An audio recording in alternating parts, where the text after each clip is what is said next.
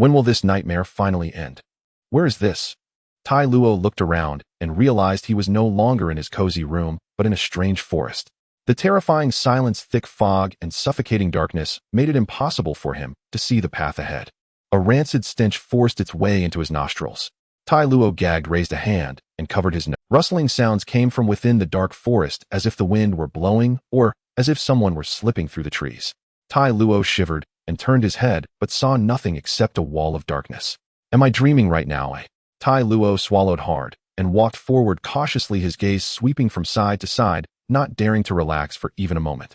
The icy fog crawled over his skin, a bone-piercing chill, making him deeply uncomfortable. Strange sounds would occasionally echo through the dark forest, tightening Tai Luo's nerves.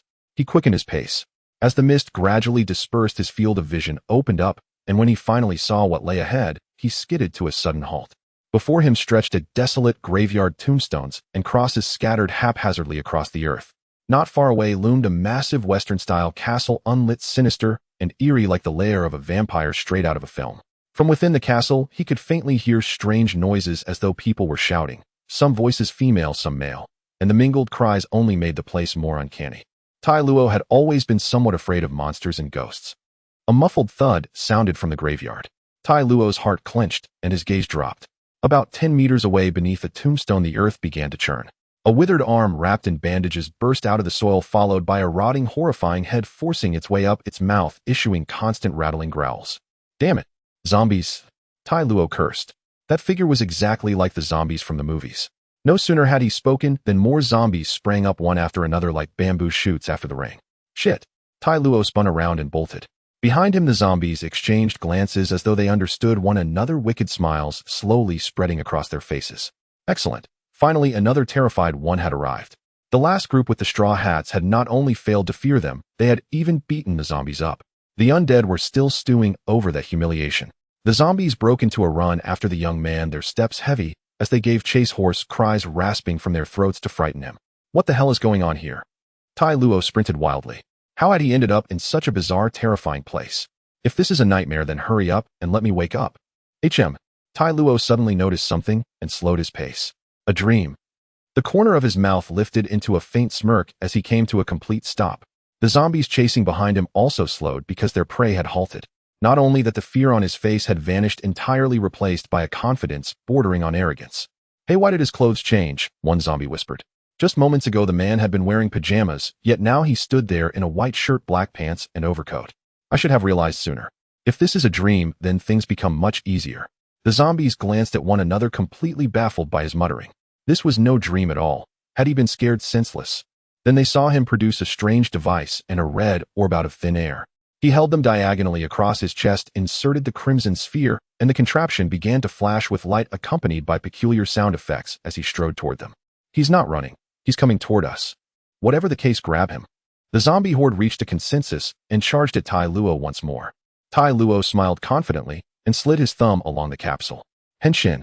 A mass of black mist erupted, engulfing his body, and the charging zombies passed straight through the cloud. What's happening? As the black mist slowly thickened, Tai Luo's form emerged within it, now clad in an outfit of black, red, and green, his physique noticeably more robust. He stepped up to the last zombie in the line and drove a straight punch into it.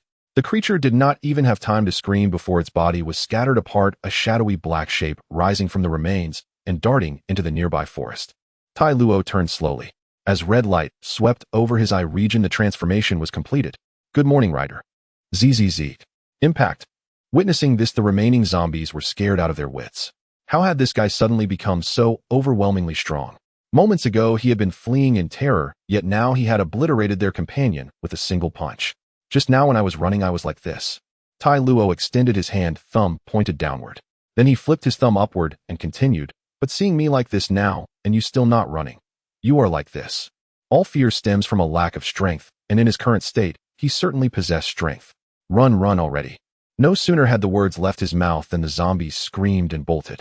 What a joke. He had scattered a corpse with a single punch. How were they supposed to fight that? Previously, the group with straw hats had only given them a beating, though none of the zombies had actually been killed. Just kidding. Whether you're up or down, I won't be letting you off.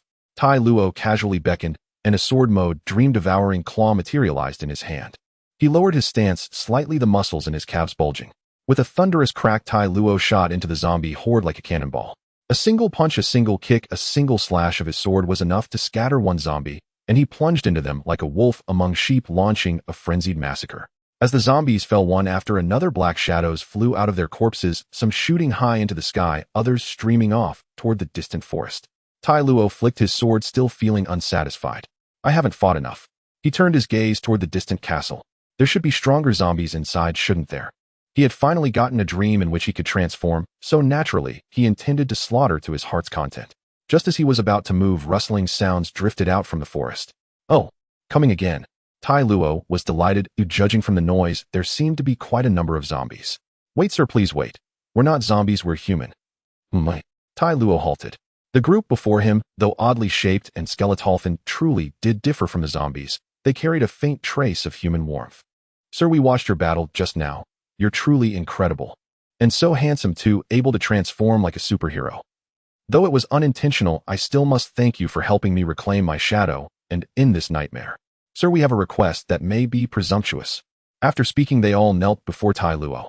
Hey, what are you doing? Tai Luo shifted to the side, unwilling to accept such a grand gesture. Sir, could we ask you to defeat Molia and help us take back our shadows? After these people finished voicing their requests, a mission surfaced within Tai Luo's mind. So this is my task then, he mused. Tai Luo nodded, lightly, gladly accepting the rules and mission of this dream. He dispelled his transformation. With a flip of his palm, a silver ring engraved with the number 6 appeared in his hand. He slid it onto the index finger of his right hand. Then tell me, who is this Belia? No Molia. Why did he take your shadows? And, can shadows even be taken away? Tai Luo was filled with doubt regarding Gecko. Molia is a great pirate acknowledged by the world government, one of the 7 warlords of the sea. Our shadows were taken by him and implanted into those zombies you just destroyed. As for how he can take shadows, it is because he is a devil fruit ability user. Tai Luo nodded. So that was the nature of this ability. Then his eyes widened. Wait, world government, 7 warlords of the sea, and devil fruits. Isn't that the setting from One Piece? Why would he be dreaming about something he had never actually watched? He was a tokusatsu fanatic and had never followed that anime, yet its popularity was insanely high. Even without watching it, he had seen various clips in passing and heard plenty of details from friends.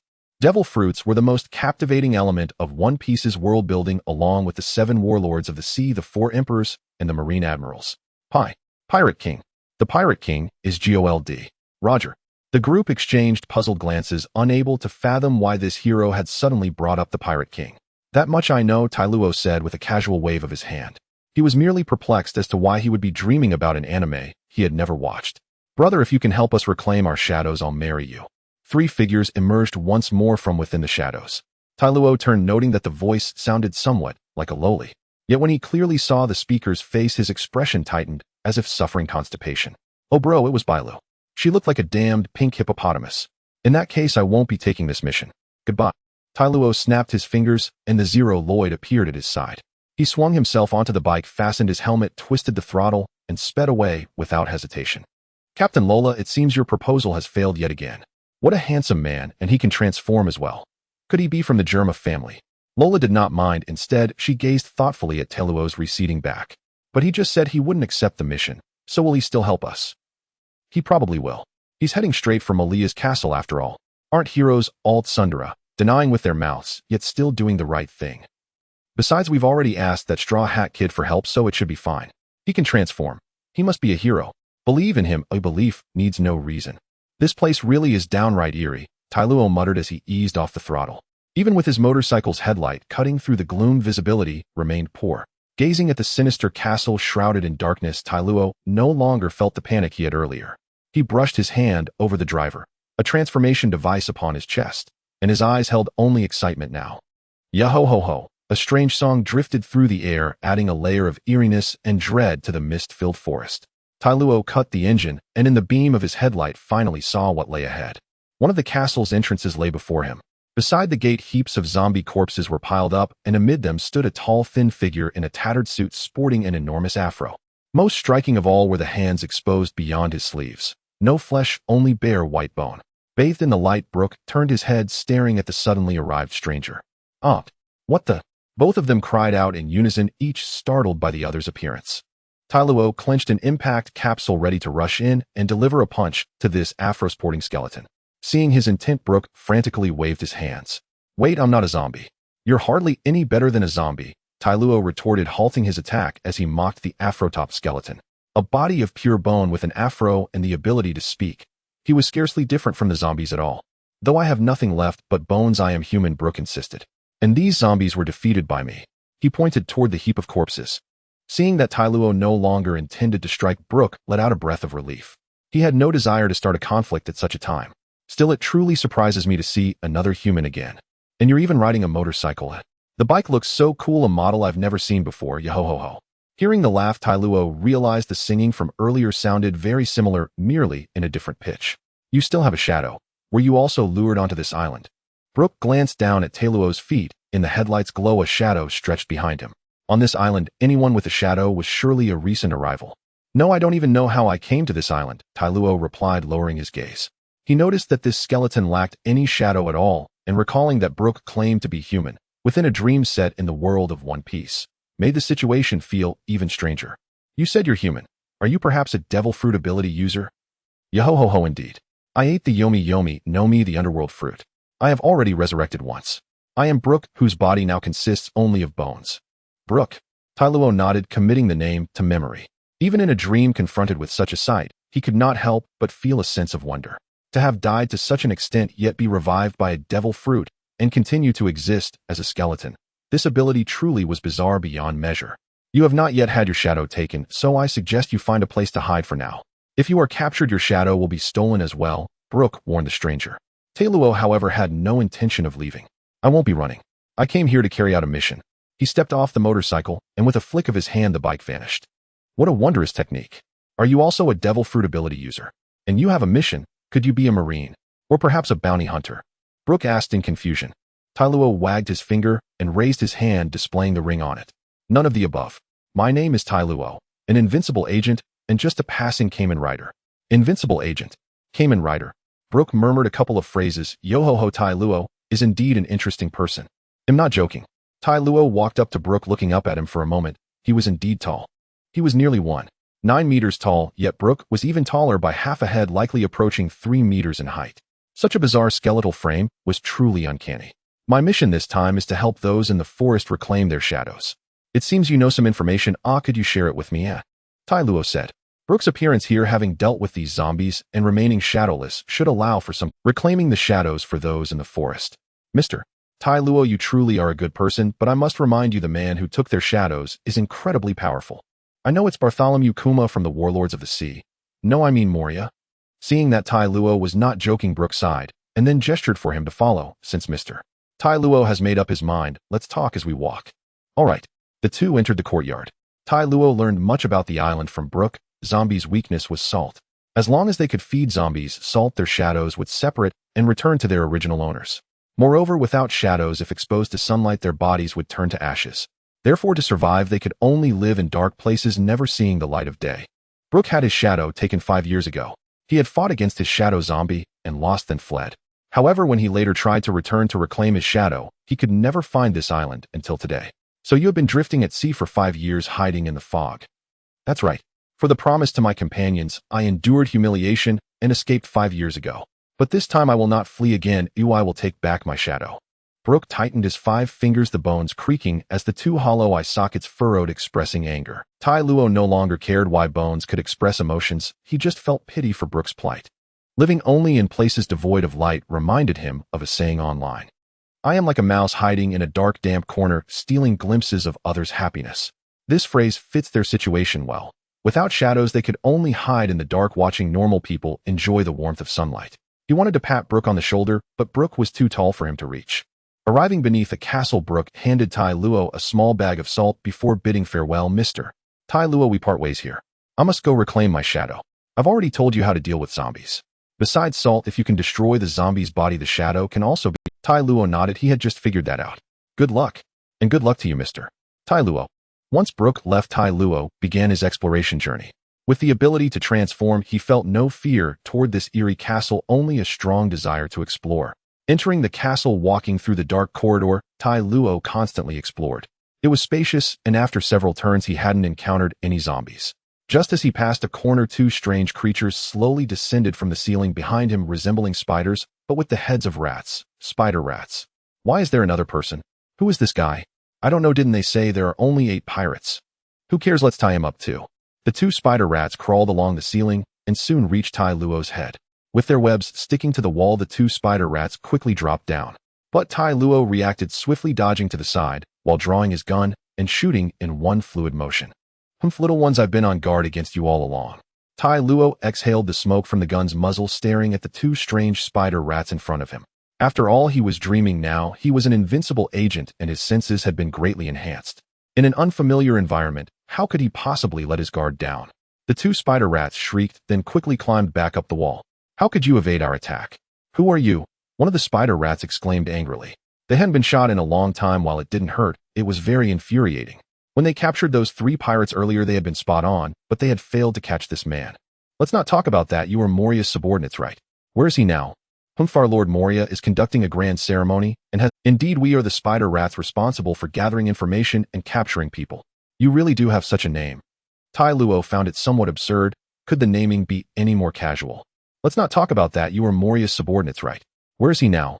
Humph, our Lord Moria is conducting a grand ceremony and has no time for you. Is that so? Tai Luo took out a shock capsule, sliding his finger across it. His calf muscles bulged again, and he dashed out, catching the 2 spider rats in his hands before they could react. Let us go. What do you want?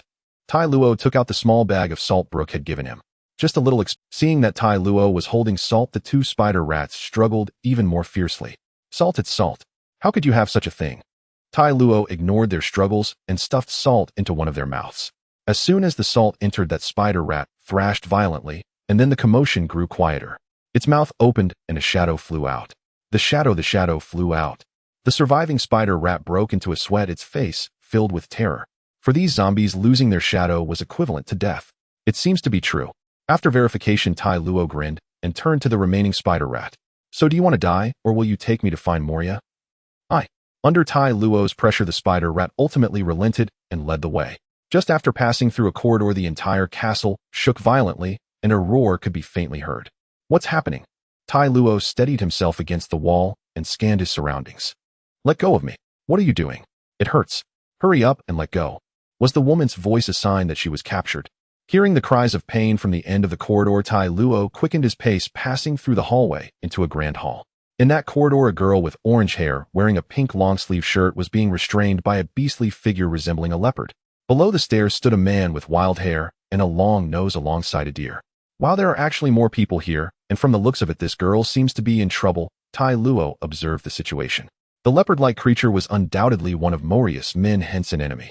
Through his observations along the way, he had discovered a pattern. The creatures here all bore stitches on their bodies, as if they had been pieced together. A light breeze swept through, and Tai Luo quickly dodged to the side. Upon closer inspection, he noticed that the Western-style armor by the wall had suddenly moved. Seeing the floor shattered by a long sword, Tai Luo felt a lingering fear. If he hadn't reacted quickly, he could have been hit. But it was indeed thrilling. Could this guy also be a zombie? Tai Luo's commotion caught the attention of the 4 below. The spider rat shouted, "Lord Absalom, help. This guy knows the weaknesses of zombies and has already drawn a shadow." What a— Absalom frowned upon hearing this, looking towards the suddenly appearing man.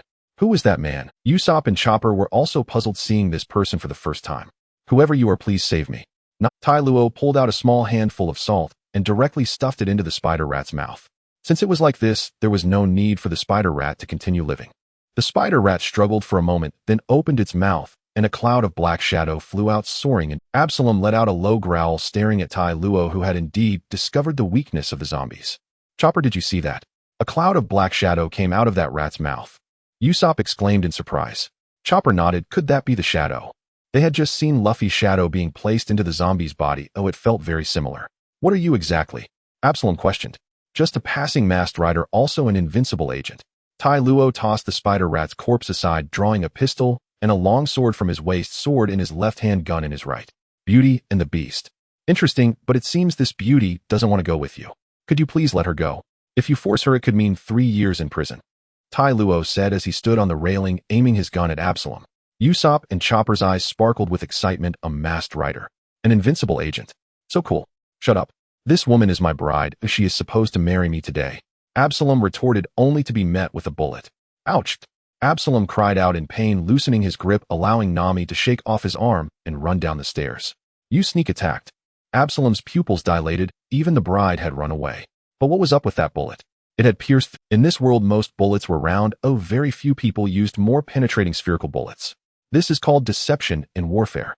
Tai Luo jumped down from 3 stories about 10 meters high without hesitation. After rolling on the ground to dissipate the impact, he stood in front of the 2 and the deer. Is this lady all right?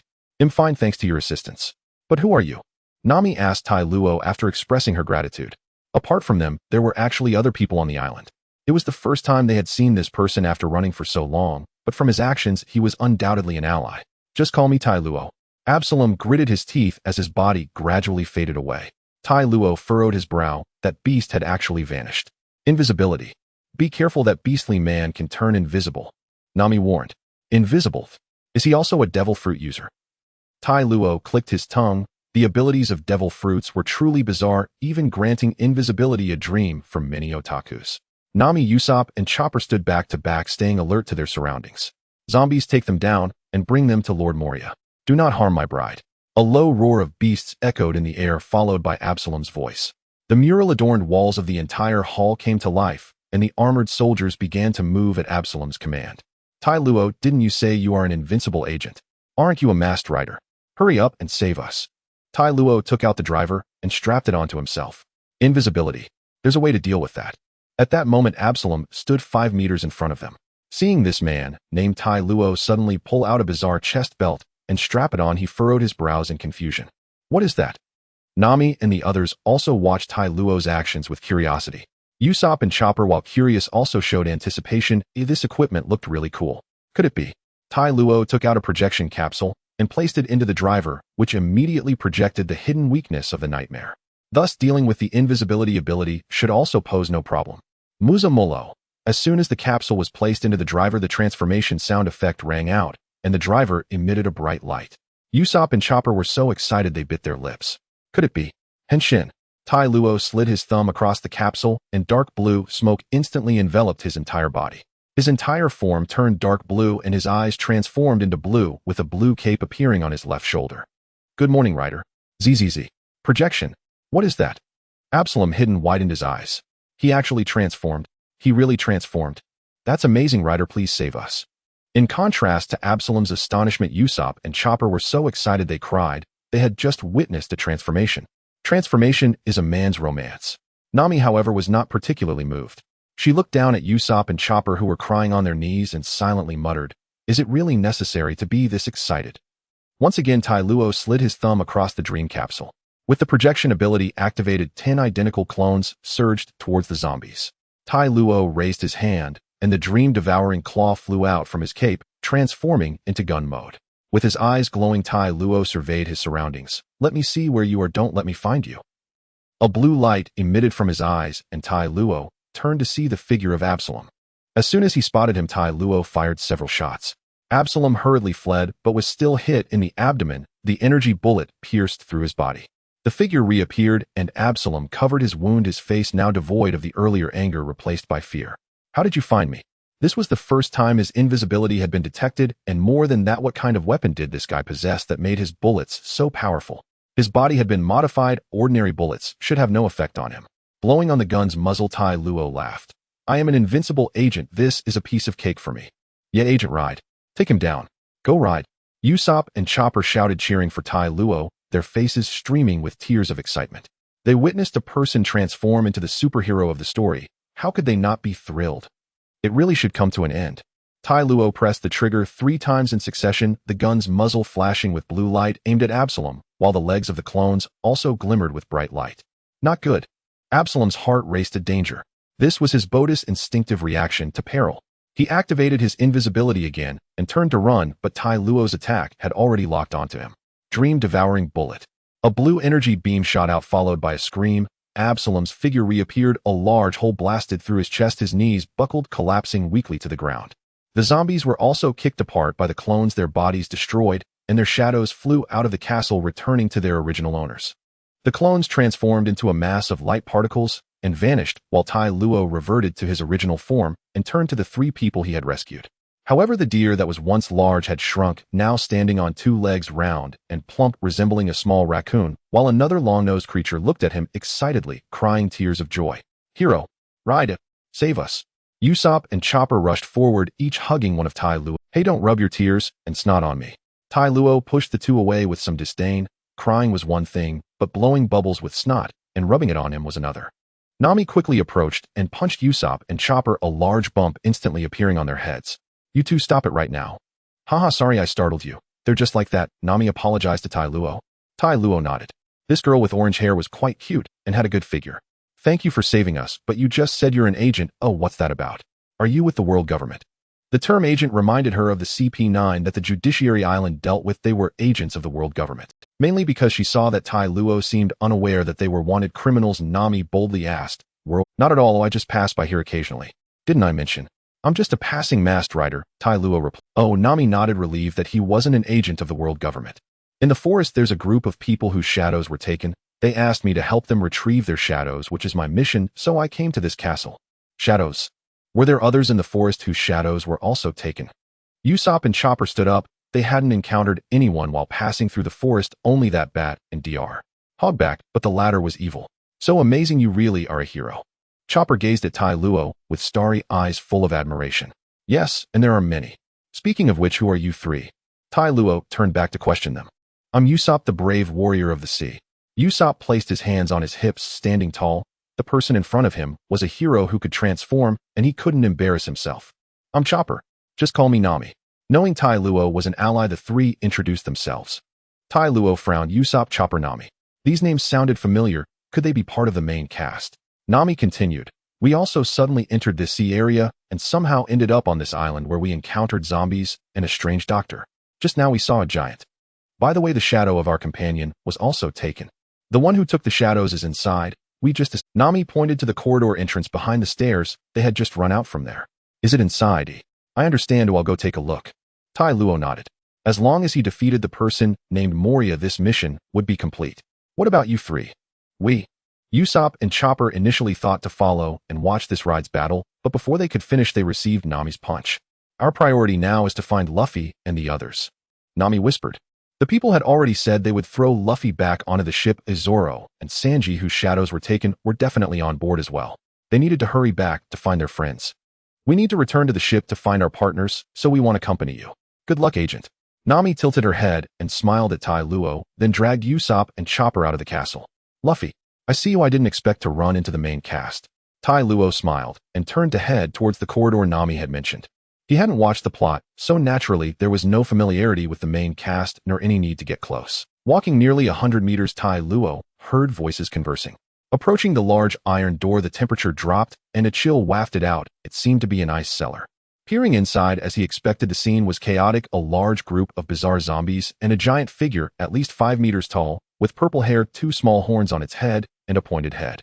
With such body proportions. Forget it, he was already over 5 meters tall. Proportions were not an issue in the face of such height. But the main focus was another giant blue-faced with sharp teeth, resembling a demon somewhat like the monsters. Who are you? Moi. Taro turned his head and discovered a few zombies carrying food behind him. Taro quickly drew his gun, while simultaneously swinging his sword, swiftly dispatching the zombies, and a shadow flew out from their mouths.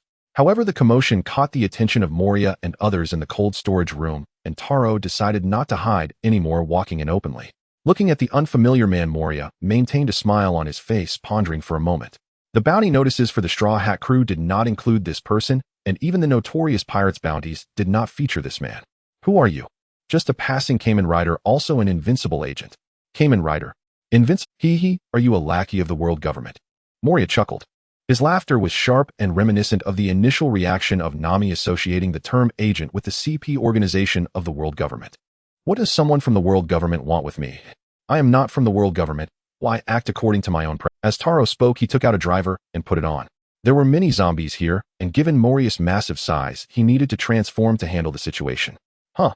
Moria was unimpressed. Since you're not from the world government, what business does an agent have with me? He had just resurrected the strongest zombie with the shadow of the Straw Hat crew, and he thought a nameless nobody was not worth his attention. Some people in the forest asked me to help them reclaim their shadows, so naturally, I came to take you down. Taro inserted the impact capsule into the driver, and the standby sound echoed once more. What is he planning to do? That posture, he wouldn't be trying to transform, would he? Like a superhero in a story. Taro's appearance had already attracted the attention of everyone, and the zombies and his strange behavior made them blink in confusion. The massive demon also stopped eating, staring intently at Taro.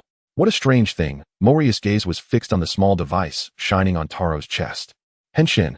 Taro slid his thumb, and black-red mist enveloped his body once more. GD more ZZZ. Impact. The black mist dissipated, red light covered his eyes, and the transformation into impact form was completed. The red lines on his body emitted a glow in the dim environment, appearing even more terrifying than the zombies. He really transformed. Moriya frowned slightly, wondering about this strange ability. Was he The zombies raised their hands in amazement, their faces filled with surprise, some even envious, especially the enormous demon zombie. Taro pointed at the driver on his chest. The mission begins. Transform, I wanted to. A massive palm brought the cold air of the cold storage room towards Taro. Taro jumped back, dodging the giant palm, and the spot he had just stood on was crushed. Such strength. Taro changed to a serious expression, realizing the demon was not just big. It seems there's no need for me to intervene. If you want to defeat me and reclaim your shadow, let's see if you have the capability. Moriya laughed heartily, eager to see this person's strength. If he was strong enough, he could find a good zombie for his shadow. Master, this isn't the time for that. The cold storage is about to collapse. As the demon made its move, the entire cold storage shook, teetering on the brink of collapse. A girl with pink twin tails clicked her tongue, urging a teddy bear-like zombie to leave quickly.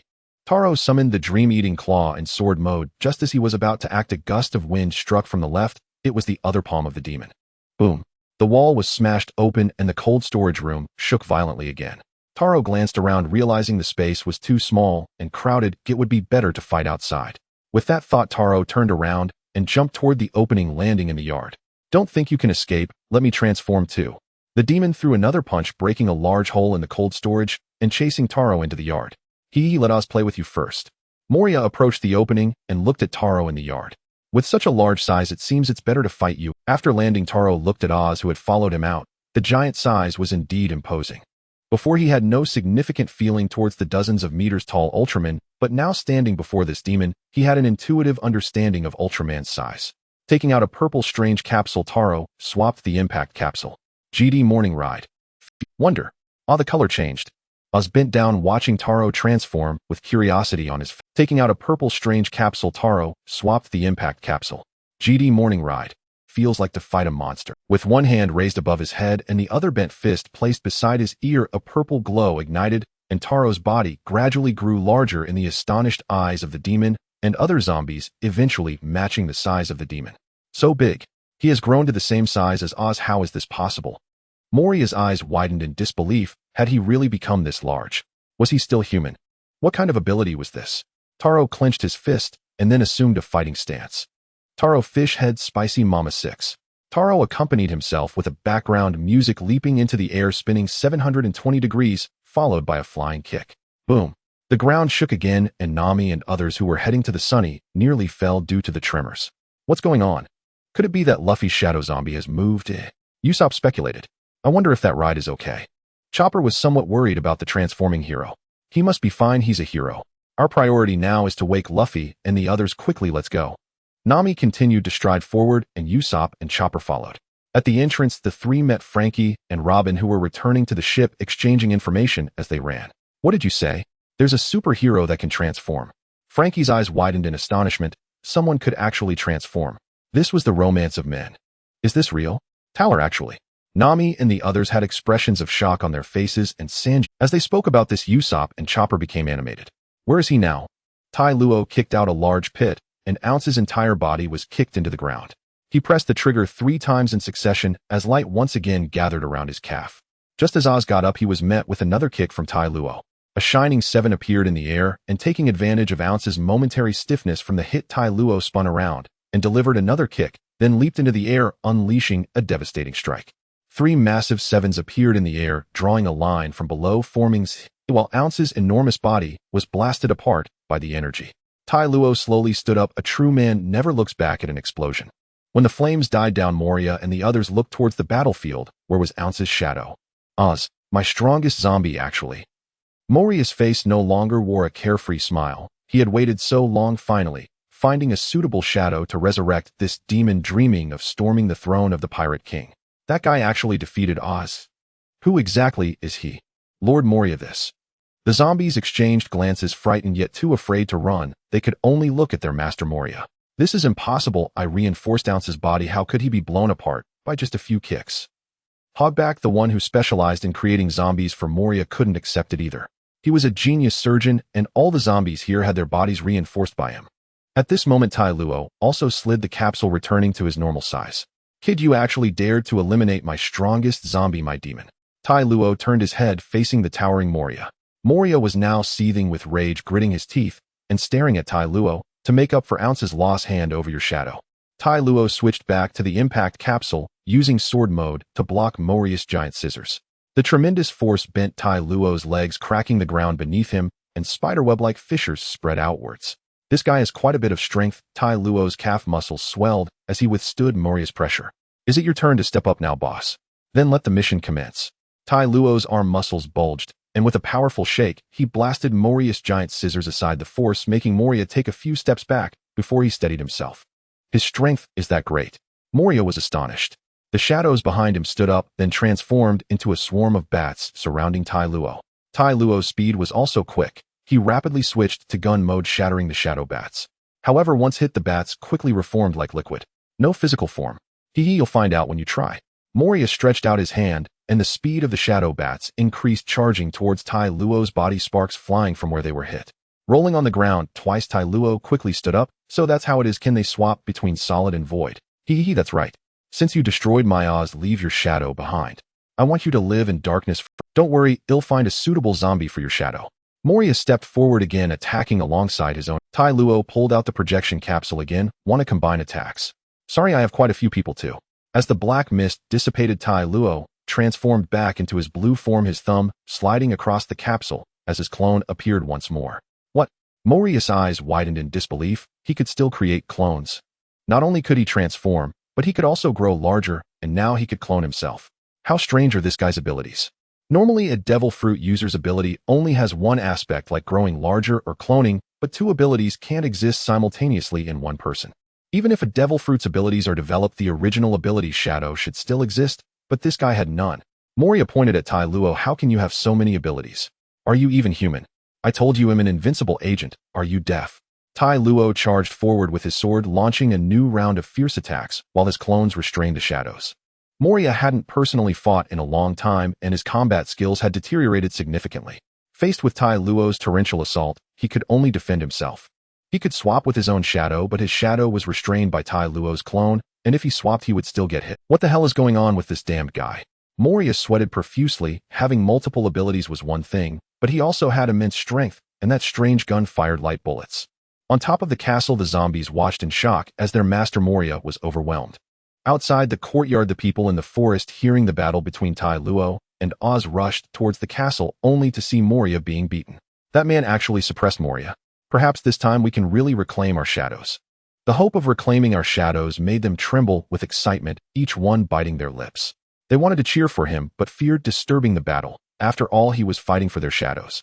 At the entrance of the castle, Nami and her group returned to the looted Sunny, finding Luffy, Zoro, and Sanji, who had been brought back after losing their shadows in the kitchen. These three main fighters had been toyed with by the zombies, waking them up. Nami quickly explained the situation. Hearing about an agent who could transform into Kamen Rider, Luffy's eyes sparkled. He almost rushed onto the island to find him. At that moment, a shadow flew back and landed back at Luffy's feet. Hey, is this Luffy's shadow? If Luffy's shadow has returned, does that mean Tai Luo defeated Moria? Or did he defeat Luffy's shadow zombie? Usopp and Chopper exchanged glances, and then cheered loudly, truly worthy of a superhero. I can't wait. Let's hurry to the island and find that Kamen Rider. Luffy couldn't sit still, eager to go to the island to find someone wanting to see the transformation. That damn guy. Moria furiously pushed Tai Luo back, panting heavily, filled with rage. He was now covered in injuries, a stark contrast to his earlier spirited demeanor. In that case, let me show you another use of shadows. Moria spread his arms, using his ability. Come to me, my shadow. Taro halted his attack, watching Moria's strange actions. Suddenly, numerous dark shadows flew out from the castle, pouring into Moria's body. Are those shadows? Taro observed the dark figures, reminiscent of the scene when shadows emerged after defeating a zombie. 100. Having absorbed the shadows, Moria began to change, gradually growing larger. Although Taro was unsure of Moria's intentions, he knew it was better to interrupt him at such a moment. 200. Dream Eater Bullet. Just as Moria received 200 shadows, a blue beam pierced through his chest. Moria's gaze dropped to Tero, who aimed his gun at him. You're actually ambushing me. A mouthful of blood spewed forth as Moria's eyes rolled back, his body collapsing to the ground and raising a cloud of dust. The fruit user lost consciousness, their abilities failing, and the shadows flew out one by one, seeking their owners. Tero blew out a breath, declaring mission accomplished. Awesome. You are truly our hero. Those who retrieved the shadows surrounded Tero, surprised that he had indeed defeated Moria and brought the shadows back. Finally, they could escape their dark life and embrace the morning sun. Watching these tearful individuals, Tero waved elegantly, then deactivated his transformation. Transforming continuously and battling twice had taken a toll on both his physical and mental energy. Tero felt somewhat tired. I'll take my leave now, I won't disturb your excitement, Tero said as he walked towards a large door on the first floor of the castle. Leaving? Hero, that's the entrance to the castle. Where are you going? The group, led by Lola, looked puzzled as Tero left. If he was going, he should be heading in the opposite direction. However, Tero ignored them, reaching a door and opening it. The sight inside was entirely different, not resembling the castle's decor, but more like a separate room, filled with unfamiliar decorations. Tero entered and closed the door. Wait, Hero, you've helped us immensely. We should express our gratitude. Lola and the others rushed to the door and opened it, but the scene inside had changed back to the castle's decor, gloomy, with no sign of Tero. The room changed to what's going on. The group was bewildered. It hadn't looked like this when they opened the door just now. When Luffy and the others arrived, they found Lola and her group repeatedly opening and closing a door. Are you Moria's people? Usopp pointed at them, his legs trembling slightly. No, we are also victims who had our shadows taken by him. Lola stepped forward to explain, and soon several people who had asked Luffy for help in defeating Moria spoke up, resolving the misunderstanding. So that's how it is. Oh, what about that shapeshifter? Where did he go? I wanted to see his transformation. If possible, I'd like to invite him aboard. Luffy's excitement was palpable as he rubbed his hands. Transformations are a man's romance. We don't know where he went. Just now we saw him open this door, then he disappeared after entering. Learning this, Luffy looked dejected. He hadn't even seen the transformation. However, he remained determined to search the entire castle. Hearing them describe the night's battle, the transformations, and laser guns made him itch with excitement. In the operations room, Tero arrived at the second floor desk and plopped down onto the chair. This operations room was almost identical to the one in the show, resembling a two-story loft. The first floor had dream capsules, a random door, Zero's motorcycle, a wardrobe, and various small props. On the second floor, Tero quietly made some changes, adding an extra bed. Mission complete, reward 10 draws. Just as he leaned back, a mechanical voice echoed in Tero's mind. 10 draws. What does that mean? Tero sat up straight. Literally, the host can obtain 10 chances to draw from the dream capsule. Oh, Tero nodded. Just as he was about to lean back again, after pondering the words carefully, he suddenly, wait, host, you're a system. No, this can't be. Wasn't he dreaming? Why is there a system? After Tero understood everything, he slumped back, feeling weak. It turned out, he really had traversed. He thought he was dreaming, so he bound himself to the dream agent system, capable of using some lucid dream abilities and transforming into ZZZ. As long as he completed the tasks issued by the system, he could gain chances to draw capsules. So he really had become an agent, and the system was his superior. Damn, had he known, he would pull out a big gold watch. No wonder he thought it was a dream to find himself in the pirate world. It turned out it wasn't a dream, but a traverse. But he didn't know the plot of the Pirates, and wasn't very familiar with it. Fortunately, he had this operations room, so he wouldn't be left with nowhere to go or drift at sea. Collecting his thoughts, Tero went to the first floor and placed the dream capsules he had obtained on the table. Red Series Impact Capsule, powerful. Deformation Capsule, ability to change body. Wing Capsule, ability to fly. Blue Series Surge Capsule, control air currents. Projection Capsule, clone projection. Mechanical Capsule, capable of using mechanical abilities. Green Series Barrier Capsule, invincible defense. Recovery Capsule, can heal anything except for oneself. Purple Series Odd Capsule, ability to grow smaller or larger. Gravity Capsule, control gravity. Yellow Series Plasma Normal State Supersonic, launch ability at super light speed. Thruster Capsule, can amplify other form abilities. Furinone Catastrophe Order Capsule, greatness speaks for itself.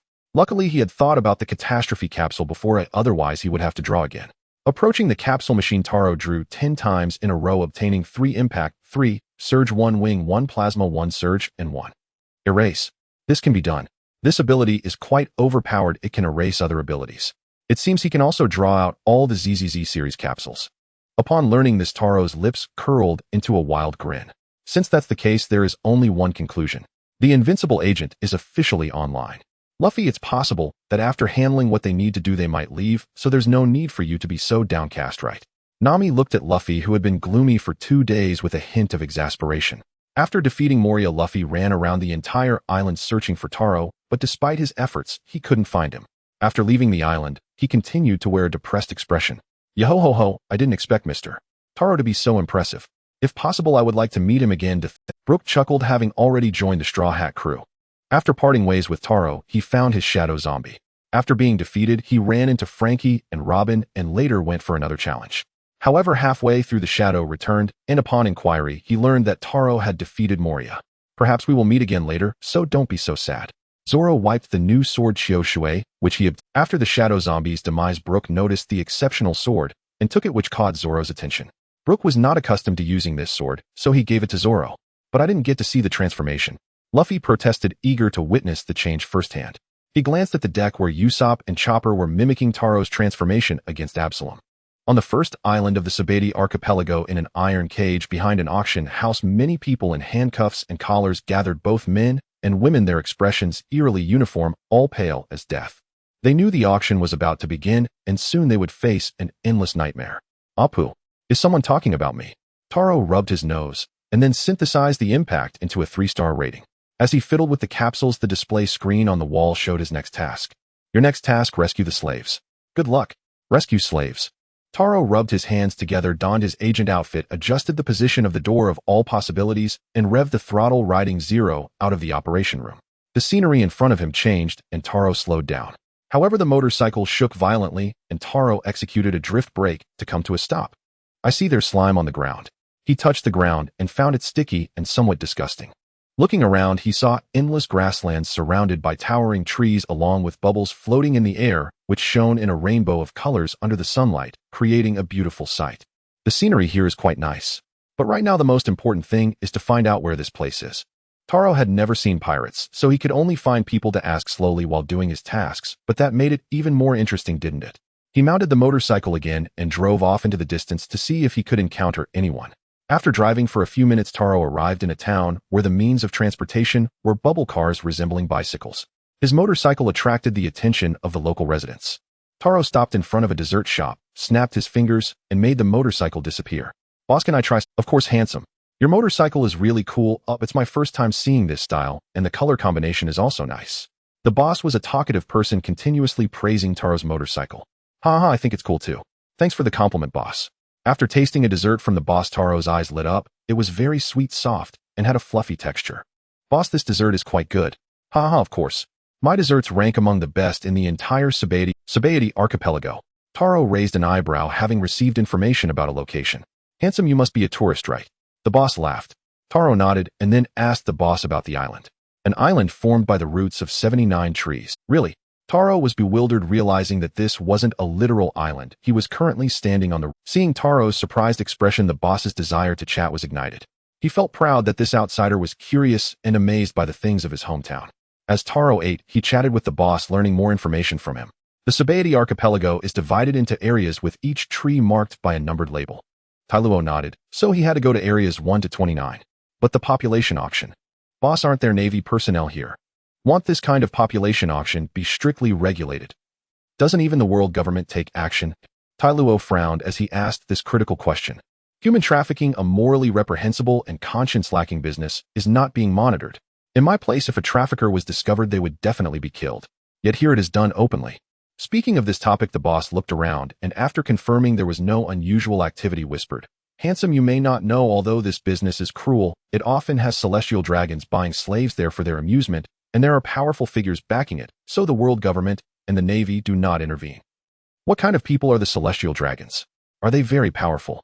Oh dear, Handsome, it's not about whether they are powerful, they are the kind of world aristocrats you know. They are lawless, they can kill you right in front of the Navy, and those Navy personnel won't say a word. That's so impressive. Yes, celestial dragons often come here to play. Wherever they go, everyone must kneel and pay their respects. Moreover, it is said that if you provoke a celestial dragon, the Navy headquarters will dispatch admirals. Handsome, if you're playing on the island, it's best to keep a low profile. That motorcycle is cool, but it's better not to ride it. Switch to a bubble car instead. You look good, and if you flaunt that motorcycle, you might attract the attention of traffickers. If you accidentally encounter a celestial dragon, it would be even worse. The boss kindly reminded. Okay, I understand. Thank you for the warning, boss. Tai Luo nodded. This boss seemed quite decent. After buying a box of desserts for 200 berries, Tai Luo handed over 500, considering it a reward for this information. Thank you, boss. World Nobles, Celestial Dragons. Tai Luo strolled along the street enjoying the sweets he had purchased, heading towards Area 129. From the boss words, he learned that the power and status of this celestial dragon were immense, and no one dared to provoke them. If someone did, they might even attract the pursuit of the Navy, and a Marine Admiral could be dispatched. Tisk, truly an unwelcome intrusion into a heavenly abode. Even the act of human traffickers abducting people to sell as slaves was tacitly permitted. It was utterly disgraceful. Are you Tai Luo? Moi. Tai Luo snapped back to reality and turned to see two girls standing behind him, one with short orange hair and the other with long black hair, both strikingly beautiful and tall. You are Nami. I didn't expect to run into you here, Tai Luo greeted her. Nami was also surprised, feeling a sense of familiarity. Upon closer inspection, she indeed recognized Tai Luo. That guy Luffy had been clamoring for days to find Tai Luo, to see his transformation, yet he had missed him again. Meanwhile, Robin curiously observed the popular figure from the ship these past few days. Nami introduced Robin, and Tai Luo nodded, producing 2 roses from his palm, giving one to each of them. Tai Luo, how come you're here? We wanted to thank you for defeating Moria, but we searched for a long time and couldn't. Of course I went back. I came here this time to carry out a mission, Tai Luo replied. Another mission? Which organization do you belong to anyway? Nami was genuinely curious about Tai Luo.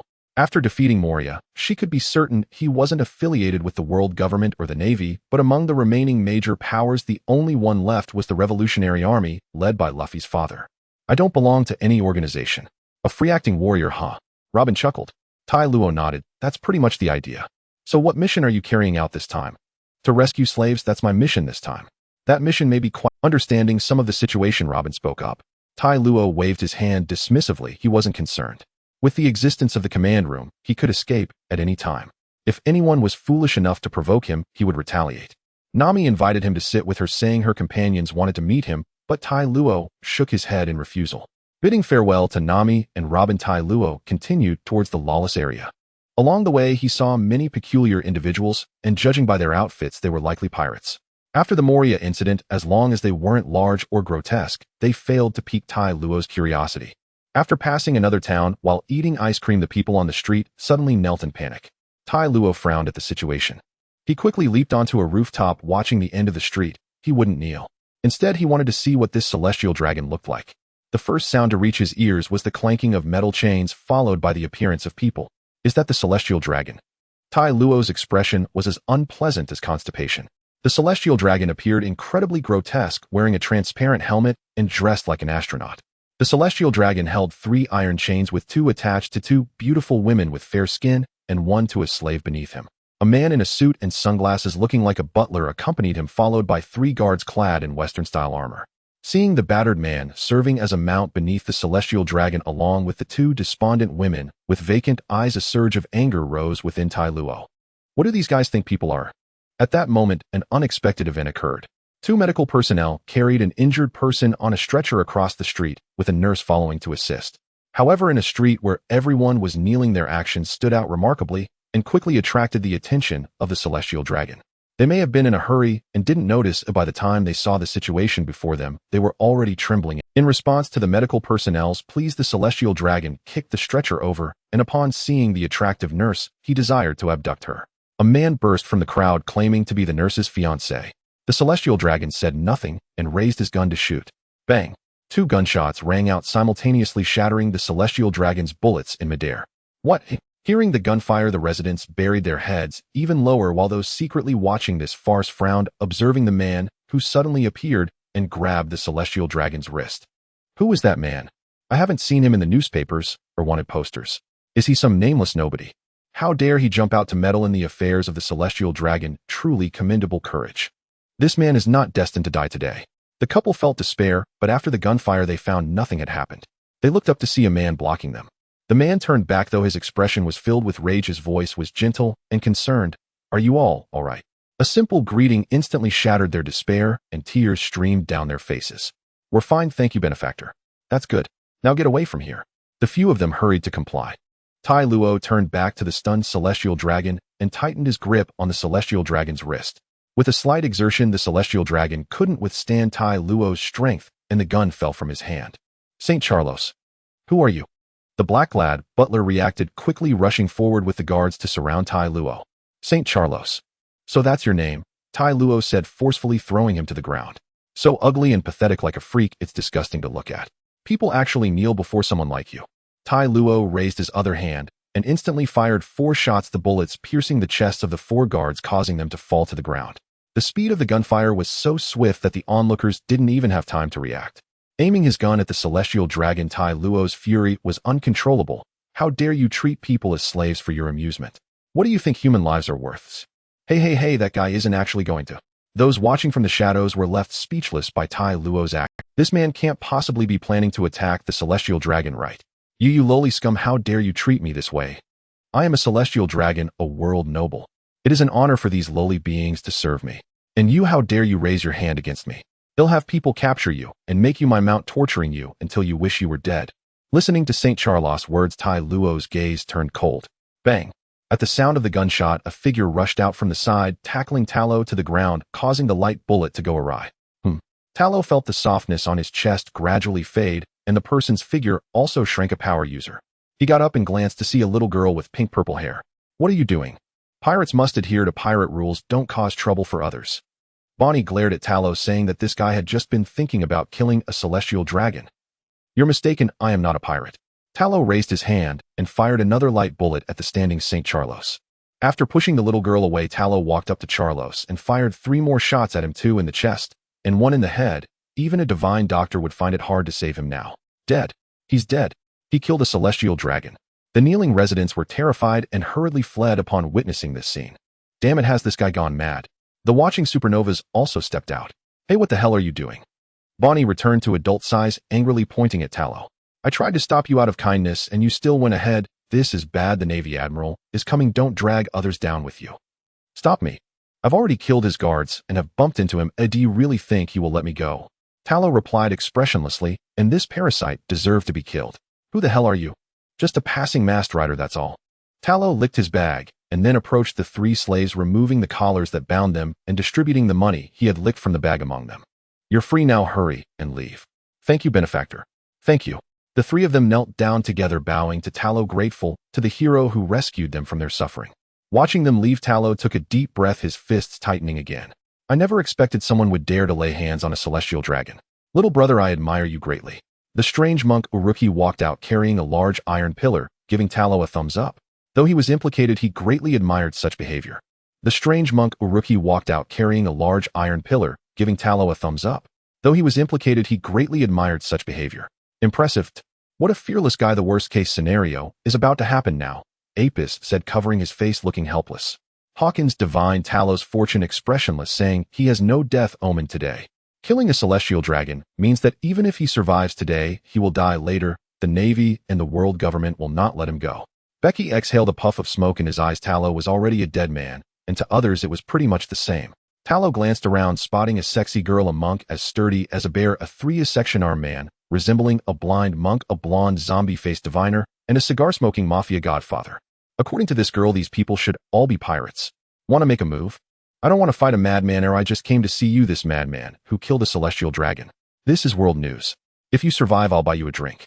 Apis chuckled, and after speaking, he left with his subordinates. The others shared similar sentiments, taking note of Talo's appearance as they might see him in the newspaper in a few days. Seeing this, Talo called forth his motorcycle again, donned his helmet, and revved the throttle to leave. TCH, in this world, good people don't live long. Bonnie spat. I appreciate his style and hope he can survive, Uruki said with a smile. All right, the Navy Admiral is coming. Everyone hide. See you in the new world. Speeding along, Talo arrived at a slave-selling shop, removing his helmet and surveying the surroundings. Inside the shop were many glass enclosures decorated like a pet store, but those inside the glass were people wearing collars, both men and women, some even dressed in doctor's attire. When they saw Talo enter, they all began to bang on the glass. Talo couldn't hear their voices, but from their lip movements, he could tell they were pleading for help. Is this handsome guy here to buy slaves?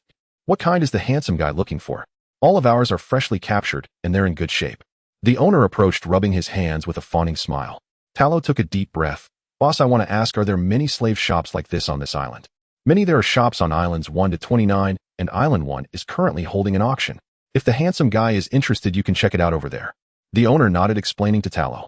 Seeing this young man's extraordinary demeanor and riding an unfamiliar motorcycle, he should be of high status, so the owner answered truthfully. Handsome guy, if you're interested, take a look at this. The owner handed Talo a piece of paper. Talo looked down to see a price list. Humans started at 5,000, small folk at 7,000. The most expensive were the giants and merfolk, with giants starting at 50 million and merfolk at 70 million. Slave auctions. This business is truly filthy. The sight of Charlos already made him furious, and now seeing this price list and those trapped in glass enclosures, Talo's anger was uncontrollable. Exhaling a breath of foul air, Talo smiled at the owner. Boss, I want to buy. Sure, handsome guy, who do you want to choose? All of them. All of them. The owner was overjoyed. This was a big deal. Riding such a bike, he wasn't worried that this handsome guy wouldn't have money. The owner began calculating the total cost for all the slaves in the shop. Handsome guy, the total is... Talo pulled out the gun model of the Dream Eater Absolute Claw, smiling at the owner. Sorry, I don't have any money. He fired 2 light bullets in quick succession, instantly eliminating the owner and his guards. Talo freed all the slaves, removing their collars.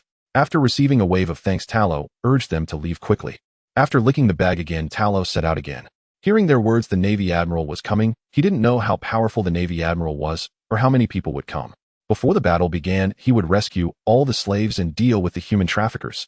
At the same time, the news of the Celestial Dragon being shot in the Sabaody Archipelago reached the office of the Marine Headquarters Admiral. In the office, Admiral Sengoku was currently troubled by the execution of the Pirate King's son, Portgasti, Ace, the 2nd Division Captain of the Whitebeard Pirates.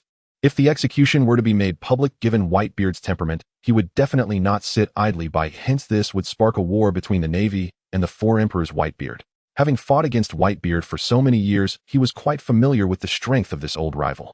At that moment, the Den Mushi rang, and Sengoku reached for the receiver. Upon connecting the call and listening to the news from the other end, his eyes widened in shock. Perhaps the news was too shocking, causing him to stand up abruptly, scattering the documents on the table. What did you say? This commotion startled Kazuru, who was sipping tea on the sofa. He put down his teacup and looked at the flustered admiral. I understand. They'll send someone over. After hanging up the phone, Sengoku exhaled a heavy breath and slumped back into his chair.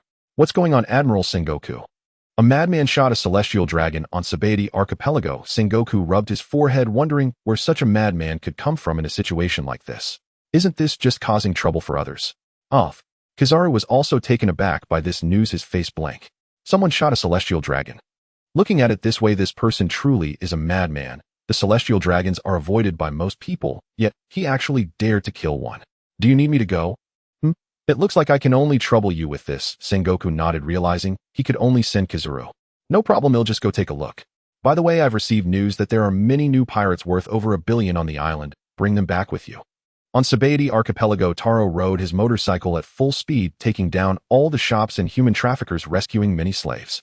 This incident spread alongside the news of the celestial dragons shooting, and many pirates cursed, claiming this guy was truly dragging others down. What's going on? Why have so many shops been destroyed? Luffy and the others initially intended to search for Kami at the shops that sold slaves, but every shop they visited had been destroyed. Usopp followed the Flying Fish Riders to inquire about the traffickers, and their hideouts had also been destroyed. Boss, I just heard news that a madman is currently rescuing slaves on the island. The leader of the Flying Fish Riders, Dibaloo, received the news from his subordinates. Oh, even such a thing. Yes, he is currently heading to Auction House now. 1. And I've received word that Miss Mermaid is also at Auction House now. 1. Good, bring all the Straw Hat crew and take them to Auction House now. 1. Dibaloo hung up the phone and continued moving through the waterways. Taro drove his motorcycle all the way to Auction House now. 1. After parking his bike, he stealthily entered the warehouse, taking out several guards, and arrived at the iron cage where the slaves were kept. The slaves looked up at Taro, mistaking him for someone from the auction house. After a glance, they lowered their heads again, some of the women trembling uncontrollably. Taro had seen this kind of situation in other slave shops many times before. He sighed and walked up to a girl dressed as a dancer with blue hair. Don't be afraid, I'm not from the auction house, I'm here to rescue you. Edge. The girl stopped trembling and looked up at the suddenly appearing man, somewhat disbelieving. The other slaves turned to look as well as Taro directly reached out and removed the collar from her neck. Just then 2 employees entered, preparing to take the next item for auction, only to see a man in the cage without a collar, which meant he was no longer a slave. However, the response they received was 2 flares. While speaking, Taro removed the collars from the others, during which he also saw a short-haired female mermaid and a giant over 10 meters tall. They were only surprised for a moment before Taro turned and pointed in the direction he had come from. I've dealt with everyone on this road. You can leave from here. Don't worry, I will help you hold off those people. Benefactor what? What is your name? The first girl he rescued asked Taro for his name. My name is Taro, a passing masked rider, and also an invincible agent. As Taro responded, he shot down 2 employees. I will remember this. I will never forget your kindness, mister. Go back and live well. Taro waved his hand, urging them to leave quickly. Behind Taro, an old man with graying hair was watching him while drinking. Having lived on this island for so many years, it was the first time he saw someone come to rescue slaves. Kid, don't you know that doing this will bring trouble?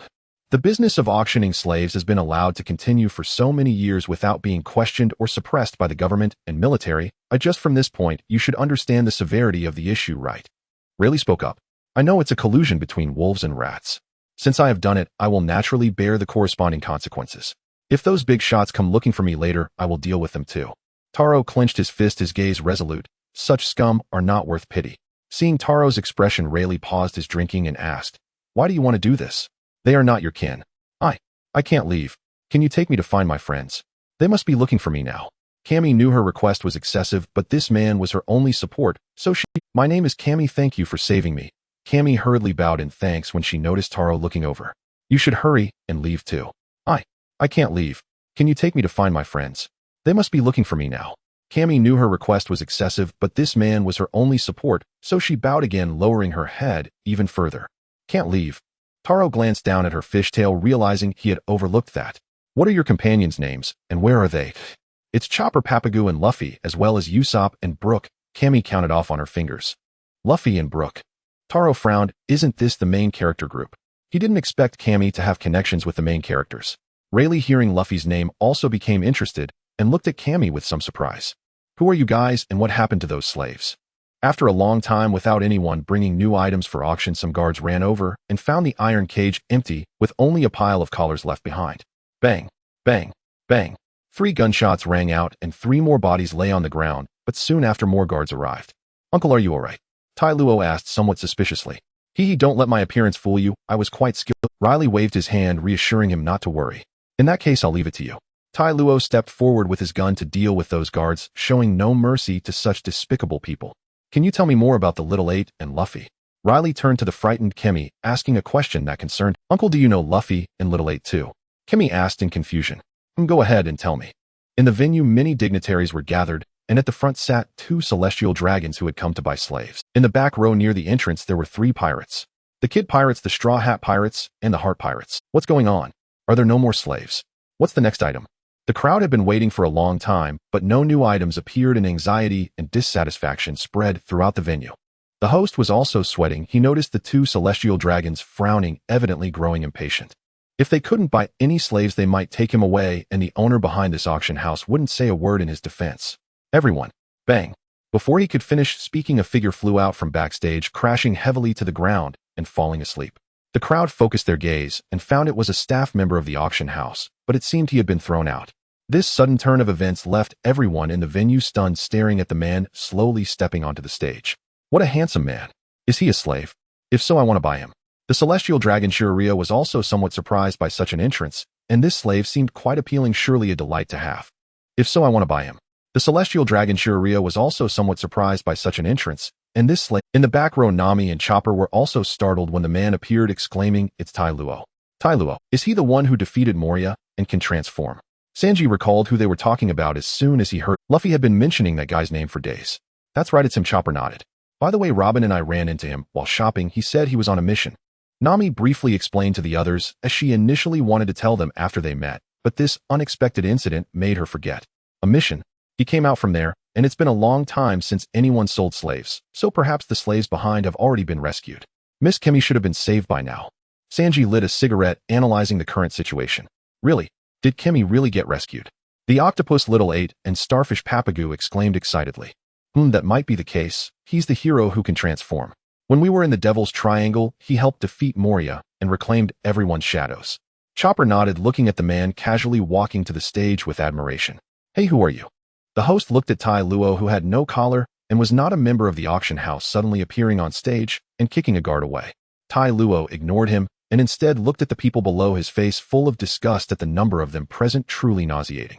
The slaves in the back have all been released, there are no more slaves for auction, and there will be no more human trafficking business in the future.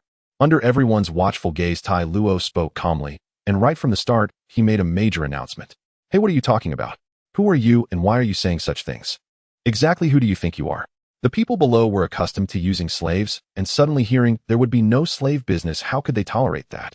Not to mention they had come here to buy slaves they fancied. As soon as Tai Luo finished speaking, the crowd began to curse loudly, and the host pulled out a pistol aiming at Tai Luo.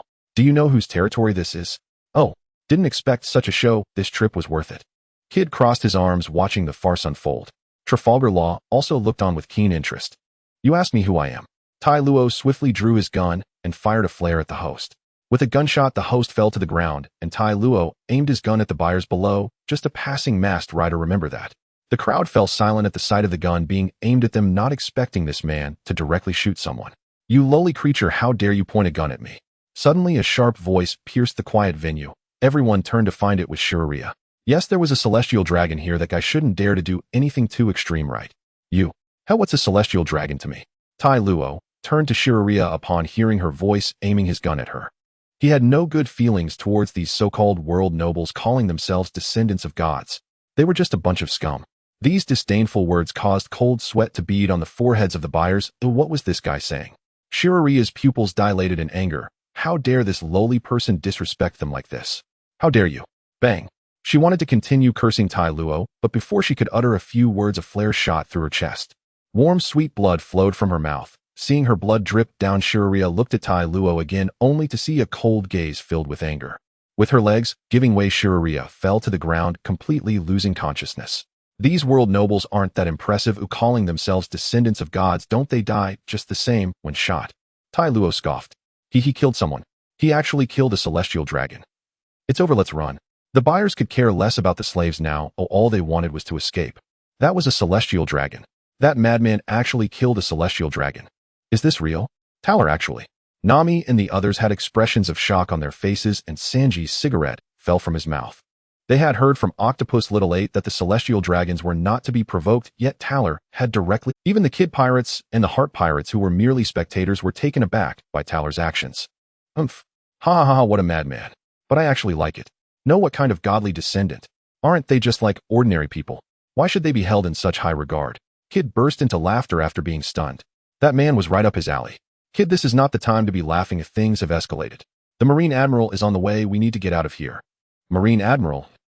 Hearing Little 8's explanation, Nami and the others widened their eyes in fear. Not long ago they had encountered a Marine Admiral named Akiji, whose strength was terrifying. Luffy, Zoro, and Sanji were defeated in just one exchange. That's right, it's over now. We must find Kami quickly and leave this place. Octopus Little 8's expression turned serious. While he admired and was moved by Taler's ability to rescue slaves, the fact that he shot a celestial dragon was a serious matter. Indeed, we need to leave quickly. If the Marine Admiral arrives, we won't be able to escape. Nami and the others said as they ran towards the stage, hoping to enter the backstage, but Rayleigh had already brought Kami out from the back. Oh, it seems quite lively here. Did I miss a good show? Taler had just sent another celestial dragon away and remarked, indeed, it was a good show. At that moment, Octopus Little 8 and Starfish Papagu hugged Kami, who said that Taler had rescued her. The two expressed their gratitude to Taler, while Rayleigh recognized Octopus Little 8 and exchanged some pleasantries. Taler. Nami and Chopper approached Taler to thank him for rescuing Kami and introduced their companions. Taler nodded, quickly meeting the main group. Taler, you are so cool. Chopper looked at Taler with starry eyes. Seeing the adorable Chopper, Taler smiled slightly and bent down to pat his hat. So your name is Taler? You really are super cool. Frankie gave a thumbs up. He had long been displeased with the situation and wanted to blow it up, but the octopus had stopped him, saying there were celestial dragons inside. Now not only had Taler saved the slaves, but he had also executed a celestial dragon. He greatly admired Taler's courage. I just did what I had to do. Lives and freedom are not commodities to be traded. Taler waved his hand. His words made Nami and the others nod repeatedly, and Chopper's eyes sparkled even brighter. Cool. Is this what it means to be a hero? Sanji thanked Taler for helping him retrieve his shadow earlier, then spoke up. Now is not the time for idle chatter. As Octopus Little 8 said, the Marine Admiral should be on their way. We need to leave as soon as Luffy arrives. Taler, come with us. Although it would attract the Marines, Taler had helped them twice. They felt guilty leaving him alone, and it was safer in numbers. No, the mess was caused by me, so I must resolve it. I appreciate your kindness, but aren't you pirates? The The Marines are coming, so we better leave quickly. I've already dealt with the guards at this auction. At that moment, shouts from the Marines echoed outside, and Tyler stepped forward with his gun towards the entrance. Chopper and Frankie wanted to go out to help, but Sanji quickly stopped them. Luffy and the others were arriving soon. They should wait until then to act. But Tyler has helped us twice. Now he has to face the Marines alone. Oh, how can we not help him? Yeah, anyway, when Luffy and the others get here, we will have to break through, right? Frankie nodded. He defeated Moria, and is the hero who rescued the slaves. He won't be easily defeated. Sanji exhaled a puff of smoke. He also wanted to help, but they had other companions to consider and should regroup with Luffy before assisting. As they passed by the Kid Pirates and the Heart Pirates, Kid invited Tyler onto his ship, but Tyler outright refused. He didn't even know this person. Moreover, why would he want to drift at sea? What a personality. Kid smirked as he watched Tyler leave, recognizing, let's go see what this guy is capable of. Having witnessed a good show, Kid was thoroughly satisfied. Not only did he see the scene of a celestial dragon being shot, but he also met the legendary Dark King Rayleigh. It was truly worth the trip. Trafalgar Law was also thinking of getting up to watch the show when suddenly a large hole appeared in the ceiling and 3 people plus a fish fell down. Upon seeing each other, they both smiled in unison. The bounty of 300 million, the captain of the Straw Hat Pirates, the Straw Hat Kid. Kami. Luffy stood up and called for Kami, but upon seeing that there weren't many people in the venue and that Nami and the others were standing on stage along with the captured Kami. What's going on here? Luffy, there's no need to rush back to the Sunny so eagerly, is there? Zoro scratched his head as he stood up, but realized they were not on the Sunny. Luffy, you finally made it. Nami and the others sighed in relief, waiting for Robin, Usopp, and Brook to arrive to complete the group. Kami, what happened? Nami, did you rescue Kami? Luffy rushed to the stage to ask. Zoro followed closely, still unaware of the situation. Nami explained the situation, and while Luffy listened to the story, Rayleigh was watching him closely. Did Tyler come? Hearing Tyler's name, Luffy's eyes sparkled with excitement. He had been thinking of finding Tyler. This guy truly deserves to be called a hero. No wonder there were so many Marines outside when we arrived. Where is he? He has already gone out to deal with the Marines, Sanji said. Then what are we waiting for? Let's hurry out to help. Luffy slapped his thigh. Tyler had helped them once again, and now he was surrounded by Marines. How could they leave him to face them alone? Moreover, he still wanted to recruit Tyler onto the ship. I was waiting for you to say that. At that moment, 3 more people fell from the sky, Robin, Brook, and Usopp. Luffy, we need to hurry and rescue Kami. A lot of Marines suddenly showed up outside. Kami. As Tai Luo stepped out of the auction house, the dark muzzles of the guns all uniformly locked onto him. The leading naval officer glanced at the photograph of Tai Luo taken by the intelligence personnel and confirmed that the person before him was indeed the target, this time the madman who shot the celestial dragon. You have been surrounded. I advise you to surrender. Tai Luo donned the driver and placed it into the projection capsule. Since you are the Navy, you should protect the civilians. Yet there are so many auction houses on this island, and they are trafficking in slaves' human lives. Isn't this close to your naval headquarters? How come no one has come to intervene? Hearing Tai Luo's inquiry, the naval soldiers exchanged glances and eventually turned to look at their commanding officer. The officer was a middle-aged man. He sighed as he had heard about the situation here and knew that this young man had good intentions, but the celestial dragons were world aristocrats, not something they could provoke. You must not be a pirate, right? I know you mean well, but sometimes doing good deeds also depends on the identity of the other party. We are soldiers, we can only follow orders. Thank you for saving those slaves, but you should still surrender. Tai Luo smiled and shook his head. Indeed, it was a chaotic yet authentic world. His thumb glided over the capsule, the driver flickered with light, and a shroud of black mist enveloped him. Good morning, Rider. Projection. With the sound effect sounding, Tai Luo completed his transformation. What is that? He transformed. Isn't this just like the transformations in the story of Germa? In the world of pirates, there was a family called Germa that could also transform for battle, donning battle suits to fight. Though their reputation was not great, the allure of transformation was undeniable. Who wouldn't want to transform? Tai Luo's transformation reminded them of the people from the Germa family. Are you from the Germa family? No, I'm Tai Luo, just a passing knight. Tai Luo tapped the driver on his chest, slid his thumb again, and projected a clone. Fire. The soldiers simultaneously pulled their triggers, but the bullets hitting Tai Luo only sparked slightly. Guns are useless. It really is a battle suit. Seeing the bullets ineffective, the soldiers were dumbfounded. It resembled the descriptions in the stories even more.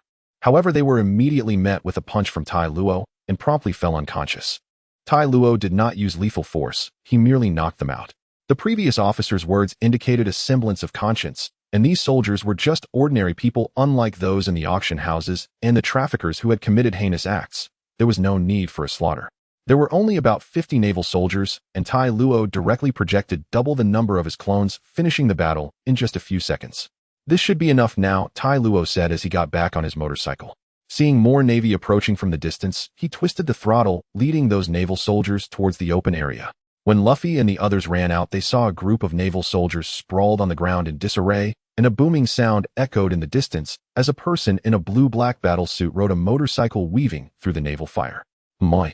A sudden flash of light caught Nami's attention. She turned to see Luffy, Usopp, and Chopper glowing, already moved to tears. Hey, are you guys overreacting? Nami commented in disbelief. Was this really necessary? Nami, that's a transformation battlesuit motorcycle. This is all a man's romance. Luffy sobbed as he watched Tai Luo's figure gradually shrink. It was so cool. Looking at Tai Luo's motorcycle, Frankie thought it was incredibly cool and wanted to get one for himself if he had the chance. Is that Tai Luo? Quite impressive. Zoro glanced at the still unconscious naval soldiers. Germa, Trafalgar, who hailed from the North Sea, looked a bit puzzled. It seems we are no longer needed. Moreover, judging by his demeanor, he seems to want to draw the Navy away. Luffy, let's go, otherwise it will be troublesome if the Navy notices us soon. Sanji spoke up. Originally, he had planned to come out and help break through, but Tai Luo had dealt with all the guards at the entrance, and now he was actively drawing the Navy away. Isn't this a one-person job that doesn't implicate them? When Sanji finished speaking, Luffy had already run 20 meters ahead. Luffy, he is surrounded now. I have to go save him and invite him onto my ship as my companion. Luffy laughed. Nami sprinted to catch up with Luffy and landed a hard punch on his head. Get a grip on the situation. Tai Luo clearly did not want them to help, and the naval admiral might have already arrived on this island. Now Tai Luo had already gone far. Blindly chasing after him would lead to being surrounded by the Navy and possibly attracting the admiral. They still remembered the terror of Akiji. Nami, this is too heartless, right? Including this time Tai Luo has helped us 3 times. Usopp and Chopper were also thinking about helping Tai Luo. Have you all forgotten that you are wanted criminals? Tai Luo is the man who can defeat Moria. He won't be caught so easily. If we charge in recklessly, we might disrupt his plans. Nami pulled Luffy back. The others felt that Nami's words made sense and began to persuade him. Luffy, Usopp, and Chopper, who loved to play, had no choice but to go along with it for now. However, Luffy still said that if he met Tai Luo again, he would invite him onto the ship as a companion. The others did not object to this. Tai Luo left a good impression on them, and more companions would be welcome. He might not even agree to you. All right, let's hurry and leave. On the open ground, Tai Luo controlled the motorcycle, gradually distancing himself from the Navy. The thrill of speed and excitement made him very exhilarated. Now that the slaves had been rescued, he had also helped the protagonist group a bit. The mission completed, he could head back directly. A flash of light crossed, and suddenly a man in a yellow striped suit appeared in front of him, raising his hand. Stop! Pull over for inspection. Tai Luo twisted the throttle to brake and executed a drift, stopping 10 meters in front of him. This person is not simple. Tai Luo frowned, sizing up the suddenly appearing man. A flash of light just passed, and then he appeared. He should be another devil fruit user. However, he was quite tall, feeling even taller than Brook, and looked to be in his 40s or 50s, though a bit lewd. The yellow monkey also appraised Tai Luo with a glance. Hey, really cool you are, Tai Luo. Looking at the coat on the yellow monkey, it looks similar to that of the leading Navy officer. Tai Luo tentatively asked, you wouldn't be a naval admiral, would you? You can't be the Marine Admiral, can you? They say if you provoke the celestial dragons, the Marine Admirals will come. Given that you're a Marine and your manner of appearance, it's hard not to suspect, especially with your relaxed demeanor and stance, which clearly suggest great strength. Indeed, I am one of the 3 admirals of the Marine headquarters, Kizaru. You truly surprised me, Mr. Taylor, daring to kill a celestial dragon. And with that battle suit, you wouldn't happen to be from Germa, would you? But it seems a bit different from Germa's battle suits. Quite strange, isn't it? Kizaru stroked his chin stubble, intently observing Taylor. Germa? Taylor questioned with confusion. How could he be referred to as someone from Germa? Could it be that there are shapeshifters in the One Piece world? It seems I need to investigate this further. I'm not from Germa. I'm just an agent, Taylor replied. That's good, or it would be quite troublesome, Kizaru sighed in relief. The celestial dragons oppress the common people, doing as they please on this island. Shouldn't such scum be punished? And they even allow the auctioning of slaves, with human trafficking organizations gathering. You are a Marine Admiral with such a high position, don't you care? This Marine Admiral didn't attack immediately, but his relaxed look gave the impression that he was quite confident. That's true, but what can be done? After all, they are world nobles. Even I, a Marine Admiral, have to moonlight as their bodyguard, which is quite exhausting. So, Mr. Taylor, you should surrender obediently. The justice behind your Marine code is rather ironic, isn't it? Taylor scoffed. I cannot comply. I suppose so. Kizaru did not mind Taylor's sarcasm about the justice he represented and continued. I also heard that one of the warlords of the sea gecko Moria was killed by your hand. The higher-ups are quite furious about this, and with this incident involving the celestial dragons, it will be hard for me to report back without capturing you. On the way here, I reviewed the files. A strange man had visited Moria's territory a few days ago and killed him, then vanished without a trace. From the description, he was indeed wearing a battle suit with green, blue, and purple colors. Moreover, he claimed to be an agent at that time. Now seeing Taylor's battle suit, Kizaru confirmed that the one who killed Moria was indeed this Taylor before him. How terrifying! He killed a warlord of the sea and a celestial dragon. After today, Taylor's name will surely spread across the world. Kizaru reined in his smile. Being able to kill Moria indicated that Taylor possessed significant strength. I'm just carrying out a mission. Have you ever been kicked at the speed of light? The next moment, Taylor became alert, instinctively raising his arm to block. A flash of light surged by, and Taylor was sent flying, crashing into a tree trunk. As expected, you have some strength, Kizaru commented as he put his leg down, praising Taylor. Those rookie bounties over 100 million couldn't react to his lightspeed kick, but Taylor managed to respond. Cough. The impact on his back twisted Taylor's features in pain as he lifted his head to see Kizaru still with his hands in his pockets. This guy's speed is astonishing. He arrived before me in the blink of an eye. Lightspeed. I see now. Oh, it must be the ability of a devil fruit. Shaking his numb hand, Taylor took out a plasma capsule and equipped it. You're a man in your 50s, a Marine admiral ambushing a 20-year-old young man. That won't look good if it gets out, will it? Plasma. Oh. Kizaru squinted at Taylor's actions. What on earth is that little round ball he just took? And where did that sound effect come from? The next instant, a fist came flying in and Kizaru was sent tumbling backward. Taylor stood up, watching Kizaru return as particles of light. One blow each, it's even now, Taylor chuckled. Kizaru wiped the blood from the corner of his mouth and then cracked a slight grin. This is quite interesting. So terrifying. His form transformed into light again, rushing towards Taylor, who also became a flash of yellow lightning colliding Hedon.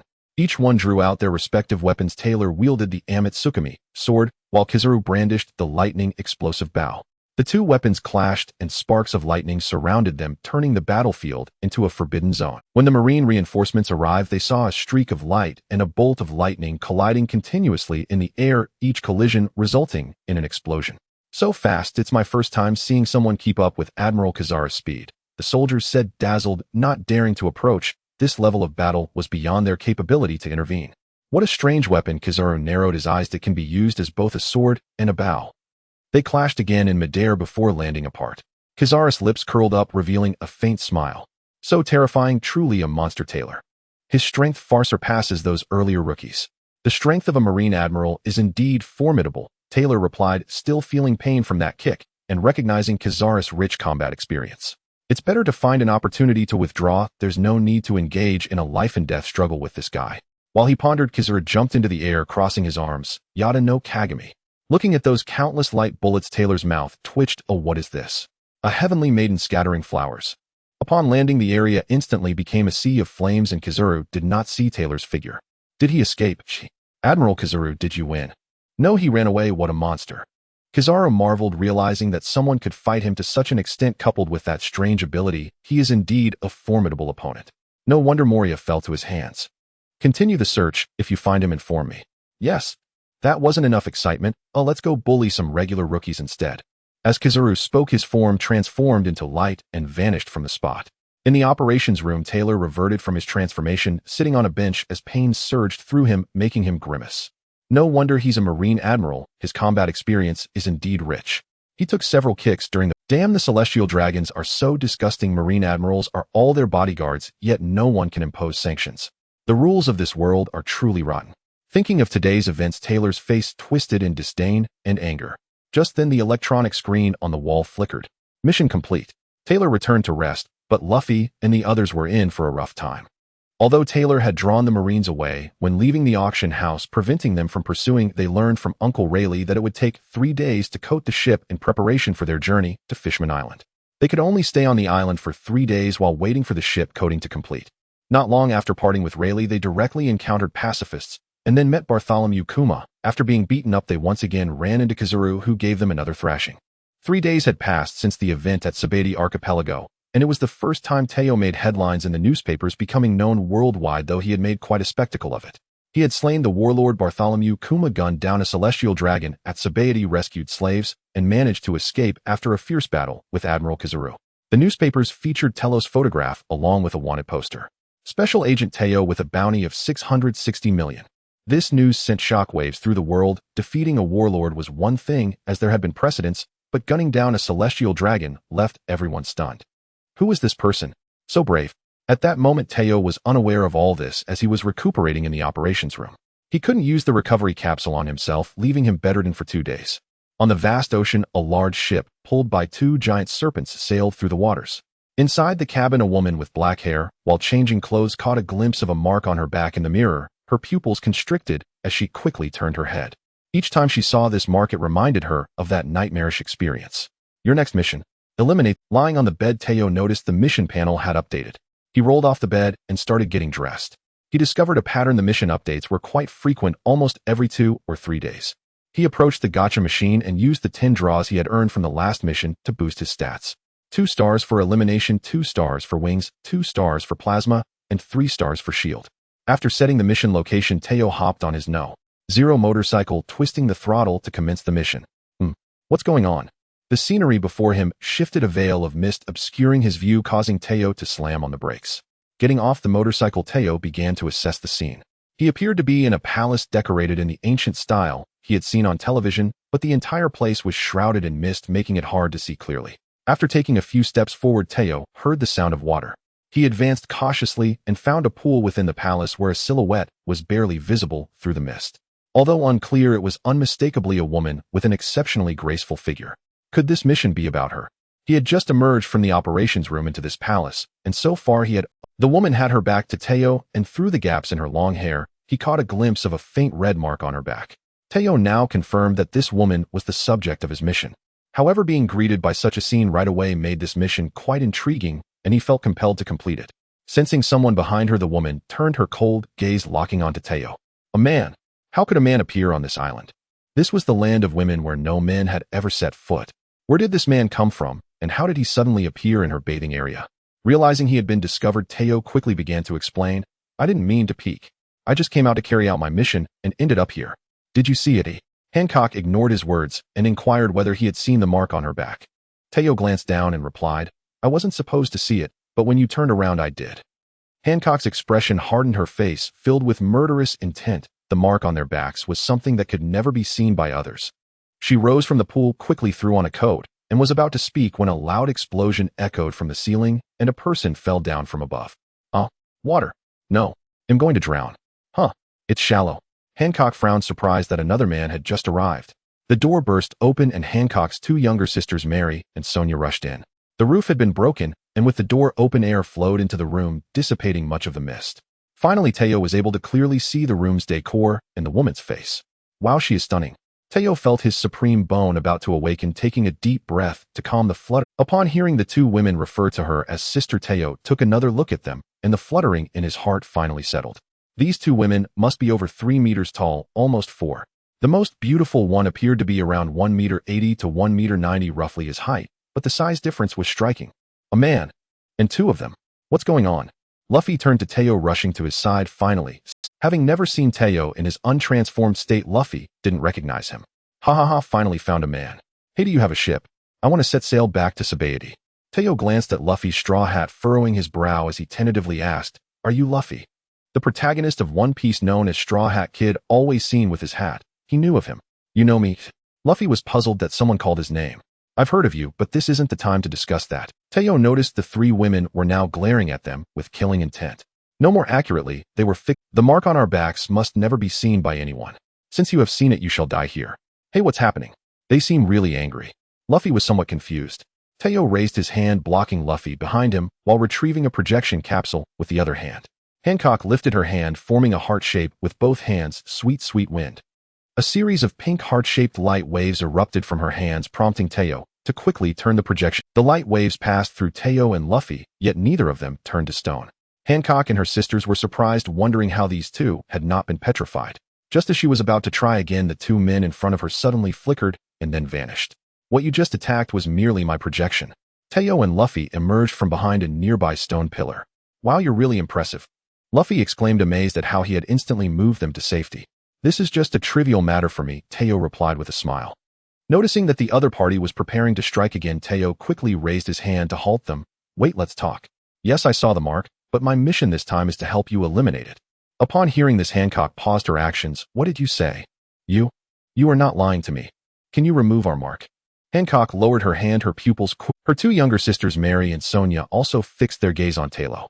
This mark was a nightmare that haunted them for life. If others found out, they could no longer stay on this island.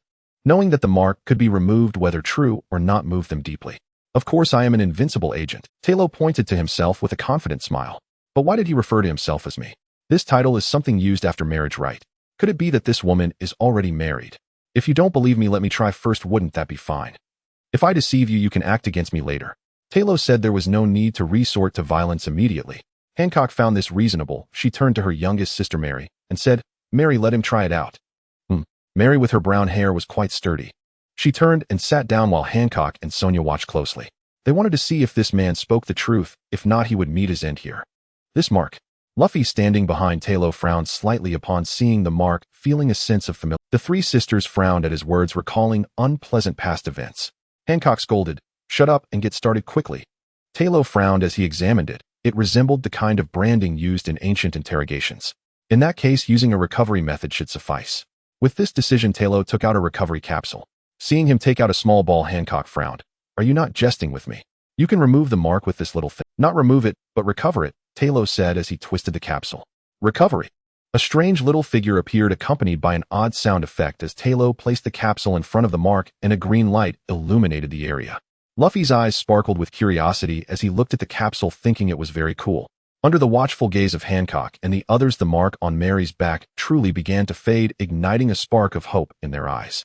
Sisters, how is it? Does it work? Mary asked nervously. This man is not lying. He can really Hancock nodded quickly, tears of excitement glimmering in her eyes. Without this mark, as long as they did not speak of it, no one would know about their past. Having removed the mark, Tero put away the capsule, saying, It's done. Sonia brought over a mirror so Mary could see the situation on her back. Really? It really disappeared. Mary cried tears of joy. The mark that troubled them for years had truly vanished. See, I wasn't lying, was I? Tero smiled. What you said is indeed true. As long as you remove our mark, I will reward you handsomely. Hancock wiped the tears from her eyes. Tero quickly averted his gaze. This woman was truly stunning. He waved his hand. There is no need for a reward. This is my task. Once I finish my task, I will leave. You are. Tero, how did you end up here?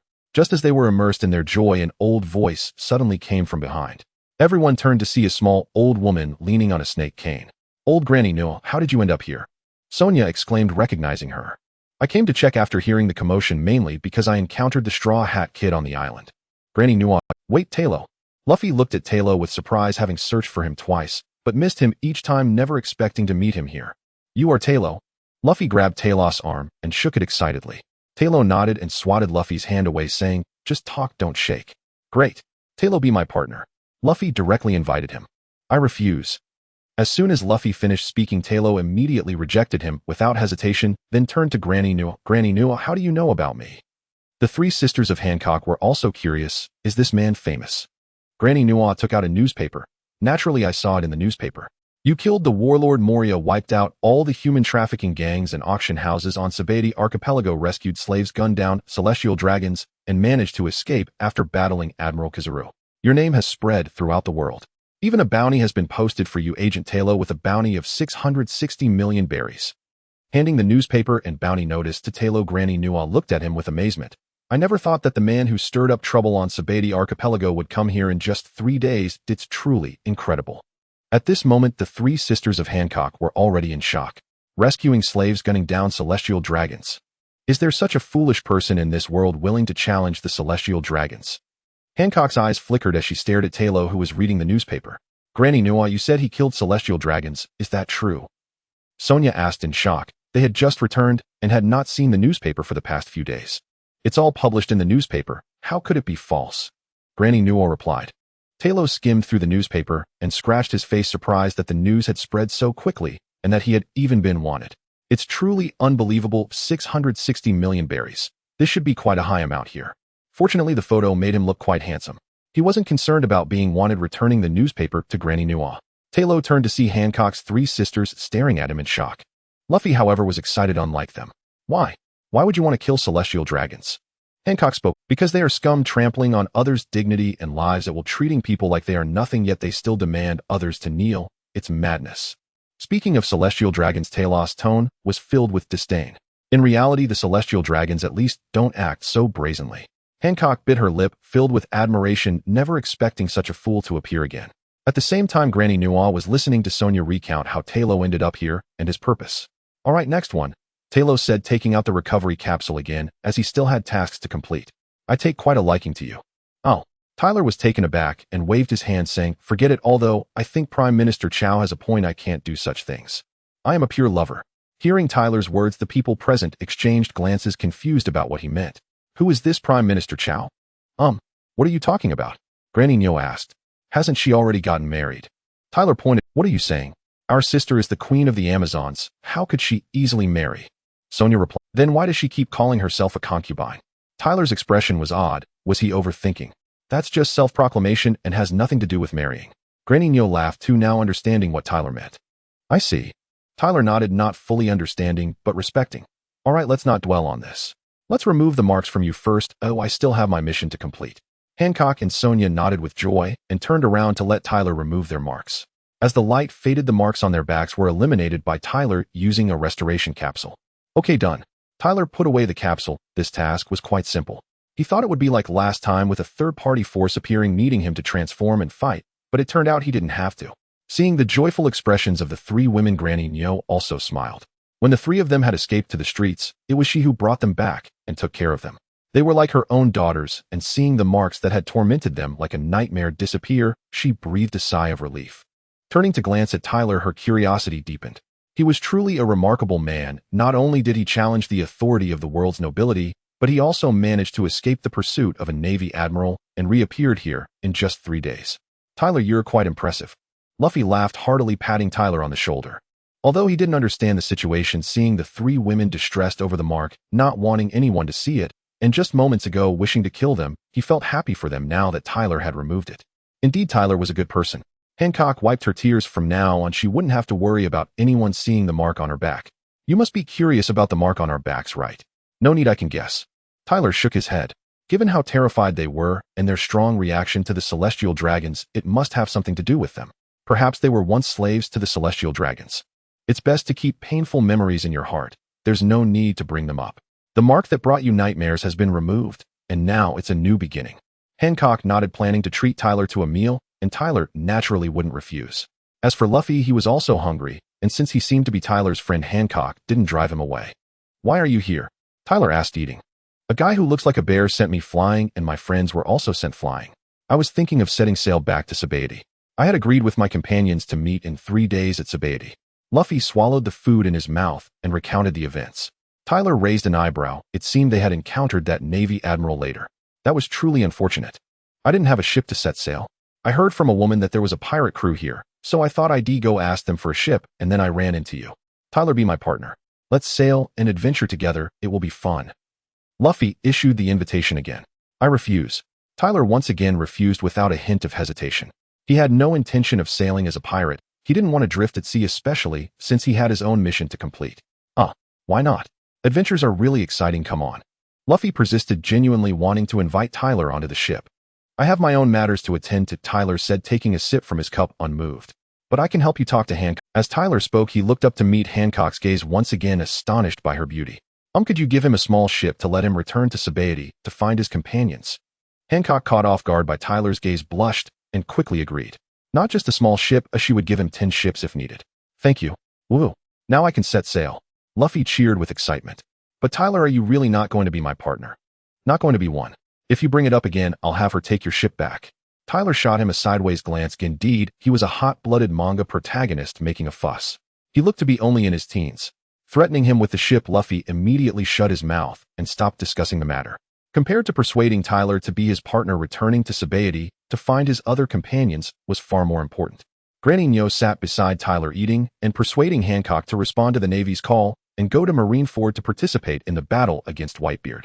The country needed Hancock's title as a warlord of the sea for protection. If she were stripped of that title, she would become a target for the Navy once again. Hancock hated the Navy and despised the world government. Hearing Granny Nyo say this, her expression darkened immediately. Granny Nyo, don't make me kick you out when I'm so happy. She had just removed the mark and was in a happy mood, but Granny Nyo brought up this subject to spoil it. However, their conversation left Tyler and Luffy stunned. Tyler was astonished to learn that Hancock was actually a pirate and a warlord of the sea. People really shouldn't be judged by their appearances. Wait, Granny, what is this war against Whitebeard? Luffy stopped eating the meat and turned to look at Granny Nyo. He remembered that Ace was on the ship of a pirate called Whitebeard, and he admired Whitebeard greatly. Oh, the Navy headquarters is going to execute Ace, the 2nd Division commander of Whitebeard's crew, publicly. And Whitebeard is extremely protective of his crew, so this action can be seen as a declaration of war against Whitebeard. So, Granny Nyo hadn't finished speaking when Luffy slammed the table, his face filled with disbelief. Public execution of Fire Fist Ace. Granny, are you serious? Of course, it's even written in the news. Granny Nyo handed the newspaper to Luffy, which had Ace's photo on it. Seeing Luffy's expression, Tyler guessed what was happening and spoke up. You have a good relationship with this Ace, don't you? Ace is my brother. Your brother? Yes, Granny Nyo. When will Ace be executed? Upon hearing that Ace was to be executed, Luffy abandoned his meal and rushed in front of Granny Nyo, anxiously inquiring about Ace's situation. Tero was slightly surprised, but soon showed no further reaction as it did not concern him, nor was it part of his mission. He simply listened. The news from the newspaper was already a few days old, and calculating the time, tomorrow would be the day of execution. People like Ace who were sentenced to execution should be held in the underwater prison Impel Down, and early the next morning a naval ship would take him to the Navy headquarters.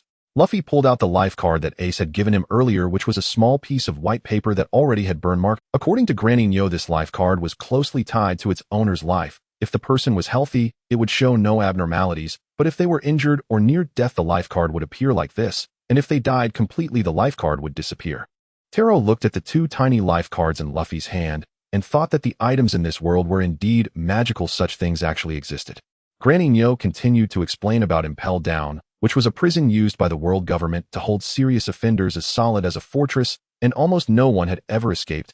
Only those connected to the world government could enter. Luffy, crossing the dining table, bowed to Hancock and pleaded, as he already knew that this woman was one of the 7 warlords of the sea. Her words should allow him access to that prison. He wanted to ask her to take him inside to save Ace, to save his brother. Hearing Luffy's request, Hancock's face twisted with disgust. If it weren't for Tero being present, she would have shouted at him. However, she refrained from cursing, as her 2 younger sisters, Sonia and Mary, wouldn't hold back and immediately spoke up. Shameless. Agreeing to give you a ship is already out of respect for Tero, and you still dare to make demands. Do you know that if I send you to the prison, I'd have to negotiate terms with the Navy? At that point, they would have a reason to send my sister into battle. But Ace is my brother. I have to save him. Please. Luffy pleaded again. Tero shook his head from the side, wondering about Luffy's way of asking for help. Ace is your brother, but that has nothing to do with Hancock. Unless there is an exchange of benefits, why would she help you? I'll forgive you this time for knowing Tero, but if you bring it up again, I won't give you even a ship. Hancock gritted her teeth and scolded. Luffy, I want to ask you, what will you do if you get into the prison? Everyone turned to look at Tero, who was leisurely eating. Of course I will save Ace. I know, but didn't you just hear Granny Nyo say? This prison holds many criminals who have committed serious offenses, meaning it is heavily guarded, and those guards are certainly powerful. There's also an area called the Calm Belt outside where you can't sail, so if you're noticed by sea creatures while anchored on the surface, the only outcome would be getting swallowed. Also, devil fruit users will lose their powers if they fall into the sea, becoming helpless swimmers. There are also handcuffs called Sea Prism Stone handcuffs that can nullify a devil fruit user's abilities. Upon contact, they will turn into ordinary people. With the title of Fire Fist, your brother Ace is definitely a devil fruit user, right? Then being locked in prison, he would certainly be wearing Sea Prism Stone handcuffs. Do you have the key? You appeared here because you were sent by one of the 7 warlords in such an important place. They would definitely send someone powerful enough to match the warlords to guard it. Can you defeat them? So wouldn't going in just be a death wish? What if you can't save your brother and end up captured or killed? How would he feel if he knew you were caught or killed trying to save him? Tero's words left Luffy momentarily speechless, unable to find a reason to refute. Granny Nyo nodded. Indeed, Impel Down was heavily guarded, and for the Straw Hat Kid to rush in alone was no different from seeking death. Then what should I do? I can't just watch Ace walk to the execution platform. Luffy, having lost his calm, turned to Tero. I think if you want to save him, it would be better to directly join the battlefield with the Whitebeard pirates. The chance of success would be much greater than going into prison alone. How long would it take to get from here to the Navy headquarters? It would take at least 3 days to reach the Navy headquarters from here. Granny Nyo provided an accurate estimate. If Hancock were to join the war, she would take a naval warship, and the Navy has special routes that can quickly reach the Navy headquarters, effectively a shortcut. Luffy turned to Hancock again, but without needing to think, she ignored him. She didn't want to participate in the war, and even if she did, how could she bring this kid onto her ship? Hide him in her coat. Luffy was at a loss and looked to Tero, believing he must have a plan. To show his sincerity, Luffy directly knelt down. Tero played with his wine glass, reflecting that Luffy being sent here was also his fault. If he hadn't killed those 3 celestial dragons attracting the Navy Admiral, he wouldn't have ended up here. You being sent here is partly my reason how I can take you over there, and then we'll be even. Really? Great, thank you. Then let's hurry up and set off. Luffy stood up thanking Tero. Hancock frowned. This annoying little brat. She was just about to entertain Tero. No rush, I can get you there quickly. Tero picked up a piece of unknown sea beast meat again. But knowing Ace's condition, how can I sit still? Luffy slumped dejectedly at the dining table. Tero, if you can take me to the Navy headquarters, can you take me to that prison? Luffy suddenly shot up and quickly leaned towards Tero. Tero laughed in anger. Did he still not give up? Luffy certainly knew, but that was his brother. He didn't want to wait around in a place like this. Holding up 2 fingers, Tero asked, choose one, go to the Navy headquarters or go to the prison. Prison. Prison. Luffy displayed a determined gaze. Despite Taro's many warnings, he did not want to wait any longer. Even though the prison was fraught with danger, he wanted to take the risk. Taro smiled, having said everything he needed to say. Since Luffy was still determined to go, he would send him off. Just think it through. Then shall we set off now? Luffy stood up, feeling as if he could not wait a moment longer. Wait a few minutes for me. I'll take you after I finish. I can't wait any longer. Luffy grabbed Taro's hand, wanting to leave immediately, but Taro swatted it away. A few minutes won't cost your brother his life. Once I finish my meal, if you keep up this impatience, I might retract my earlier promise. Taro was not going to indulge Luffy's temperament. With no other choice, Luffy sat down to wait for Taro to finish his meal, while he himself hurriedly ate more meat, fearing that Taro might not take him. That woman from the 7 warlords appeared cold and aloof, unwilling to help. Asking her for assistance would only waste time, so he could only place his hopes on Taro. Taro, are you leaving soon? Hancock spoke softly, her tone revealing a hint of reluctance. Yes. Will you come back? Come back. Why would I come back? Taro retorted. My mission will be complete once I deliver him to the prison, then I will return to rest. Where will you go after? Seeing Hancock's reluctant gaze, Taro suppressed the stirrings in his heart. Could it be that Hancock had feelings for him? If there are no missions tomorrow, I might go to the battlefield to take a look, Taro said. He thought about the war between the Marine headquarters and the 4 Emperors' pirate crews, wanting to gather more information such as the scale of the Navy and the strength of the 4 Emperors.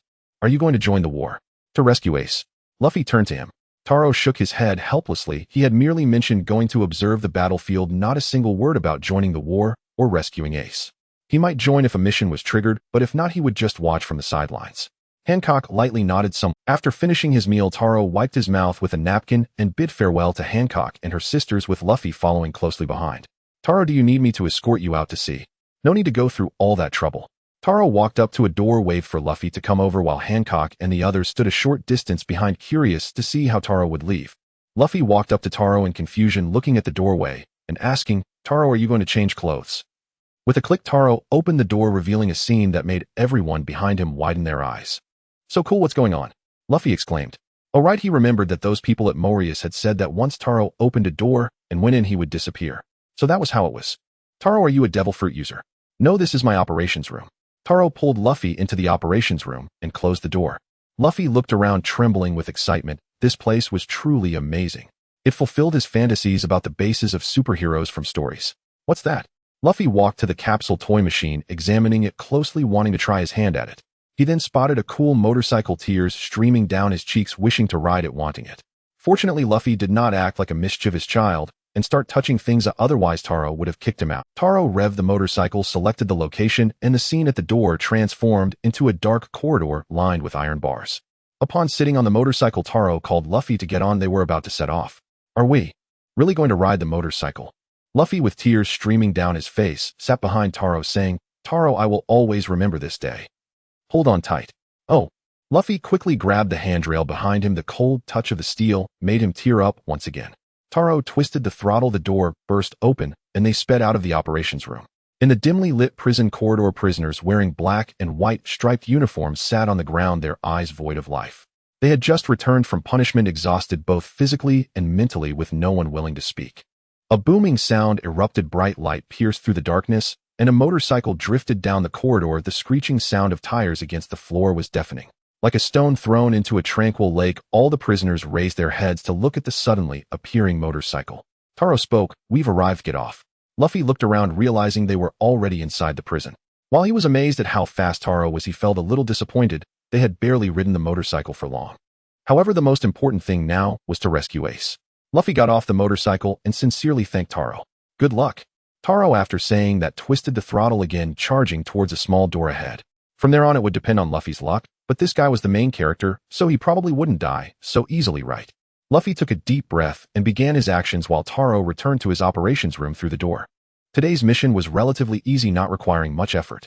Seeing the screen display the mission as completed, Taro did not rush to draw a prize, but instead began his physical training. No matter how powerful the ability after transformation, it still needed strong physical support. Since he had nothing else to do, he might as well train. After Taro and Luffy left, Hancock repeatedly opened and closed that door, not knowing how many times, but she still did not see the scene when Taro opened it, nor did she see Taro's figure.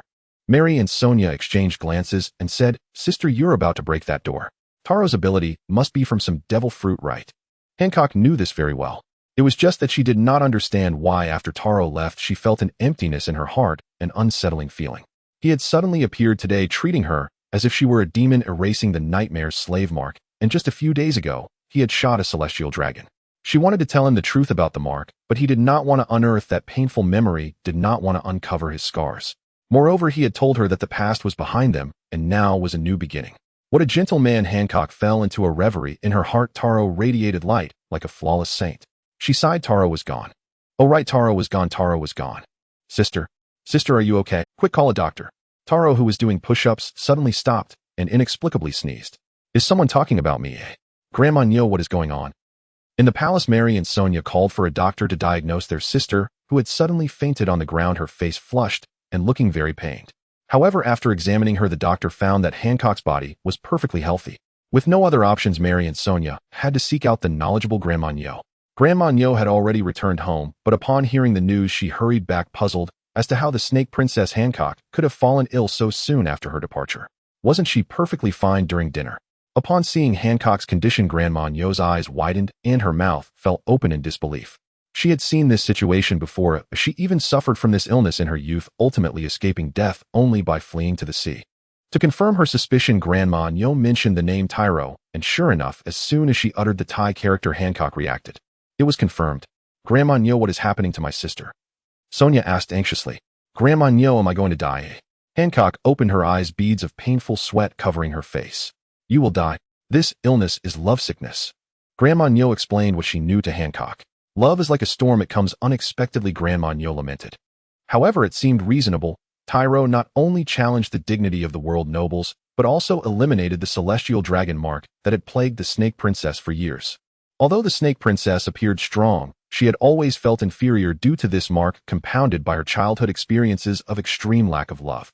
Then, what should I do, Grandma Nyo? Hancock blushed, her heart racing, realizing that she was indeed in love.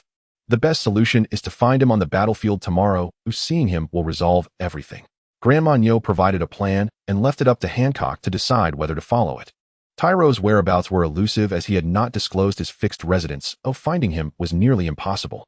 He mentioned before leaving that he would go to the Navy headquarters to watch the commotion, so that was the quickest way to locate him. Grandma Nyo, but going to the battlefield means I have to agree. Before Sonia could finish her sentence, a gust of wind blew and Hancock threw off the covers and stood up, her long legs shining white. I'm going. At night, General Squirrel, who had been waiting in the Amazon Lily, was a bit stunned upon hearing Hancock's agreement to summon. What happened? Tero was unaware of Hancock's situation. After finishing his workout, he took a shower. There was nothing to entertain him. Although he could use his phone or television in the war room, they were of no use. He should have thought of another dream to concoct. Cough. Early the next morning, the atmosphere around the world was heavy. The newspapers had circulated the previous days, and everyone knew that something big was about to happen: the war between the Navy headquarters and the Whitebeard pirates. A major event was coming. A chilling atmosphere enveloped the Navy headquarters, and every soldier participating wore a serious expression, fully aware of what they were about to face. In this atmosphere, a figure stealthily moved, clad in Navy attire, yet with a face full of wonder. Unlike the tense and anxious soldiers, they looked more like a tourist. The infiltration was successful. This is the Navy headquarters. It truly is impressive, Tero mused. It was a small island with a facade in front and the residences of some officers' families behind. With a whistle, the soldiers marched in unison towards the square to gather. Tero at this moment stealthily climbed the city wall, finding a high point to observe the battle. There are really a lot of people. Tero looked down at the square packed with people, and among the ranks were several giants towering at about 10 to 20 meters tall. Having seen the previous demon Oz, Tero was no longer surprised by these individuals standing several meters. Then on the front line of the city wall stood 4 people whose outfits clashed with the Navy's. One was dressed in Western attire carrying a large sword, another wore a flamboyant pink fur coat. The last was a giant dressed in black and white, but why didn't he train his legs? This giant was similar in height to the previous opponent Moria, and like Moria, he was large and robust, but with short legs. The last one, with pale skin, long black hair, and dressed in a purple qipao, had an incredibly graceful figure with a pink patterned python coiling around her. It was Hancock, whom he had just met yesterday. Why is she here too? Tero wondered, as she had clearly expressed her reluctance to come. However, those 3 beside her must be the other warlords of the sea, right? Tero took out his spy camera and snapped a photo from memory. Seeing how well prepared the Navy was, this battle would surely be intense. Time passed second by second, the sun hanging high in the sky, and the soldiers lined up below were sweating profusely, unsure if it was from the heat or the tension in the air. The execution time was approaching. At this moment, several people suddenly walked up to the execution platform, and Tero looked down to see 2 soldiers escorting a black-haired man with an exposed upper body to the platform. That must be Ace, right? It seems that Straw Hat Kid did not manage to save him. Tero shook his head, feeling no surprise, as he had anticipated this outcome. Ace's appearance drew everyone's attention. The 4 warlords of the sea glanced at him before returning their focus. Only Boa Hancock was constantly looking around, searching for something since arriving at Marineford. After a while, another man dressed in a justice coat ascended the execution platform, his hat different from the others, featuring a seagull with wings spread. Tero transformed into a war correspondent, taking photos incessantly. After a moment, the soldiers below grew restless. Tero turned to see many ships emerging from the distant sea. The Whitebeard pirates have arrived. Tero also perked up, reporting live from the battlefield as Agent No. 6 Tero. The Navy stood in formation, searching everywhere, yet failed to find the figure of the main ship of Whitebeard. At that moment, bubbles began to rise from the surface of Crescent Bay, followed by a loud explosion as 4 ships resembling giant whales emerged within the bay, directly breaking through the Navy's first line of defense and charging into the heart of the area with the square ahead. At the bow of the foremost ship, Whitebeard watched with a smile at his son, whom he cherished deeply, on the execution. With his upper body bare, his strong physique bore the scars of years of battle. His coat billowed wildly in the wind as he stood proudly holding a long-handled saber. Just his presence alone, without any action, was enough to make the soldiers break into a sweat. With his upper body bare, his strong physique bore the scars of years of battle. His coat billowed wildly in the wind as he stood proudly holding a long. He does look quite imposing, but judging by his appearance, he should be quite aged. His physique seemed comparable to that of Moria, but unlike Moria, Whitebeard had trained his legs, maintaining a relatively normal build. As the war erupted, Whitebeard first utilized the power of the Tremor fruit to summon 2 towering tsunamis, but was frozen by Admiral Akiji. The 2 then exchanged a few simple blows with Akiji, freezing the sea surface of Crescent Bay, and thus the battle commenced. Tai Luo continued to take notes while observing the battle. Whitebeard's ability was to shatter the atmosphere and summon tsunamis, potentially causing earthquakes. Admiral Akiji's ability is ice. Admiral Kazaris' ability is light. Admiral Akina's ability is magma.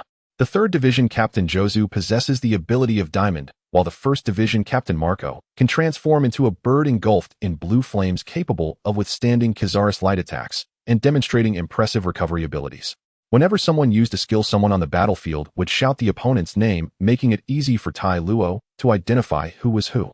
Yet despite this, he still underestimated the peculiar powers of these devil fruits. Truly, there was a power for every capability. However, witnessing the brutal battlefield below Tai Luo's side, this is what war is. Although he held a somewhat negative view of the Navy due to the Celestial Dragon incident at Sabaody Archipelago, this war demonstrated their genuine efforts to combat pirates. Soon Luffy joined the battlefield. Tai Luo could only say as expected of the protagonist. Not only was he alive, but he also brought a whole bunch of people from prison to help. Luffy, now a super rookie, made an entrance that was quite spectacular, falling from the sky, drawing the attention of many as soon as he arrived. Hancock frowned, thinking to herself how lucky that Straw Hat Kid was to have escaped from prison. Just moments ago, she thought he had died in prison, especially with Fire Fist Ace on the execution platform. But where is Tai Luo? Hancock collected her thoughts and continued to search for Tai Luo on the battlefield. Luffy and the prisoner's arrival bolstered the pirate side, but it was still merely a small addition. The Navy's forces outnumbered the pirates by more than double. Tai Luo continued to jot down notes, always observing the battlefield situation, thinking that he might encounter it someday. While on a mission, gathering more information could only be beneficial. While taking notes, Tai Luo suddenly heard the big shot on the execution platform, using a microphone to announce Luffy's identity to the battlefield and the world. The world's most notorious criminal, the son of the Revolutionary Army leader Dragon. Another key figure from what was said, Luffy's father seems quite impressive. From this information, Tai Luo keenly noticed a pattern. It seemed that those with a bit of power on the Navy's side were not treating Luffy with lethal intent. It appears that Luffy's family is indeed formidable. Once his father's identity was revealed, the strong figures began to hold back. He even saw Admiral Kizaru kicking Luffy from their ranks into Whitebeard's hands. What was that? This was too blatant, wasn't it? Moreover, just moments ago, there were several strong individuals who were attacking Luffy with the back of their swords. Tai Luo watched in astonishment. He felt that Luffy was running on a bridge as both sides were water. However, an even more interesting scene unfolded. Luffy was genuinely running on a bridge, shouting Ace's name as he ran. This scene reminded him of a famous moment from Luna in Evil Sword Immortal. Then, Tai Luo roughly understood the reason behind the Navy's leniency. The old man who had just knocked down the 1st Division Captain Marco, who was flying towards the execution platform, was none other than Vice Admiral Garp, who was referred to as a hero by the Navy and Luffy's grandfather. Incredible! This identity even made the Fleet Admiral Sengoku stand by and watch as Luffy fiddled with Ace's seastone handcuffs. It was indeed shocking. As expected, Ace was saved. Other than Akainu, the other two admirals seemed to have made little effort. Akainu was bleeding and sweating, his clothes dirted, while the other two's clothing was merely slightly soiled. The war was brutal, but witnessing these scenes, Tai Luo nearly lost his composure. At that moment, a flash of light swept by, and Tai Luo quickly dodged. A laser passed by, and had he reacted a moment slower, he would have been pierced through by the laser. Looking down, he saw Kizaru looking up at him from the battlefield. "Yo, long time no see, Tai Luhan." Kizaru greeted him in that peculiar tone, his fingertips still shining with light, seemingly preparing to launch his next attack. The surrounding people noticed Kizaru's strange actions. They looked up and saw a person on top of the fortress constantly emitting light. Who was that guy? Tai Luo. Seeing the familiar figure, Hancock's eyes sparkled with excitement as she exclaimed, "Ew," she had finally found him. Hancock hurried towards Tai Luo's location. "Isn't that the one who killed the celestial dragons at Sabaody Archipelago?" Tai Luo, with a bounty of 660 million. Why is this sudden supernova here? What is he doing on this battlefield? The pirate empress has already gone to... Tai Luo looked at Kizaru with some annoyance. He was minding his own business here, and instead of continuing to shine on the battlefield, Kizaru was looking for him. And what's with that? Luffy was receiving all the leniency while he was targeted directly. Kizaru, to survive, one needs influence and a background. Oh, which faction are you from? Agent Tai Luo, you are now a wanted criminal, having shot 3 celestial dragons. If I fail to capture you, I won't be able to explain to my superiors. Huang Yuan smiled at Tai Luo, recalling how he had been reprimanded over the Sabaody incident. Besides, there were others involved in this war. He might as well use Tai Luo to catch a break. The Straw Hat Kid is the grandson of Vice Admiral Karp. He can't really be treated that seriously. Tai Luo raised an eyebrow, slightly bending forward. Hey buddy, aren't you in the middle of a battle? The enemy hasn't been eliminated yet, and as an admiral of the Navy, instead of leading the charge, you come to bother me, a passerby. Wow, what a great catch this guy is. Fleet Admiral Sengoku, I report that Admiral Huang Yuan is slacking off. He's not putting in any effort. After this war, we need to investigate him thoroughly. He might be an undercover agent. Tai Luo shouted directly in Sengoku's direction. His shout made Sengoku, who had fallen to the execution platform, look up momentarily before turning to Huang Yuan. Nearby officers also turned their gazes towards Huang Yuan. Slacking off, not contributing. Upon reflection, given Admiral Huang Yuan's strength, it seems he really hasn't been exerting himself. He merely used a technique at the start and exchanged a few blows with Whitebeard before disappearing. Huang Yuan's mouth twitched, and he shot several laser beams towards Tai Luo, hoping to silence him and prevent. In the distance, as Luffy heard Tai Luo's voice, he turned back and was pleasantly surprised to see Tai Luo. Tai Luo hurriedly donned his device, slid the capsule in, and his body was instantly enveloped in black mist. The lasers passed through the mist without causing him any harm. Elementalization. Huang Yuan frowned slightly, finding Tai Luo's ability quite strange. Wasn't he supposed to be fighting in a battle suit? How could he also elementalize? Some people observing Tai Luo also appeared puzzled. In the new world, a big shot who was watching this war revealed an interested expression upon seeing Tai Luo's transformation. Good morning. Ride. ZZZ. Impact. The black mist gradually solidified, and Tai Luo appeared before everyone in an impact form. He transformed. A superhero-style transformation. It's a battle suit. Some on the battlefield displayed envy, who hadn't fantasized about transforming as a child. Whoa, is that Tai Luo's transformation? So cool. Luffy finally got his wish, bursting into laughter, and having just rescued Ace was in high spirits. After switching to a wing capsule, Tai Luo slid again, and a red cape instantly formed behind him. When Tai Luo didn't want to participate in this war, and didn't wish to fight Huang Yuan, it was meaningless, especially with so many Navy personnel around. With the cape spread like wings, Tai Luo slowly ascended into the air, looking at Huang Yuan, and saying, "I don't want to fight you, oh, let's meet again if fate allows." Tai Luo. Just as Tai Luo was about to speed away, a fragrance wafted in. He turned to see Hancock charging into his arms, leaving Tai Luo momentarily stunned before she knocked him to the ground. That's the Pirate Empress Boa Hancock. She attacked that supernova. Oh no, he's facing the Pirate Empress. Even with a battle suit, he definitely can't win. As Hancock made her move, those watching pronounced a death sentence on Tai Luo. Huang Yuan, who had initially intended to pursue, also halted, looking confused. He didn't understand what Hancock was doing there. Did she have a grudge against Tai Luo? Tai Luo glanced at Hancock, who was on top of him. She really tackled him. "What are you doing?" Tai Luo asked, puzzled as to why she was acting this way. "I finally found you." Hancock looked up, her eyes sparkling with excitement and joy at finding Tai Luo. But upon realizing she was on top of Tai Luo, Hancock quickly sat up, blushing, covering her face with her hands while stealing glances at Tai Luo.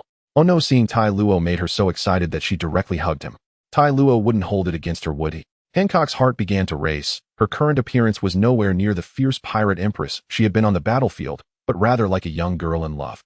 Seeing Hancock's rapid change in demeanor, Tai Luo felt like he could tease her.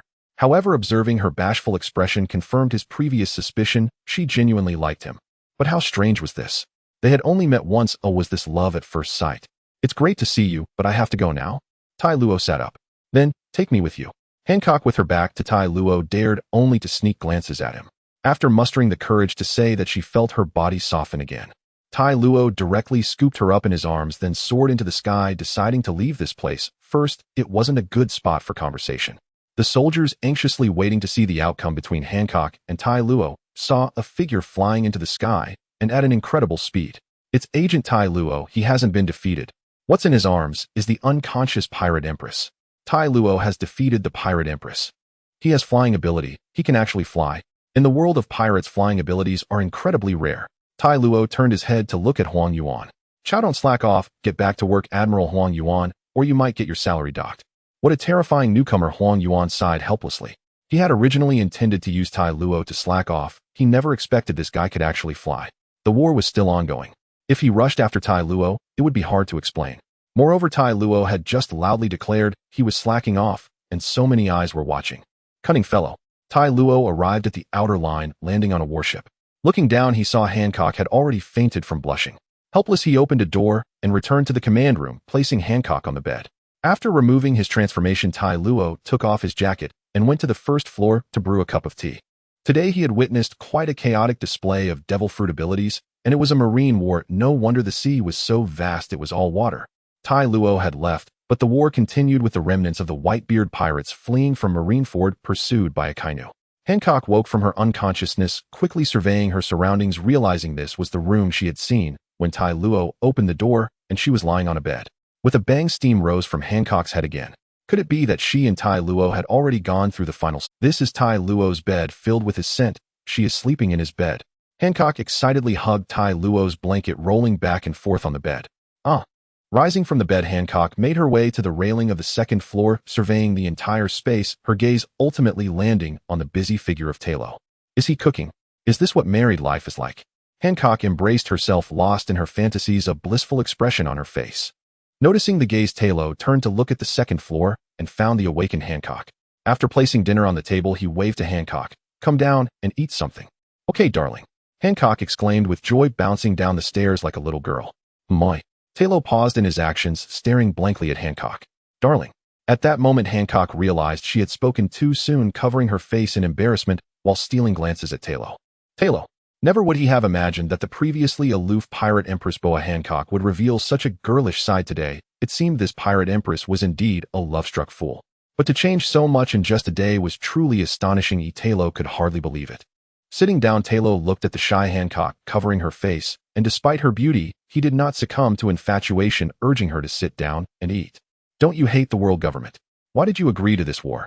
Tero inquired, taking a bite of his food. Because I wanted to see you," Hancock replied in a voice barely above a whisper, but Tero's keen hearing caught her words. The case was solved as she indeed had feelings for him. No, it wasn't just feelings anymore as she had fallen for him. This seemingly aloof pirate empress was actually deeply in love. At just over 20, Tero had little experience in love, and being confessed to by such a stunning beauty made it impossible for him to hide his happiness. The corners of his mouth couldn't help but curl upwards. Ahem. Tero cleared his throat, forcibly suppressing the fluttering in his heart, then asked why.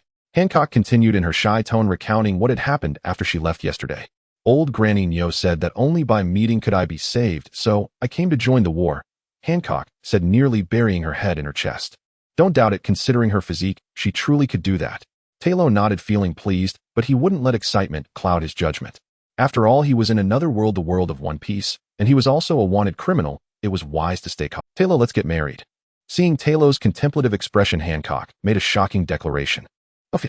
Tero quickly turned his head, nearly spitting food on Hancock, grabbing a tissue to wipe his mouth, and exclaimed, "What did you just say?" Married. He still hadn't fully processed Hancock's confession, and now she was proposing marriage.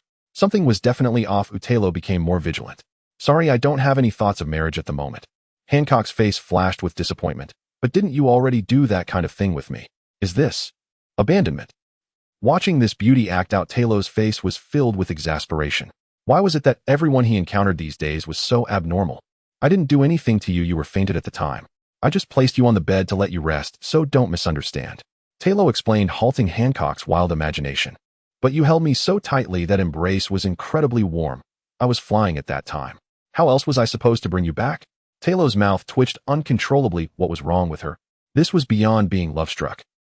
Listening to Tero's irritated remarks, Hancock let out an ah while supporting her forehead, yet she didn't feel sad. Instead, she felt a bit excited. Tero was at a loss for how to deal with her, finding communication quite challenging. He directly stood up and went to the random door, adjusting the location to the palace of Amazon Lily, and promptly tossed Hancock out. If you really like me, then thank you for your affection, but I still don't believe you. Wait, Tero. Hancock realized and was about to get up to chase after him, but Tero had already vanished, and even the door. She opened doors in the palace searching for him, but none led to Tero. Hancock pouted, looking quite aggrieved. Mary and Sonia rushed in after hearing the commotion, initially thinking it was another strange character, only to find their sister. Sister, aren't you on the battlefield? Hancock didn't mention the war, but urged them to quickly find old Granny Nyo. She had questions to ask. The next day, Tero appeared in Sabaody, bought a newspaper, and looked at the reports on the war from yesterday. Ace fell before Luffy's eyes, and Luffy's gaze turned blank, a picture of despair. My. Taro furrowed his brows, puzzled. Wasn't Ace rescued yesterday? How could he still die on the battlefield? With most of the Navy's elite slacking off, a key figure actually perished. Continuing to watch, the Blackbeard pirates appeared, seizing Whitebeard's Tremor fruit, becoming the first in the world to possess 2 devil fruits. Shortly after, the Straw Hat Kid Luffy was severely injured by Admiral Akainu, his life now uncertain. Then another Yonko red-haired Shanks arrived on the battlefield, bringing this war to an end. Taro lifted his head, wearing an expression akin to Jerry reading the news. So much had happened after he left. Damn it, that Kazoo. If he hadn't been slacking off, he could have seen the whole event unfold. Damn. However, Taro felt that this war was somewhat of a farce. Just looking at the paper strength, the Navy could easily crush the pirates. One admiral could contend with Whitebeard, and with another capturing him would surely be no problem, yet the other 2 admirals were slacking off the entire time. In his view, as long as the mid-tier combatants held their ground, the high-tier forces could take down Whitebeard, leaving the remaining pirates no threat. Thus, it was hard to evaluate. Ranking from worst to best, Admiral Akainu's performance in this war would definitely fall in the worst category. As a soldier and an admiral, he was indeed competent, while the other 2 were simply abysmal. As an admiral and a soldier, shouldn't the focus during a war be on swiftly eliminating the enemy's powerful figures to minimize losses for one's own side? Yet these 2 were slacking off the entire time, especially Kizaru, who even thought of using himself as a distraction. That was truly the worst of the worst. Upon reviewing the events at Marineford, I found it filled with points of contention, and the more patches were added later, the more the fighters at Marineford appeared as clowns. After reading all the news in the newspaper, Tai Luo placed it on the table and took a sip of the coffee in front of him. This war stirred the world before the battles even began, but did it really end so hastily? After reading all the news in the newspaper, Tai Luo placed it on the table and took a sip of the coffee in front of him. This war stirred the world before the battles even began, and before his death, Whitebeard shouted that the One Piece truly exists. It seems the world will become even more lively from now on. After all, in the eyes of the world, the existence of this One Piece is still debatable, as no one has found it in all these years. However, now that this great pirate Whitebeard has personally acknowledged its existence, those pirates will surely go even more insane. Sigh, as long as it's a chaotic era, the ones who suffer are always the ordinary people. Moreover, with those world nobles who look down on others, life has become even more difficult. After witnessing the Marine headquarters battle, Tai Luo has also developed a skeptical attitude towards the Navy. There's nothing to be done, there are too many loafers around who seem to do nothing. As for Luffy's whereabouts, he didn't care. After all, this guy is the protagonist, blessed with a strong fate, and he definitely won't die, plus they don't have much of a bond. Finishing his coffee, Tai Luo returned to the operations room to continue his physical training. Improving his physical fitness without any tasks is the most important. As an agent, his own strength is paramount, especially when he does not belong to any faction. With the conclusion of the Marineford War, the Whitebeard pirates' disastrous defeat and Whitebeard's death have stirred a massive wave in the world as commoners applaud and celebrate the demise of this great pirate. This shows how pirates are perceived throughout the world. Meanwhile, the pirates still drifting at sea are elated. With Whitebeard dead, they now have the opportunity to challenge the throne of the four emperors or seize Whitebeard's territories and continue searching for the One Piece. Although the Marine headquarters won this war, they suffered heavy losses and are currently in the process of rebuilding, unable to deal with the pirates causing chaos at sea. On Amazon, Lily Hancock is still troubled about finding Tai Luo. She has already announced that she safely returned to Amazon, and after hearing Granny's analysis, understands why Tai Luo wanted her to leave. In fact, she wanted to say that she could forego the title of Warlord of the Sea as long as she could marry Tai Luo, but the current issue is that she cannot see him. It has only been 2 days, but Hancock feels like it has been 2 years. Just sitting on the throne board, she suddenly hears Mary reporting that a man has arrived outside the island, specifically asking to see her. Hancock immediately stands up. Is it Tai Luo? I don't know. After I heard the news, I rushed to inform you, sister. Mary shook her head, knowing her sister has been yearning for Tai Luo and has lost weight over these 2 days, so she quickly came to report the news. At this moment, Hancock couldn't care less about everything else and took her 2 younger sisters to the coast. She looked around, but did not see the figure she had been longing for, only a gray-haired old man. The light in her eyes gradually faded, and that sweet smile began to disappear. Haha, Hancock, it's been a long time. Rayleigh greeted with a smile. What? Wait, you are Rayleigh? Hancock exclaimed in surprise, recognizing the old man before her. Rayleigh, how did you come here? The cold expression on her face dissipated again as she inquired about Rayleigh's presence. When she had just escaped from Mary Ahua, Rayleigh helped them. To Hancock, Rayleigh is a benefactor. Mary and Sonia were also delighted and greeted Rayleigh. Haha, you have all grown up.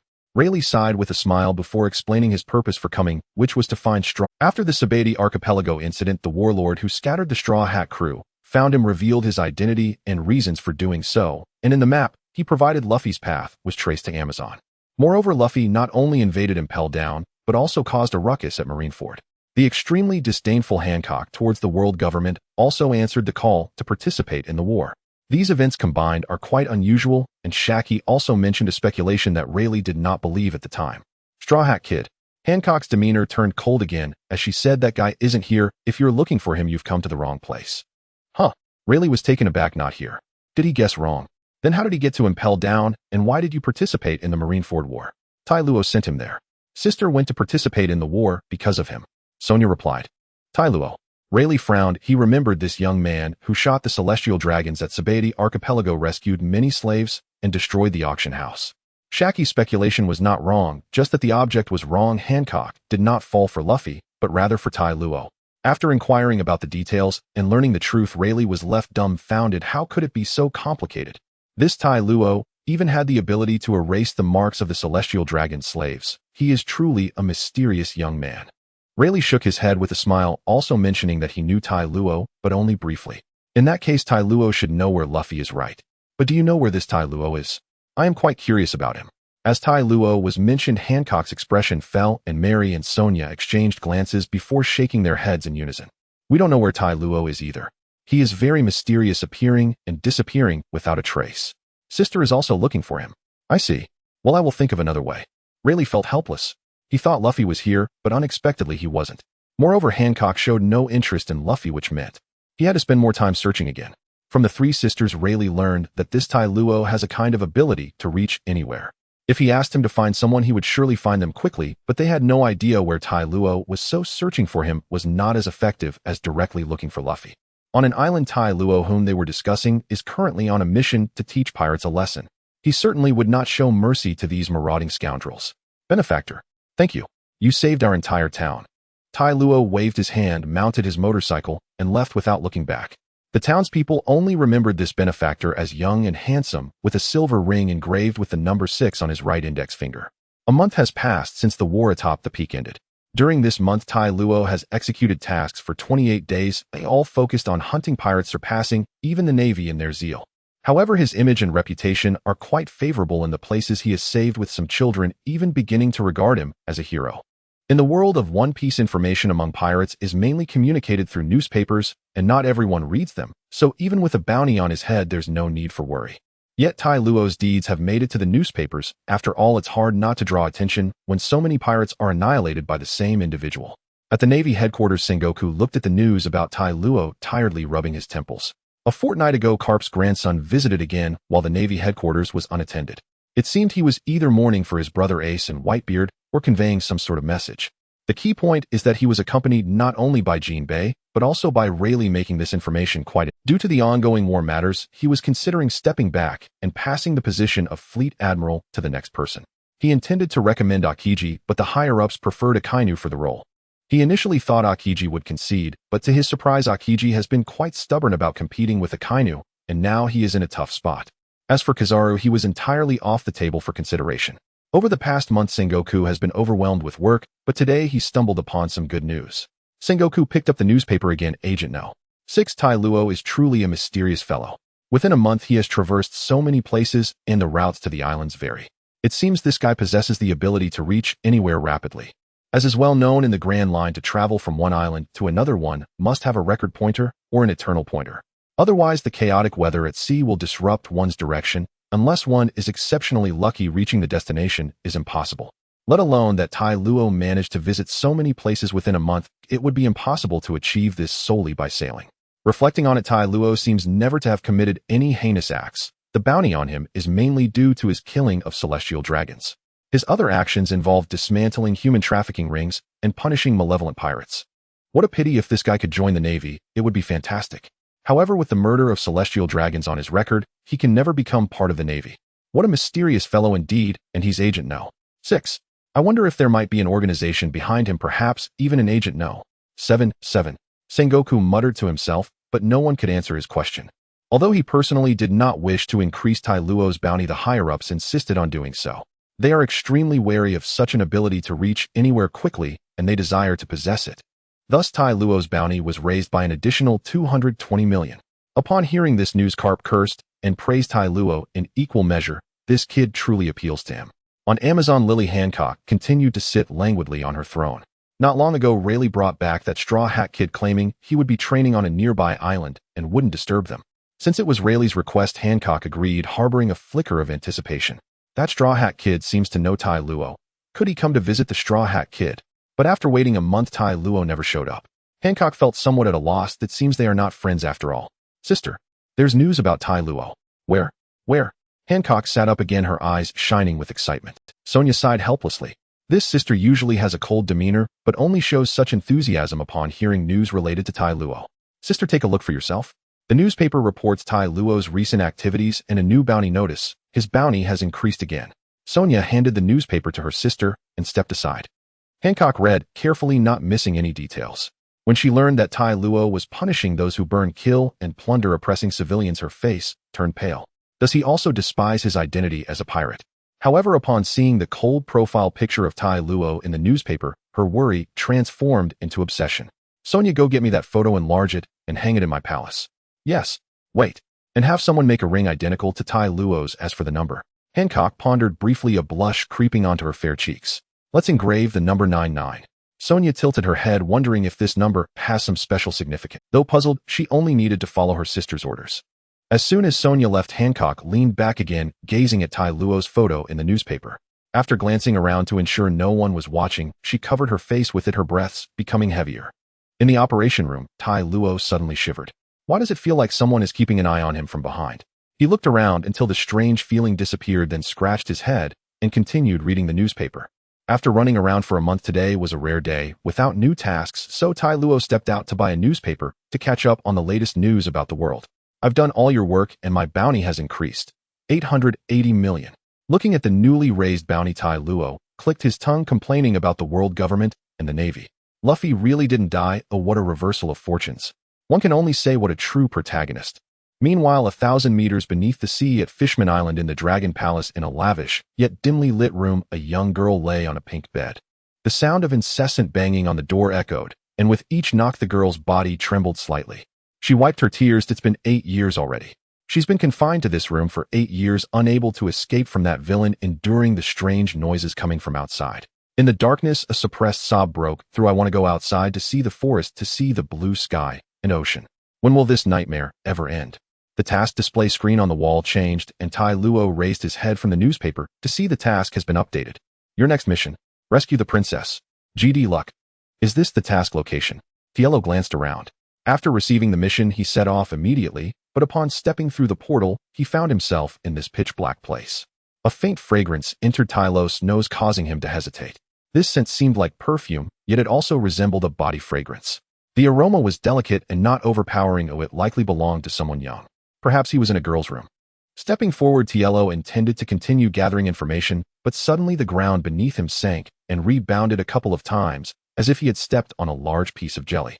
Withdrawing his foot, Tero crouched down and reached out to feel the strange ground, which was very soft and slippery, lacking the gritty texture of soil or stone. As he took out his flashlight to illuminate the space, the entire area suddenly brightened. Tero squinted as the sudden light made him uncomfortable. Once his eyes adjusted, he looked up and froze in place. Bai Xing's eyes glistened with tears. She pressed her lips together, looking at the man who had suddenly appeared before her, and softly sobbed, "Who are you? Why did you suddenly appear in my room, standing on top of me?" Tero was completely stunned. This girl was quite adorable, but wasn't this a bit too much? Her entire face was larger than anyone else's. A giant. Looking down, Tero realized he had climbed onto a snow mountain, which explained why he sank with one step. "I'm sorry about that. It was too dark earlier, and I didn't see," he said, covering his mouth and clearing his throat to mask his embarrassment. Tero jumped onto her bed, but as he got a clear view of her body, his pupils constricted again. This adorable giant girl had a fishtail for her lower body. A mermaid. Tero pondered. He had seen a mermaid just a few days ago, a green-haired girl who was friends with Luffy and the others. It was surprising to find another mermaid so soon, and this one was even more beautiful, with a completely pink body and long hair. Well, of course, she was also much larger. Judging by her length, she must be the size of 2.5 small cars. There was no need to explore further. With the light coming on, the answer was already clear. He was indeed in the room of this giant mermaid. "My name is Tero, Agent No. 6, the passing masked knight." "Tero." Bai Xing stopped crying, noticing that this Tero had legs. "Are you human?" Clearly. Seeing that Tero seemed harmless, Bai Xing became a bit bolder. It had been 8 years since she had seen even her father or brother, let alone anyone else. Those guards would come and deliver food and leave. She had no one to talk to, only the shark Megalo, keeping her. Her gentle movement made Tero on the bed feel as if he had experienced an earthquake. "My name is Bai Xing. Did you come down from the sea? Have you seen the blue sky, the sun, the moon, and the forests?" Bai Xing leaned closer to Tero, her tone turning hopeful, yet tinged with caution and fear of a stranger. "Of course, I've even seen a chicken that can play basketball." Tero tilted his head, and Bai Xing looked puzzled. "A chicken? Basketball? What are those?" These were all words she had never heard before, and they sounded quite interesting. Bai Xing's interest was piqued. Tero suddenly jumped up, singing, "As you walk towards me." "Ta! What is this?"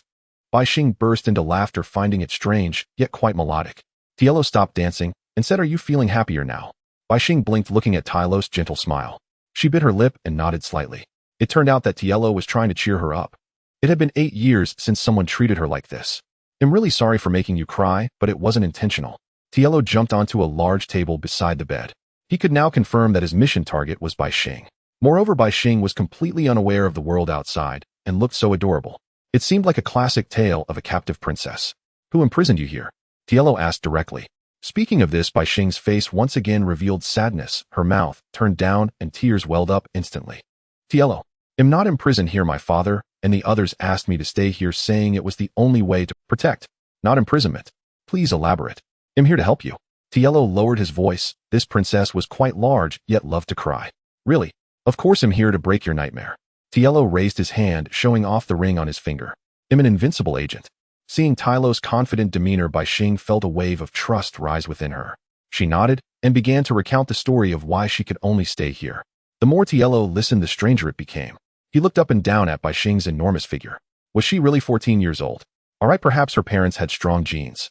He shook his head, dismissing this irrelevant surprise, and continued. When Bai Xing finished speaking, Tero nodded, roughly understanding the situation.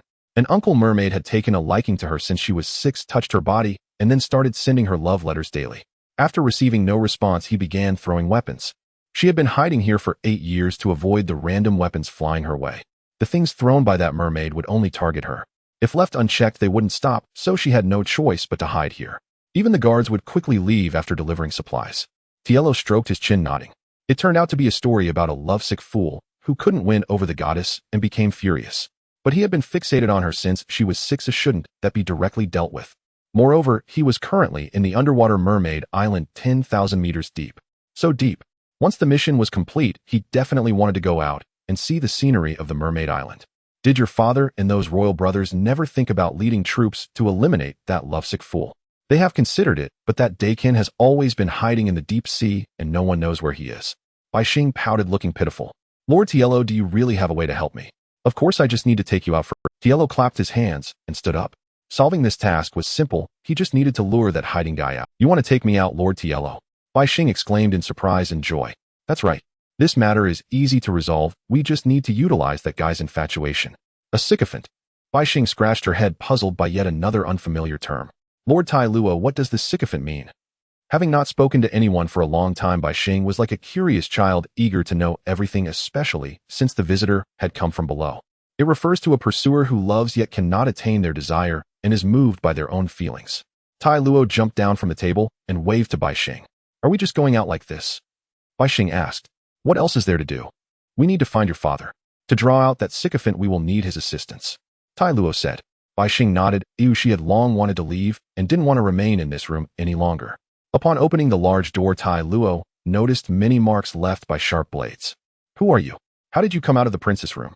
The sound of the door opening attracted the guards' attention, and upon seeing a man emerge, they were stunned. When did this man sneak in? A guard pointed his spear at this unfamiliar human, but suddenly a massive shadow appeared behind him. Your Highness the Princess? Are you trying to kidnap the princess? Don't act rashly, O Lord. Tai Luo is here to help, not to harm. Bai Xing hurriedly explained. Help me. Tai Luo, uninterested in wasting words on the guards, instructed Bai Xing to lead him to the palace to see her father. The guards followed closely behind, their spears aimed at Tai Luo, ready to strike at any suspicious movement. Tai Luo, however, was unfazed, observing the Dragon Palace city as if he were in a gigantic aquarium. Having not gone out for a long time, Bai Xing was very excited, introducing Tai Luo to the architecture within Dragon Palace city. Before they reached the palace, they encountered King Neptune, who had rushed over with a group of guards along with 3 young mermaids. Bai Xing, how did you get out? And how did you, a human, arrive at Dragon Palace city and appear in the hardshell town? Neptune glared, holding a trident. It's not that there were no humans passing through Fishman Island, as this place is a necessary stop for pirates heading to the New World, but entering Dragon Palace city requires examination, and yet he had gone unnoticed. Aside from being his daughter, Bai Xing held another layer of secrecy that must not be compromised. While Neptune spoke, Tai Luo scrutinized him, noting he was of similar stature to Bai Xing, which explained her size. The 3 young mermaids beside him must be the royal brothers Bai Xing mentioned. As for the guards and ministers, they were bizarrely shaped. Aside from the mermaids, there were also mermen, each adorned with a bubble like a flotation device, much like Bai Xing. The appearance of these bubbles resembled those seen at Sabadi Archipelago, where bubble culture was prevalent. Mermaids rely on bubbles to float when out of the water.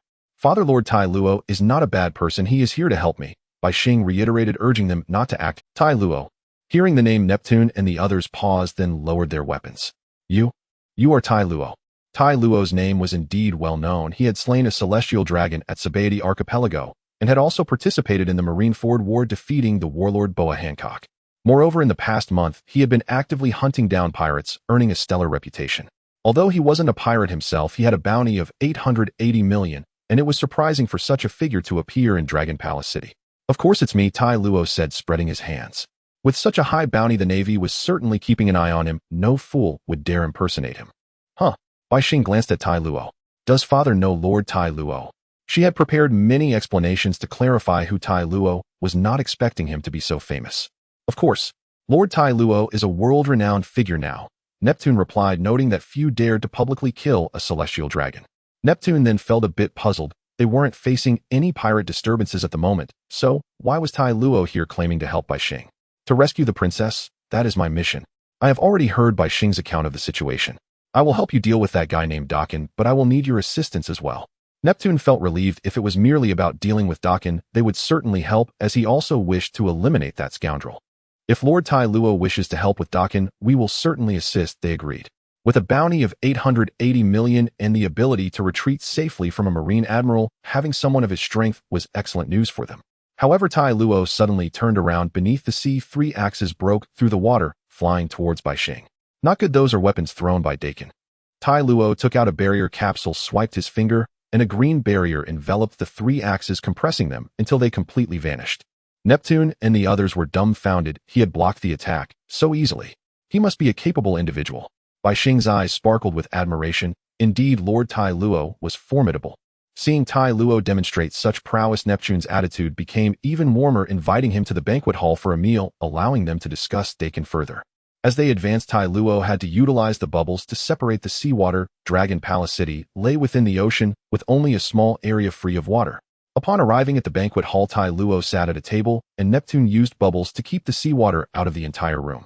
Tai Luo had somewhat grown accustomed to the peculiar technologies of the pirate world.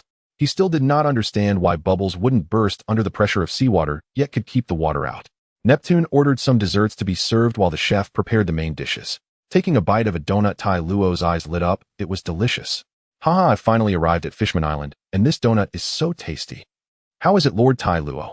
Our Fishman Island desserts are quite good, aren't they? Neptune grinned, stroking his... Yes, indeed, it is very tasty. Tai Luo nodded, praising. That's good. By the way, our Fishman Island owes its current peace to these desserts. Oh, Tai Luo asked curiously, how so? Neptune sighed before recounting the current situation of Fishman Island.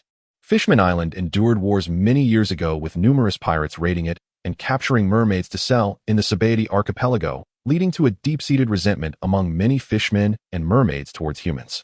When the Whitebeard pirates arrived, he declared Fishman Island as his territory upon witnessing its state.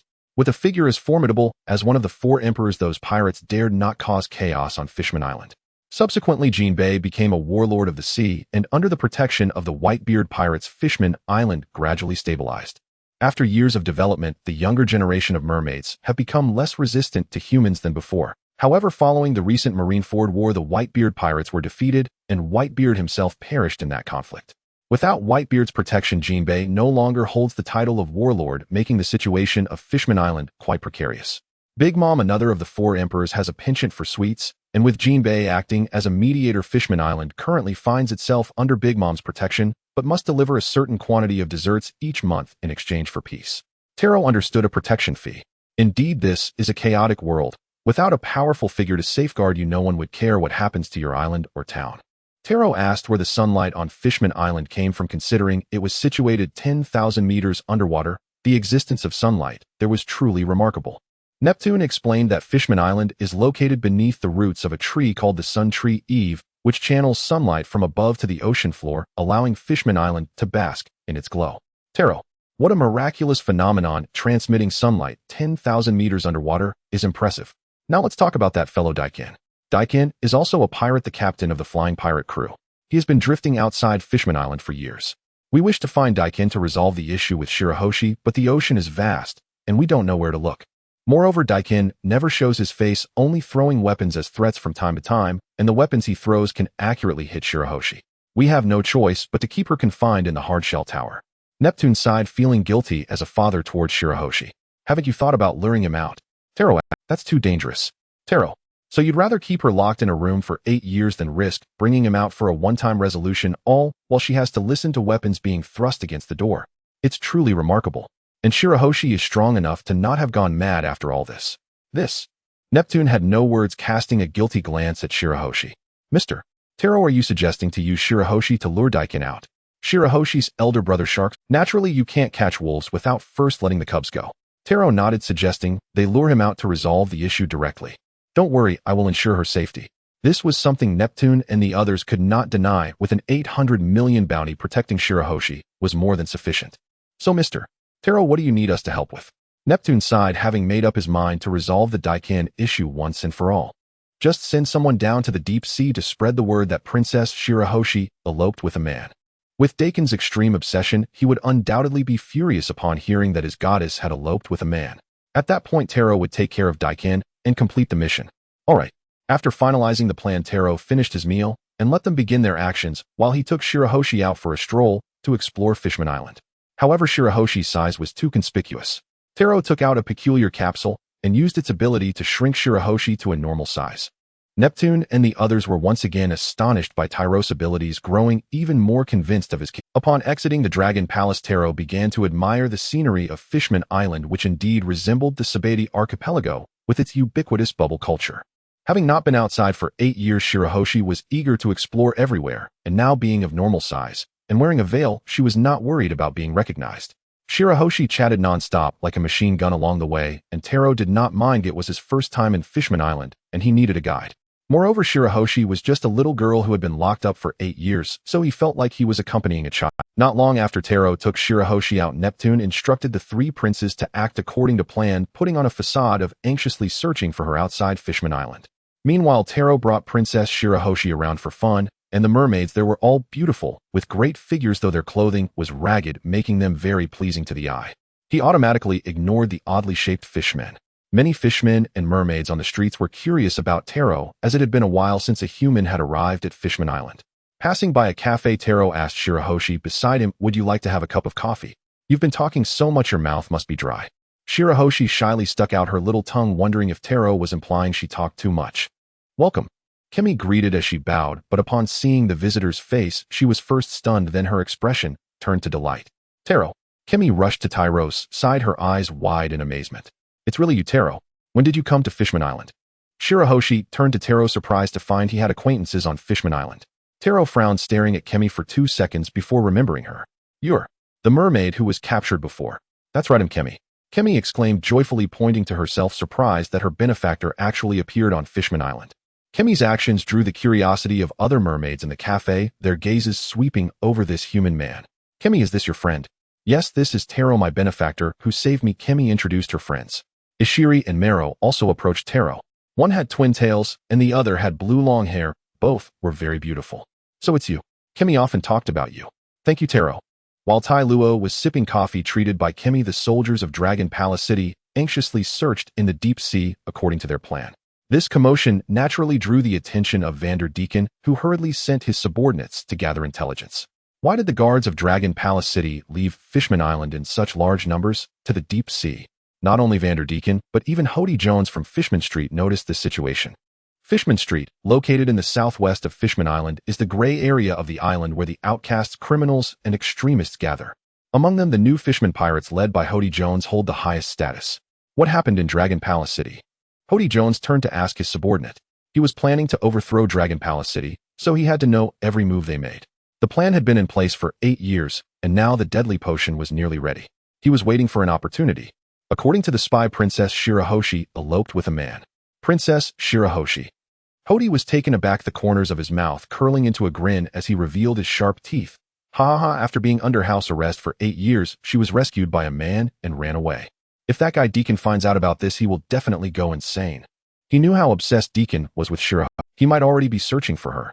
He doesn't have the strength to break into Dragon Palace City and take Princess Shirahoshi away.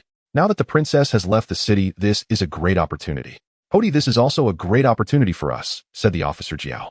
Hody nodded, knowing that the guards of Dragon Palace City were all dispatched, and with Princess Shirahoshi not there, those guys from Neptune couldn't stop them. Hody was aware of Princess Shirahoshi's abilities, and he had always been wary of her. He stood up, raising his hands high, and declared boldly, "Brothers, get ready. We're going to attack Dragon Palace City. It's time. 8 years of preparation has been for this moment. We will eliminate the Neptune royal family, dominate Fishman Island, and eventually kill the surface dwellers, defeating those inferior human races and ruling the entire world." With Hody's rallying cry, the crew of the new Fishman pirates responded one after another. They released the human pirates they had captured recently, letting them charge into battle. "What did you say?" Shirahoshi eloped with a man. On the Flying Dutchman pirate ship, Deacon's eyes widened in fury with bloodshot veins, and his disheveled appearance making him look like a demon risen from the deep sea. Damn it! Damn it! Damn it! Damn it! His fingers clenched tightly, making a creaking sound as Deacon smashed the wooden table in front of him with a punch. 8 years I expressed my feelings for 8 years, and you ignored me, and now you elope with a man. Shirahoshi, do you even care about me?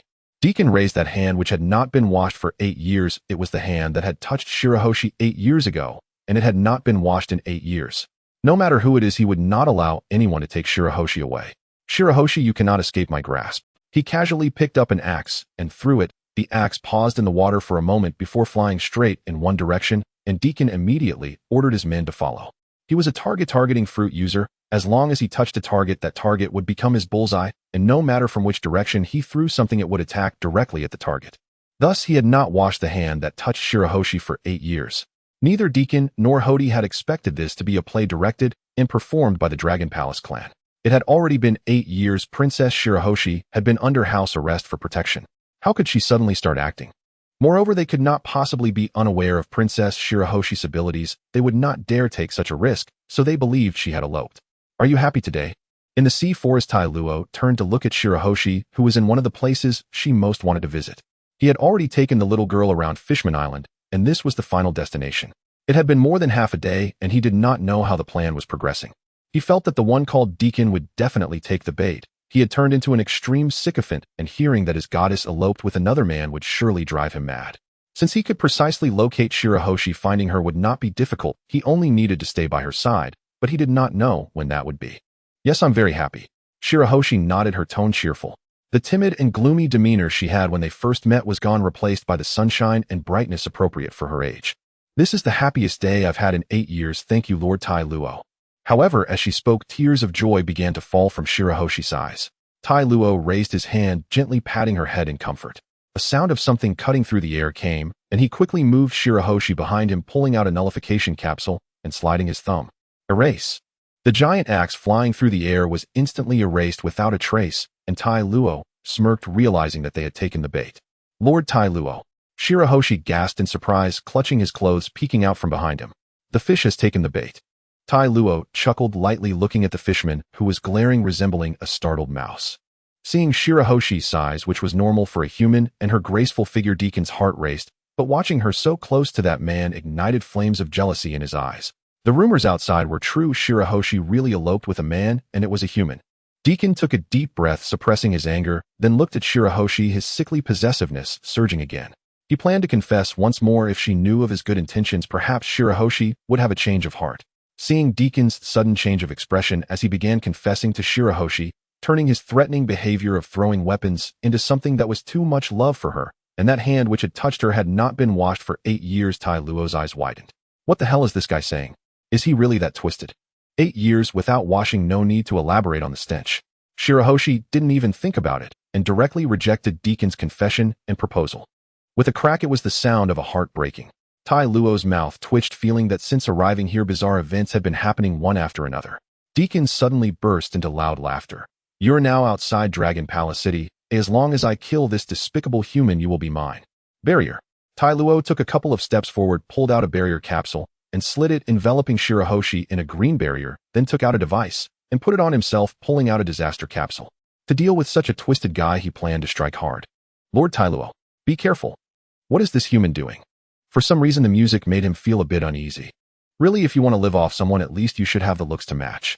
A middle-aged man wanting to leech off a little girl is like a toad dreaming of eating swan meat. With his fingers clenched into a fist, he struck the capsule button henshin. The capsule erupted in bright lights, swirling with red, blue, green, and purple. A thick black mist burst forth, surrounding Tai Luo in a colorful vortex like a tornado. Pulverize. Rider. ZZZ. What is this? Is he a devil fruit user? Lord Tai Luo. Tai Luo exhaled, his fists clenched, stepping towards Deacon, feeling an overwhelming power capable of destroying the entire world. Putting on a show. Deacon rushed at Tai Luo, slashing his short swords, but all he could manage was to create a few sparks. He couldn't break through Tai Luo's defense. What is wrong with you? Deacon stepped back, his hands numb from the impact, yet Tai Luo appeared completely. Is that all? Tai Luo chuckled lightly, then delivered a powerful punch that instantly scattered Deacon. Seeing such a terrifying scene up close was shocking for Baixing. She screamed and quickly covered her eyes, turning away in fear. Tai Luo shrugged his shoulders. He had intended to knock Deacon away with a single punch, but he didn't expect him to be so fragile, or perhaps he hadn't controlled his strength well. Forget it. Returning to his normal form, Tai Luo turned to Baixing. The threat is gone. You don't need to worry about anything strange flying towards you anymore. Oh.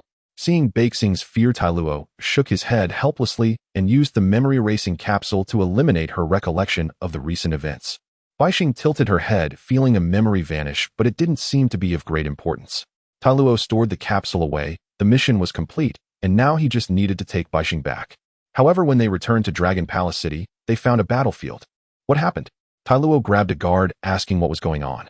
Hody Jones and the new Fishman pirate crew attacked Dragon Palace City, and some human pirates have already stormed. The guard recognized Princess Baixing and Luo, immediately informing them of the situation.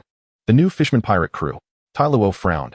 How did another group of new characters emerge? Recovery. Using a recovery capsule, Luo healed the guard's injuries and asked him to explain the situation with the new Fishman pirate crew. Would they attack the palace as well? Moreover, this new Fishman pirate crew sounded like their own pirate crew from Fishman Island. Why would they turn against their homeland? Baixing had been locked away for 8 years unaware of any current events. Asking her was pointless. The guard didn't know the motives, but he was aware that the new Fishman pirate crew had been lurking in Fishman Street for years, consisting of ruthless criminals. I see. Luo realized that they must have taken advantage of the guards being out deep sea on a mission. Lord Luo, this.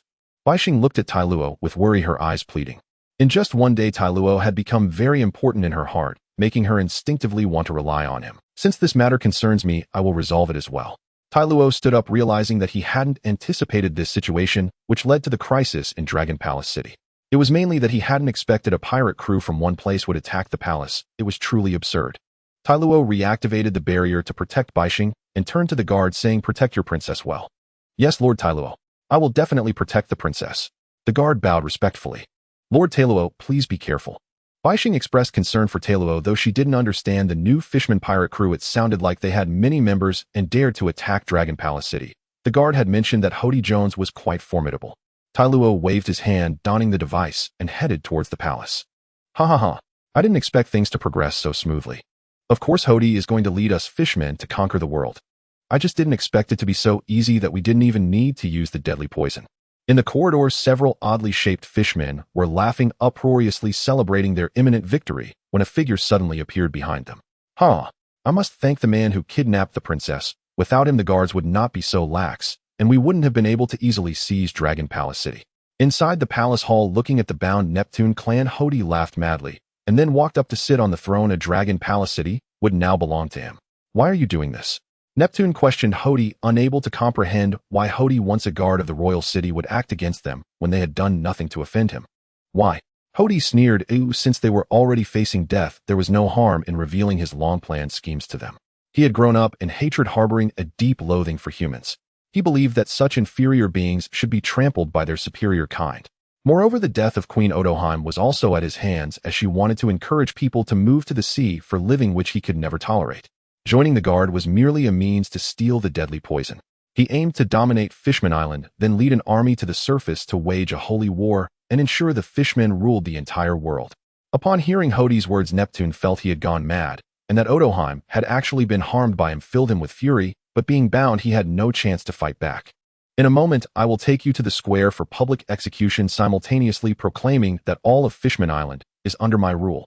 Then I am truly sorry, your beautiful dream ends here.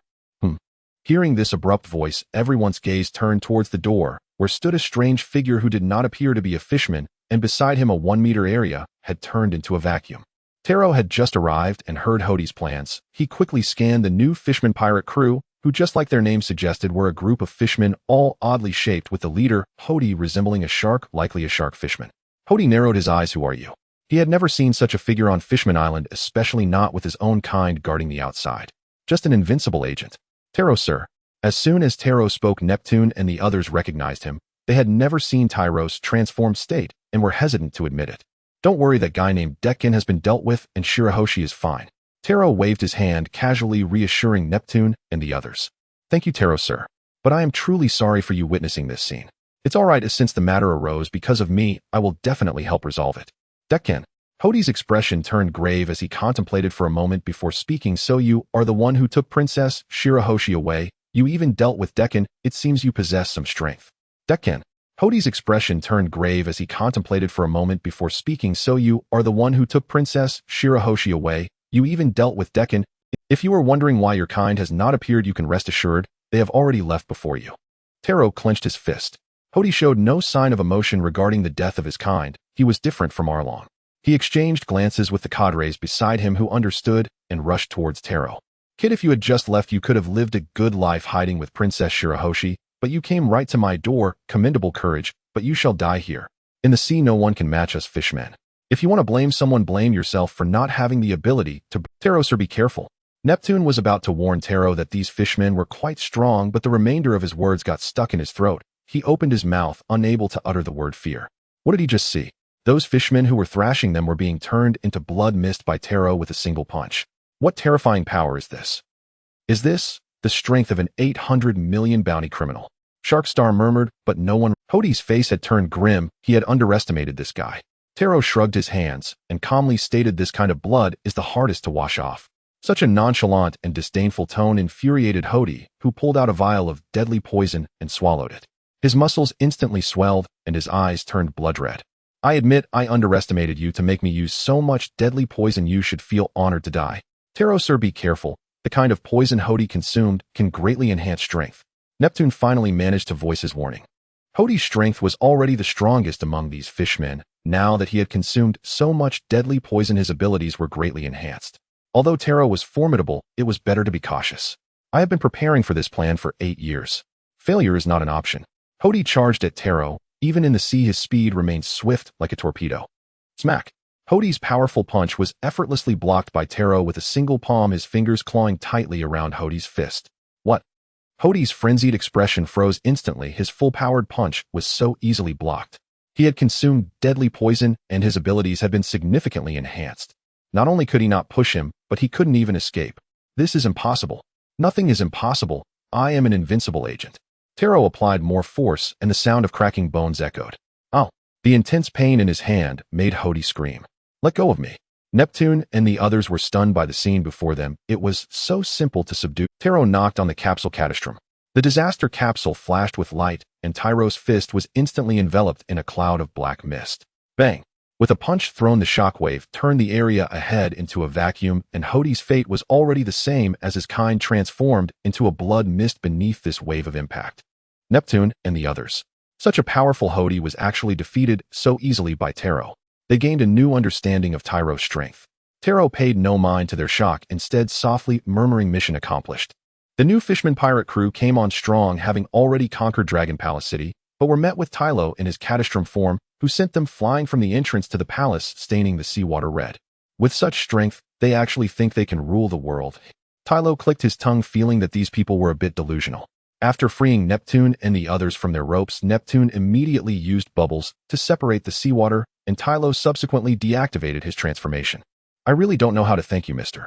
Tylo. You are a benefactor to Fishman Island. Neptune sighed in gratitude. Not only did he deal with Deccan, but he also resolved the threat posed by Hode Jones and his crew attacking Dragon Palace City, preventing Fishman Island from falling into crisis. Given Hode's nature, if he had ruled Fishman Island, he would certainly not agree to Big Mom's demands, which would have provoked the 4 emperors and plunged Fishman Island into flames of war. I was just fulfilling my mission. That still helped us, Mr.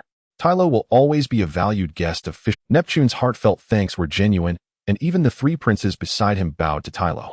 Bringing Shirahoshi into the hall, seeing that her father and brother were safe, she threw herself into Tylo's arms, saying, Mr.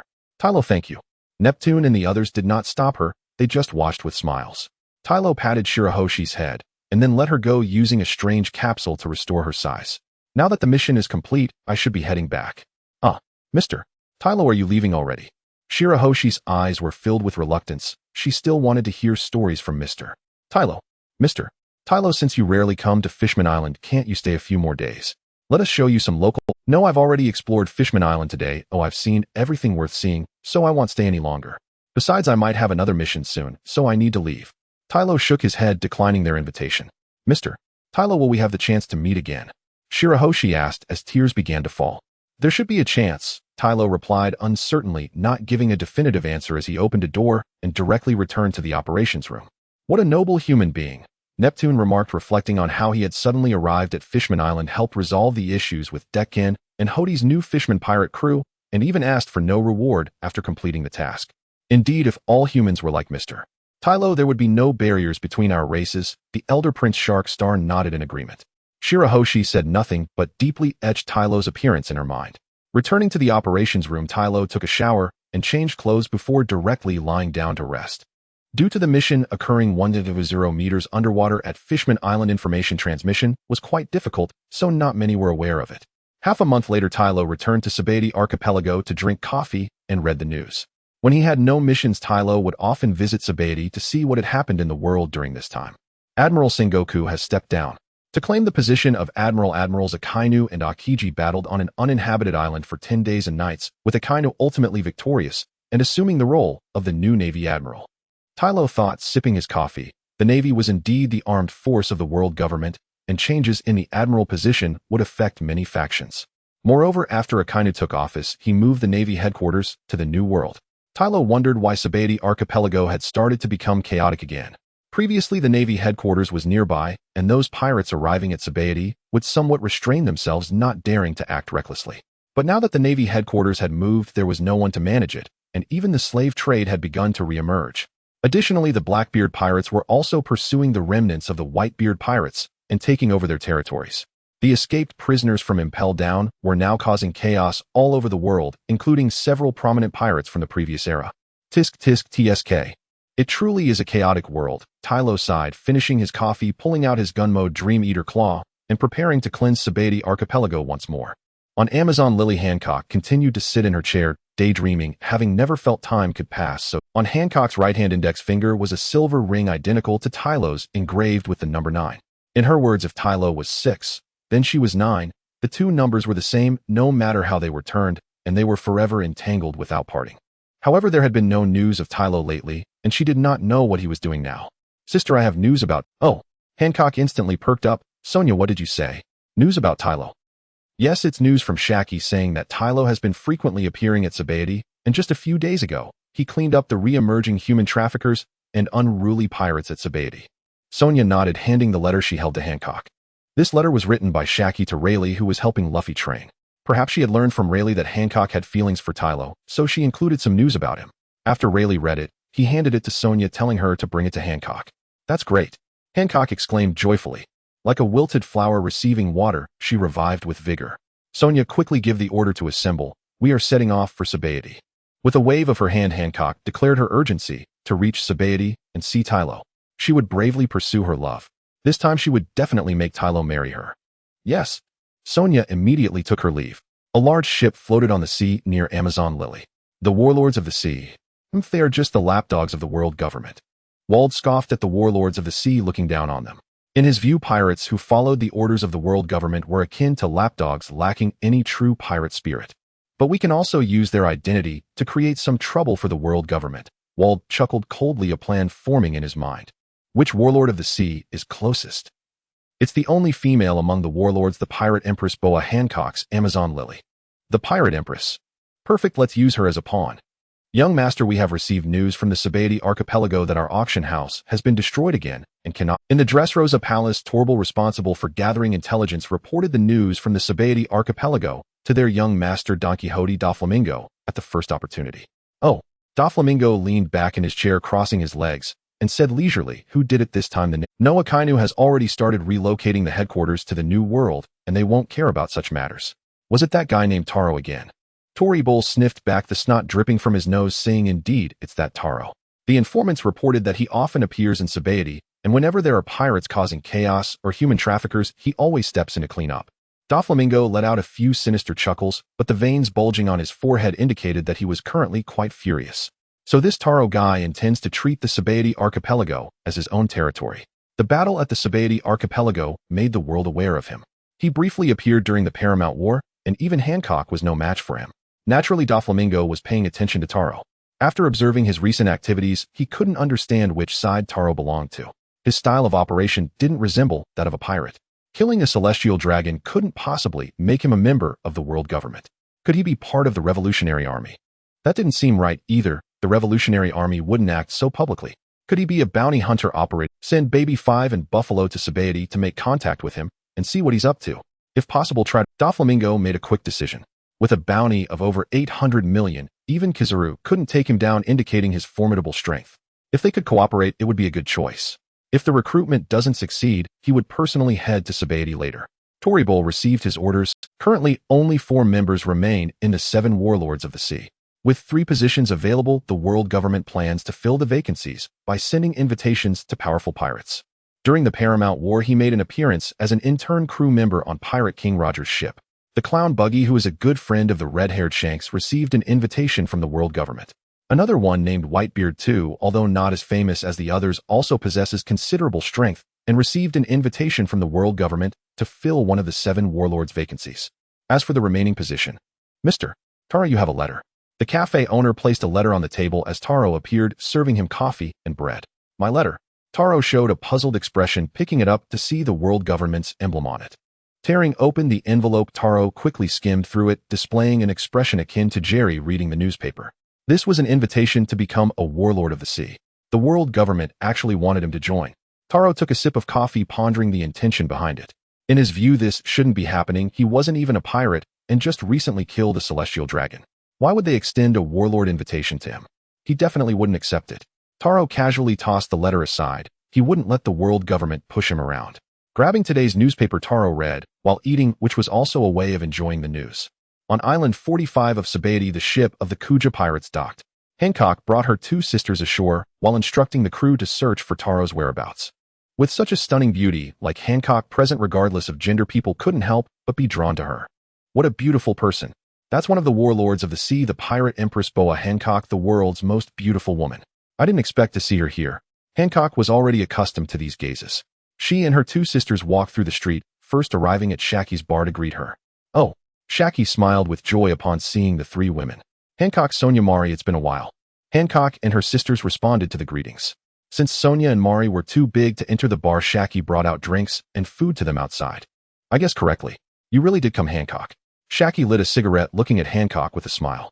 Sonia and Mari stifled their laughter. They both knew how much their sister cared about Taro.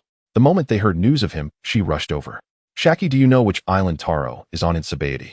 Hancock directly inquired about Taro's whereabouts. Of course, Taro appears every morning at a cafe on Island 40 to have breakfast and read the newspaper. This is no secret in Sabaody. Shaggy exhaled a puff of smoke while sharing other information about Taro. Because of Taro, there is no longer any population auction business in Sabaody. Even pirates dare not cause trouble here, and the residents greatly respect him. He has allowed the Sabaody archipelago to live in peace, and everyone can walk the streets without fearing the sudden appearance of human traffickers, something even the Navy couldn't achieve.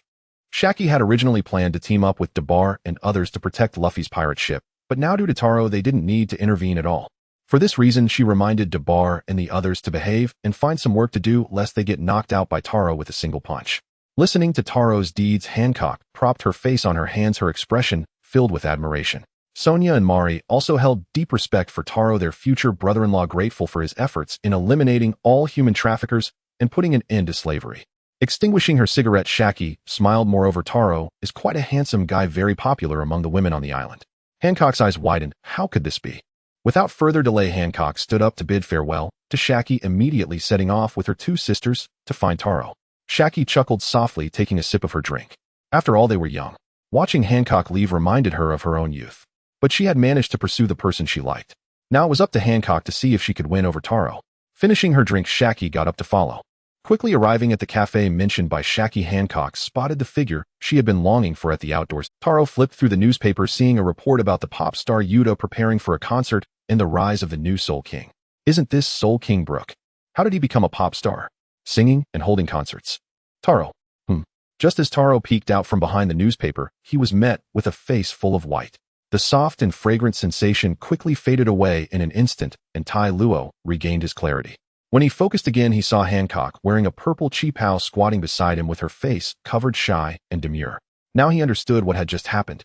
The purple was quite enchanting, and she buried her head in her arms. What would happen if it happened again?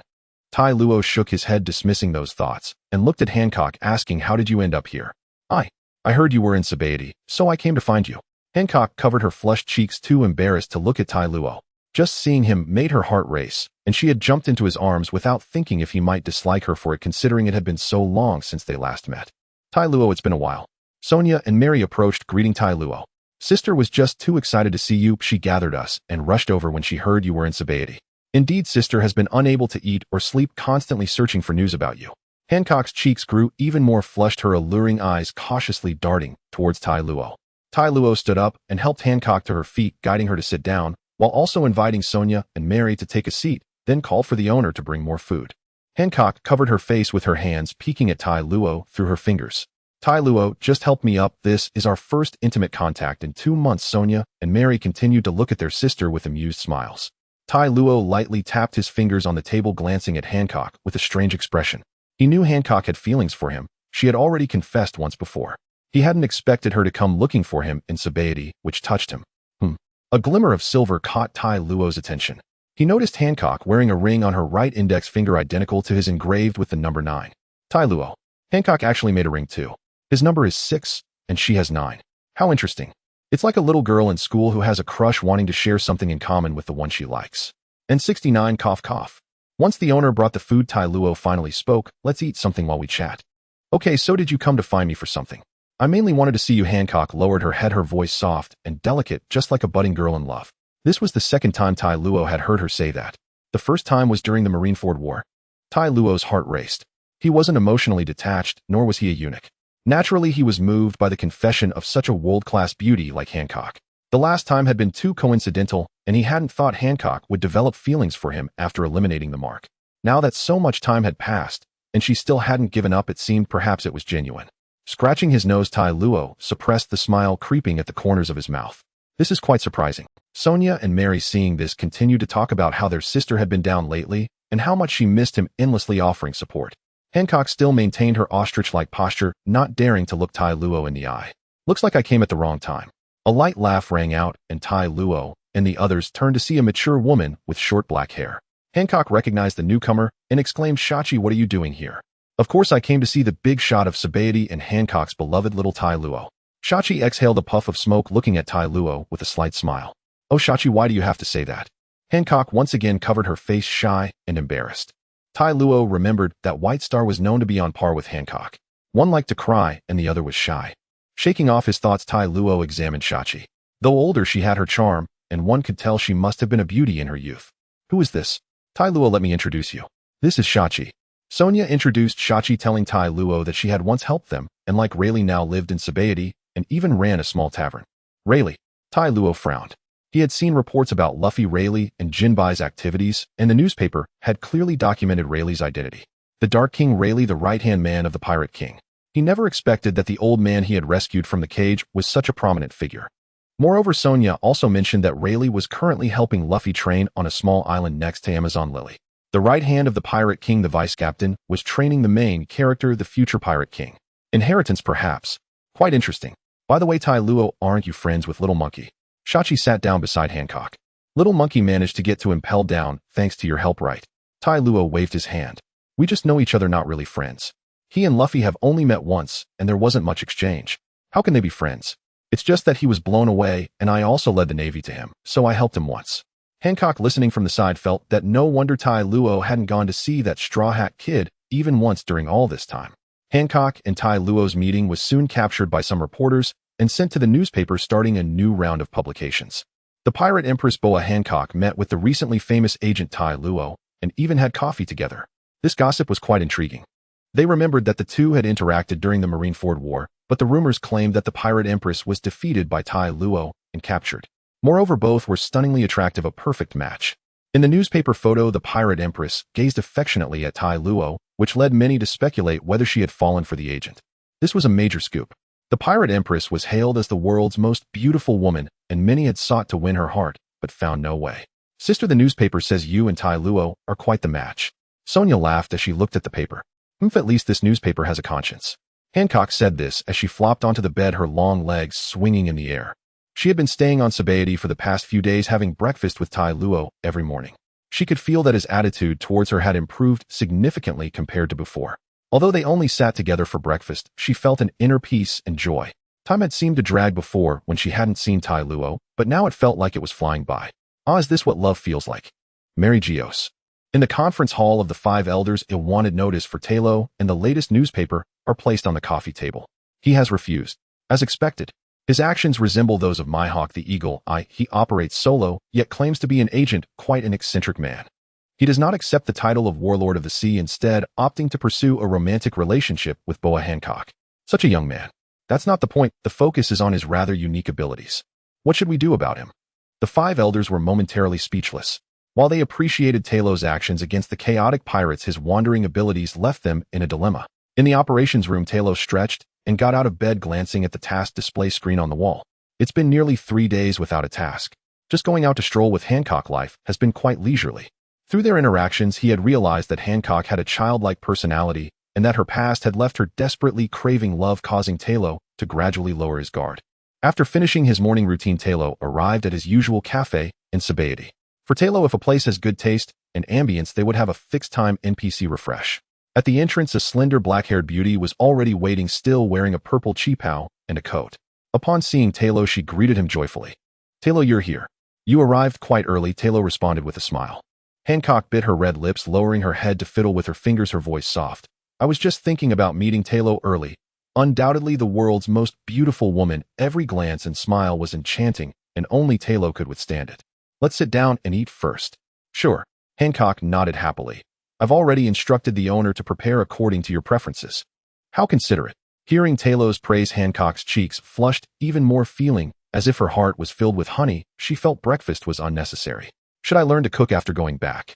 That way I could cook for Tero." Hancock tilted her head, beginning to imagine some scenes. Tero glanced over, sensing that he was living a rather pitiful life in her imagination. As the food was served, Tero also picked up today's newspaper. Looking at the recent reports, there were no significant news, but he frowned upon seeing the last page. This is... Tero's brow furrowed, his expression peculiar. He unexpectedly found a novel about him published in the newspaper. The boyfriend of the pirate empress is actually an invincible agent. Tero. Aside from major news, the newspaper also published miscellaneous and literary pieces for entertainment at the end, but he truly found it baffling. What kind of name was that? What's wrong? Seeing Tero's odd expression, Hancock emerged from her fantasy. Tero didn't respond, but instead handed her the newspaper. "Take a look at this." After glancing at the newspaper, Hancock's eyes sparkled. It was about her and Tero. How romantic. She resolved to have Sonia reward the author to write more and print it into a book for sale.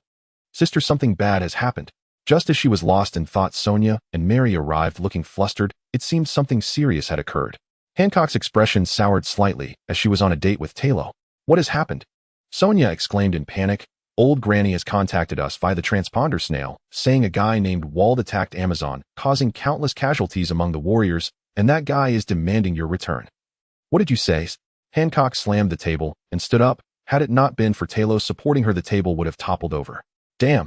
Hancock's brows furrowed. At this moment, the image of a little girl was gone, and she was the queen of Amazon Lily. How dare someone attack her island, truly ignorant of the consequences? Who is this Wald guy? Hearing of the crisis, Tero listened intently. Sonia produced a wanted notice. "It's him. We've already found out that he is a prisoner who escaped from Impel Down, having been incarcerated for nearly 30 years. Tero stared at the wanted notice. It depicted an older man with a beard shaped like a W with a bounty of 500 million. What intrigued him even more was his title, the Destroyer of Worlds. This reminded him of a senior often dressed in crimson, swaying as he walked, flamboyant and always passing by. He could also transform now and was a knight. Calling that senior was not wrong, right? Tero stroked his chin, feeling quite interested in this Wald. Standing up, Tero said, "Let's go, I will accompany you all back."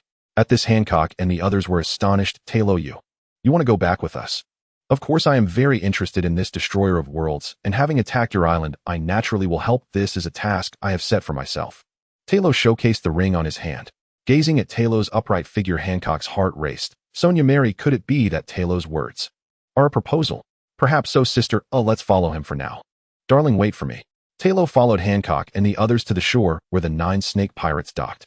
The crew on board were whispering among themselves as they watched Tero. "This is Hancock's partner. He looks quite handsome and matches well with Hancock. It takes at least 4 days to return to Amazon from Sabayati. Tero, you can sleep in my cabin." Hancock blushed, fiddling with her fingers. Sleeping in the same cabin meant sharing a bed if Tero wanted to. Should I agree or not? "It won't take that long." Tero waved his hand. Although he was tempted by Hancock's suggestion to share a cabin, the island had been attacked. It was better to hurry back and rescue people. Tero allowed Sonia and Mary to board the ship. Their figures were too large for the door of his operations room.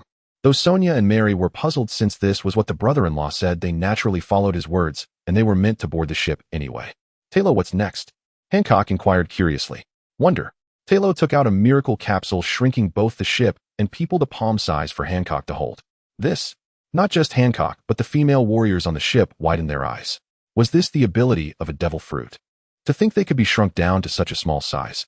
"Let's go." Tero said, taking Hancock back to his operations room, adjusting the position of Amazon Lily, and using the interdimensional door to arrive at the Amazon coast. After Hancock placed the pirate ship in the sea, Tero used the miracle capsule again to restore the pirate ship and people to their original sizes. Did we come back just like that? From boarding the ship to returning to Amazon, the entire process took no more than half an hour, right? The longest time felt like when Tero drove Hancock around, then they entered a strange room, and after that they were back in Amazon. Tero is amazing. If he wasn't, how could Hancock fall for him? The crew disembarked awaiting the next command. Tero had already developed a resistance to their revealing outfits. Hancock planned to return to the town first, and Tero followed them back. Hancock is back. Now Hancock will definitely kill that despicable guy. As soon as they appeared in town, they immediately caught the attention of the residents, and Hancock noticed many buildings had been destroyed with numerous signs of cannon fire. Hancock's expression turned cold as she comforted the residents, then found Granny Nyan. Tero also noticed that beside Granny Nyan was a figure wrapped in bandages and unconscious. Luffy. Oh right, Luffy and Rayleigh are in Amazon training with Rayleigh. Tero, I didn't expect you to come too. Granny Nyan approached Tero, examining this agent she had met once. Granny Nyan, long time no see. Tero greeted, feeling great respect for the amiable Granny Nyan. How could he be injured like this? Did he fight that Wald? Tero asked, pointing at Luffy. Looking at the unconscious Luffy, Granny Nyan sighed. When Wald attacked the island, Luffy, who was training, had heard the commotion and rushed over, battling Wald fiercely, but was ultimately overpowered and severely injured. I see.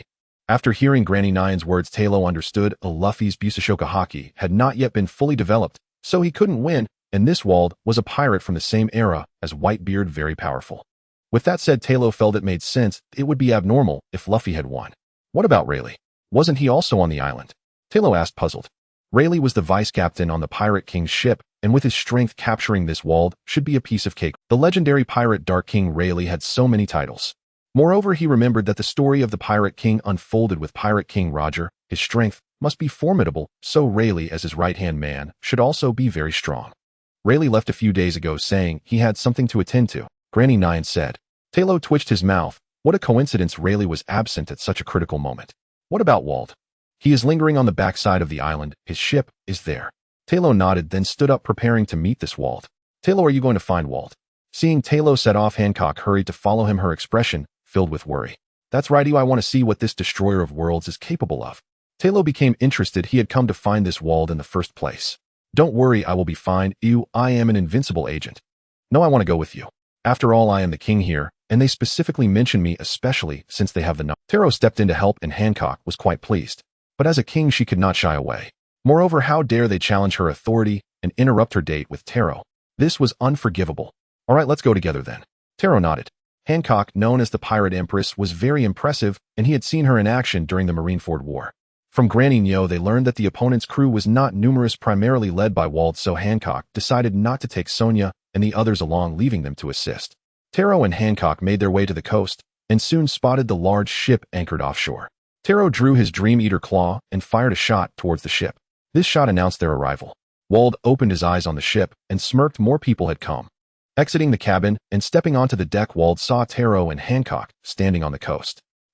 He had seen Hancock's appearance in newspapers and wanted posters. The Pirate Empress, the world's most beautiful woman, looked even more stunning in reality, truly deserving of her reputation. As for the man beside her, he had seen him in the papers recently.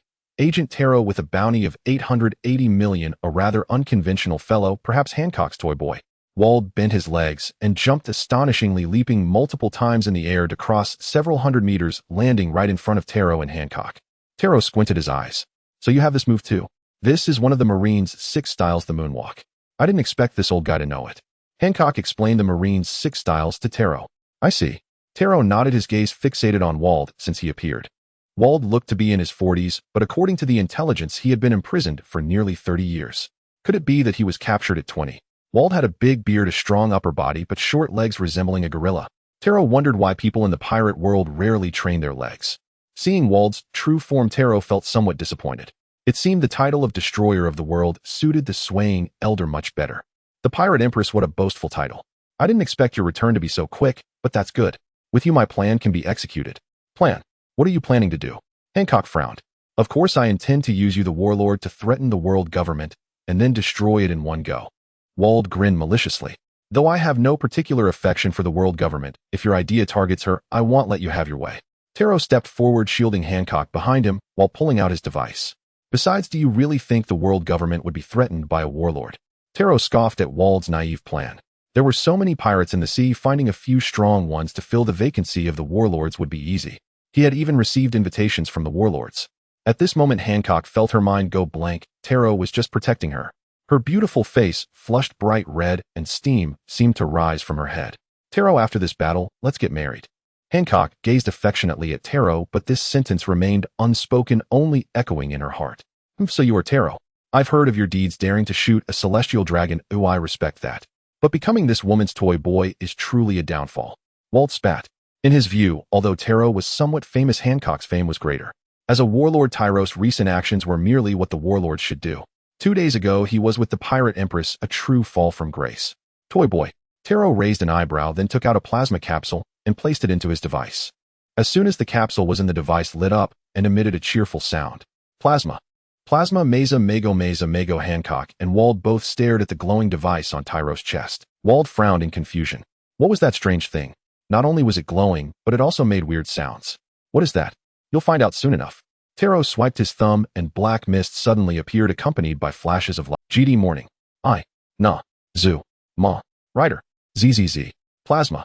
By the time Hancock came to her senses, Tero had already appeared in the spot where Wald had just been, and Wald was sent flying, smashing into several trees, leaving chaos in his wake. So fast. Hancock's pupils constricted, she hadn't even reacted, and Tero had already completed an attack. Tero slowly stood up and lightning began to glow around his eyes until they were completely filled. Boom. Wald punched the tree that had fallen on him into splinters, stood up, and wiped his thumb across his mouth, glaring at the transformed Tero. Transformed. This guy is truly bizarre. His speed is astonishing. He didn't even have time to react before being punched. But interesting. Wald laughed maniacally. How interesting, Tero. The ground beneath him cracked, and Wald launched himself like a cannonball towards Tero. Momo fruit, 50 times speed. Wald increased his speed, aiming a fist the size of Tyro's head at him, intending to retaliate with the same move, but Tero tilted his head to evade the attack. What? Tero caught Wald's attack after a shake, rapidly swinging his fist towards Wald's chest. Wald's body was sent flying again, leaving a trench on the ground before finally stopping after rolling twice. Go Tero.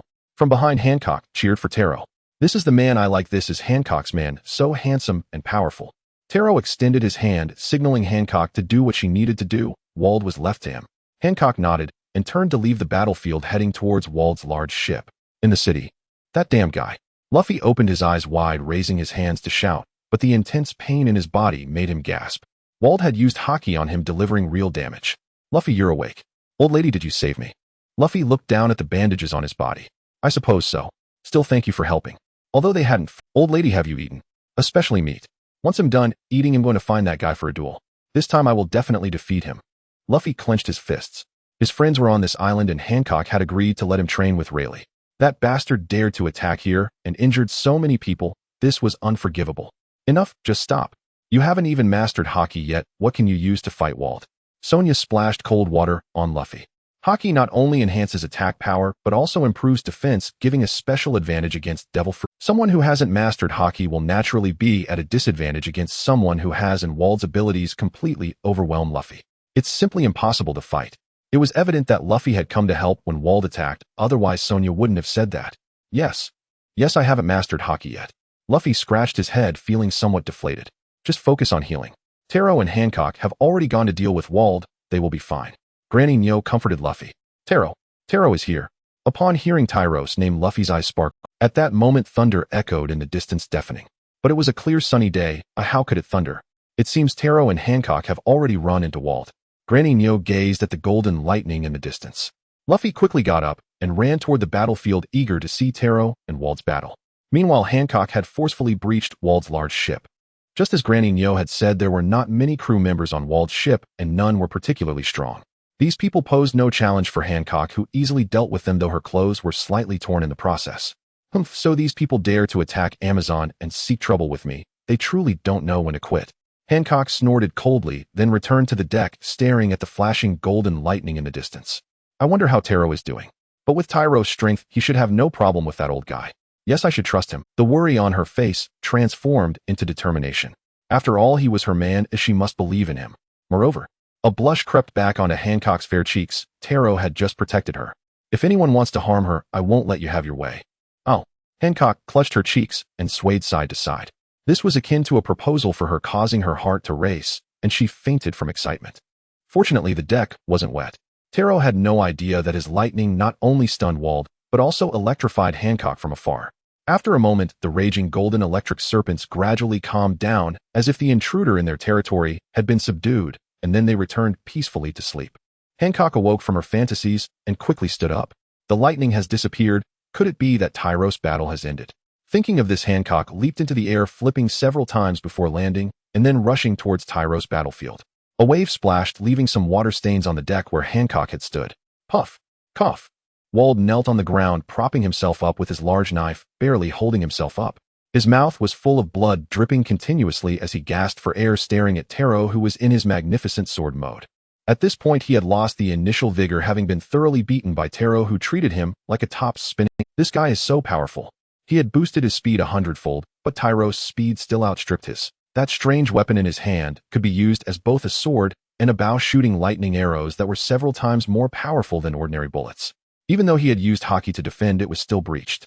That strange weapon in his hand could be used as both a sword and a bow, shooting lightning arrows that were He smirked and joked, I know a senior whose title is also the destroyer of the world, but he is far more powerful. Now get off this island. Wald coughed up more blood. These two sentences were a monumental humiliation. Who falls first is yet to be seen. Ew, I haven't given up. I am Bondi Wald, the destroyer of the world. Wald stood up and roared, slashing downward with his large knife, while using his ability to magnify the strike 100-fold. He often used this move to destroy Navy warships when he was a pirate at sea. What a pity. Tero shook his head, took out a gravity capsule, placed it in his weapon, and shot out a small black hole. Under the gravitational pull, Wald's strike was absorbed into the black hole and vanished. How is this possible? Wald's legs went weak. This was his final and strongest move, yet it was so easily countered by Tero. Lightning super speed, a strange weapon, and gravity. Who are you really? Wald was unwilling to accept. Having been imprisoned for so long, he had finally escaped from prison, thinking of taking revenge on the world government, only to lose to this kid. Tero took a slow step forward, tapping his finger on the device on his chest. Didn't you already know? I am Tero, a passing Kamen Rider and an invincible agent. P.S. Tomorrow it will be verified. Excited, scared, and those who find it to your liking, please leave a good review. By the time Luffy and Hancock arrived at the battlefield, Teo had already reverted from her transformation, and Waldo was kneeling on the ground, his face ashen, clearly having been there for a while. Teo. Luffy and Hancock called out in unison. Oh, you're here. They approached Teo, and Hancock looked her up and down, concerned. Teo, are you all right? What could possibly be wrong with me? Teo shrugged with a smile, indicating she was unhurt and that they need not worry. Teo, it's been a while. After greeting her, Luffy turned to look at Waldo, the guy who had been pressing him down, easily subdued by Teo. Indeed, Teo was impressive. Teo, did you kill him? Hancock didn't care if the old man was alive or dead, as long as Teo was fine. Noticing Hancock's chi-pao was somewhat torn, revealing some skin, Teo took off her coat and draped it over her. This gesture made Hancock's heart flutter, and she pressed her legs together. Teo nodded him. I guess I did kill him, but I didn't deal the final blow. Waldo seemed more like he succumbed to his injuries and lost the will to live. Maybe he was locked up for too long, and he's old. Teo pondered. She had just heard from Granny Twister that Waldo was a pirate from the same era as Whitebeard, and now he was over 70. Being old is one thing. However, the title of the World Destroyer didn't quite fit, given that Whitebeard at that age could still wreak havoc during the Marineford War. With all those titles combined, he thought he would have had a thrilling fight this time. TCH, the World Destroyer should still be that unsteady elder. Teo sighed deeply. Who cares? He dared to attack Amazon, so let him die. Hancock scoffed dismissively. Having buried Waldo, the three turned back toward the city. On the way, Luffy kept asking Teo how she defeated Waldo, what technique she used, if she could transform again for him to see, and was very enthusiastic. Teo frowned slightly at his enthusiasm. It was a bit noisy, and she naturally resisted the enthusiasm from someone of the same gender. Not to mention that Luffy still shamelessly wanted to invite her onto his ship, crying and shouting.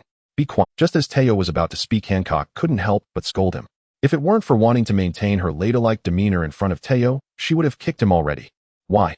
I'm talking to Teo. Besides, she isn't joining your pirate crew. Luffy retorted, though he lowered his volume, his mouth twisting in displeasure. That's also what I mean. Teo added. And I've already said I won't join any pirate crew, so give up on that. These hot-blooded anime protagonists really are quite something. When fired up, they cling on persistently and shamelessly. Luffy's personality was such that once he decided on something, he would cling to it relentlessly, ignoring what others said. Upon returning to the city, Sonia, Mary, and Granny Twister greeted them. "Sister, you're back. It looks like that old guy has been dealt with." "Yes, it's all taken care of thanks to Tero's help." She tightly wrapped her slender fingers around her coat, looking at Tero with a shy expression. Now that everything was resolved, Tero draped the coat over her, and surely this time, she could get married right. Sonia and Mary recognized that the coat belonged to Tero and covered their mouths to stifle giggles. Luffy had already made friends with the 3 female warriors in Amazon, and through them, he had befriended others, so upon his return, he was surrounded by them. Tero went to the palace with the Hancock sisters. Although Luffy wanted to go too, Hancock wouldn't let him, so he decided to stay in the city and hold a feast with his friends. As soon as they entered the palace hall, Hancock immediately ordered Sonia and Mary to prepare food. "Tero, sit here for a while, I'll go change my clothes." "All right." Tero didn't stand on ceremony and found a spot to sit down, reflecting on her battle with Waldo. Armament hockey and observation hockey were 2 techniques that the opponent had explicitly mentioned during their fight. What was this hockey thing all about? She didn't even understand the principles of the devil fruit, and now there was something called hockey. Just as she was thinking about it, Hancock returned, changed into a pink cheepow, still high-slit her long white legs, quite eye-catching. "Tero, sorry to keep you waiting." Hancock sat down in the main seat, her affectionate gaze landing on Tero. Seeing that she hadn't taken her coat, Tero knew Hancock must have kept it, but she didn't mind anymore. "Hancock, I have a question I'd like to ask you. You can ask, no matter what you ask, I will answer. I promise to tell you everything." Hancock sat up straight, a serious look on her face with a hint of anticipation in her eyes. "Could it be about the way?" "No need to be like that, or what I want to ask is, what is this hockey?" Hancock blinked, then tilted her head in confusion. "Tero, why are you suddenly asking this? Don't you also use hockey?" She thought Tero would ask something else, but it was, "I don't use it." Tero shook her head, having no idea what hockey was. Hancock was even more puzzled then. "How did you fight against Kazuro?" The abilities of the 3 admirals at the Navy headquarters were well known among famous pirates, and they were all Logia types. If one didn't master hockey, it would be impossible to physically hit them. Tero scratched her head. "I just went up and threw punches." Huh. Now it was Hancock's turn to be dumbfounded. Was it really that simple? "Perhaps maybe you do have hockey, but you just don't know it." "That's impossible." Tero waved her hand. How could she not know if she had it? She didn't even understand how the plot of One Piece worked. "I definitely don't have hockey, I'm sure of that. Please quickly tell me what this hockey is all about," Tero urged. Hancock nodded, then raised her hand, indicating Tero to look at her palm. Tero focused her eyes and noticed some gas-like energy flowing on Hancock's hand. Note: I won't follow the anime's depiction of armament hockey being black, and also when hockey wasn't widespread in the anime, it was colorless. "Is this hockey?" Tai Luo stepped a bit closer to observe, noticing that there was indeed a layer of gas flowing around Hancock's hand. It was hard to see unless one looked closely. "Yes, this is armament hockey. It can be infused during an attack to enhance its power or used for defense. It can also be used to deal with special ability users such as those with Logia-type powers, allowing armament hockey to strike their physical forms, enabling even those without devil fruits to fight against them." Tai Luo tilted his head, thinking it resembled the internal martial arts scene in some wuxia stories, and was surprised to learn about it. "What about observation hockey?" Observation hockey enhances perception, allowing one to predict an opponent's attacks and take preemptive countermeasures. There is also Conqueror's hockey, which is quite special. Only 1 in a million possesses it. It can intimidate the weak with one's aura. It is a power reserved for kings. So there are 3 types of hockey: Conqueror's hockey, armament hockey, and observation hockey. Tai Luo nodded, beginning to grasp some understanding. Armament hockey and observation hockey are universal. Everyone can train in them, but Conqueror's hockey depends on one's innate talent. Seeing Tai Luo nod, Hancock continued to elaborate on other applications of armament hockey, how advanced observation hockey could achieve various feats, and how Conqueror's hockey could be used alongside armament hockey, sharing everything she knew with Tai Luo. "Hiss!" Tai Luo gasped in astonishment. There are such abilities. Though it sounded a bit outrageous, it also seemed somewhat reasonable. Indeed, without any means to counter ability users, it would be their world. Those with powerful abilities would dominate.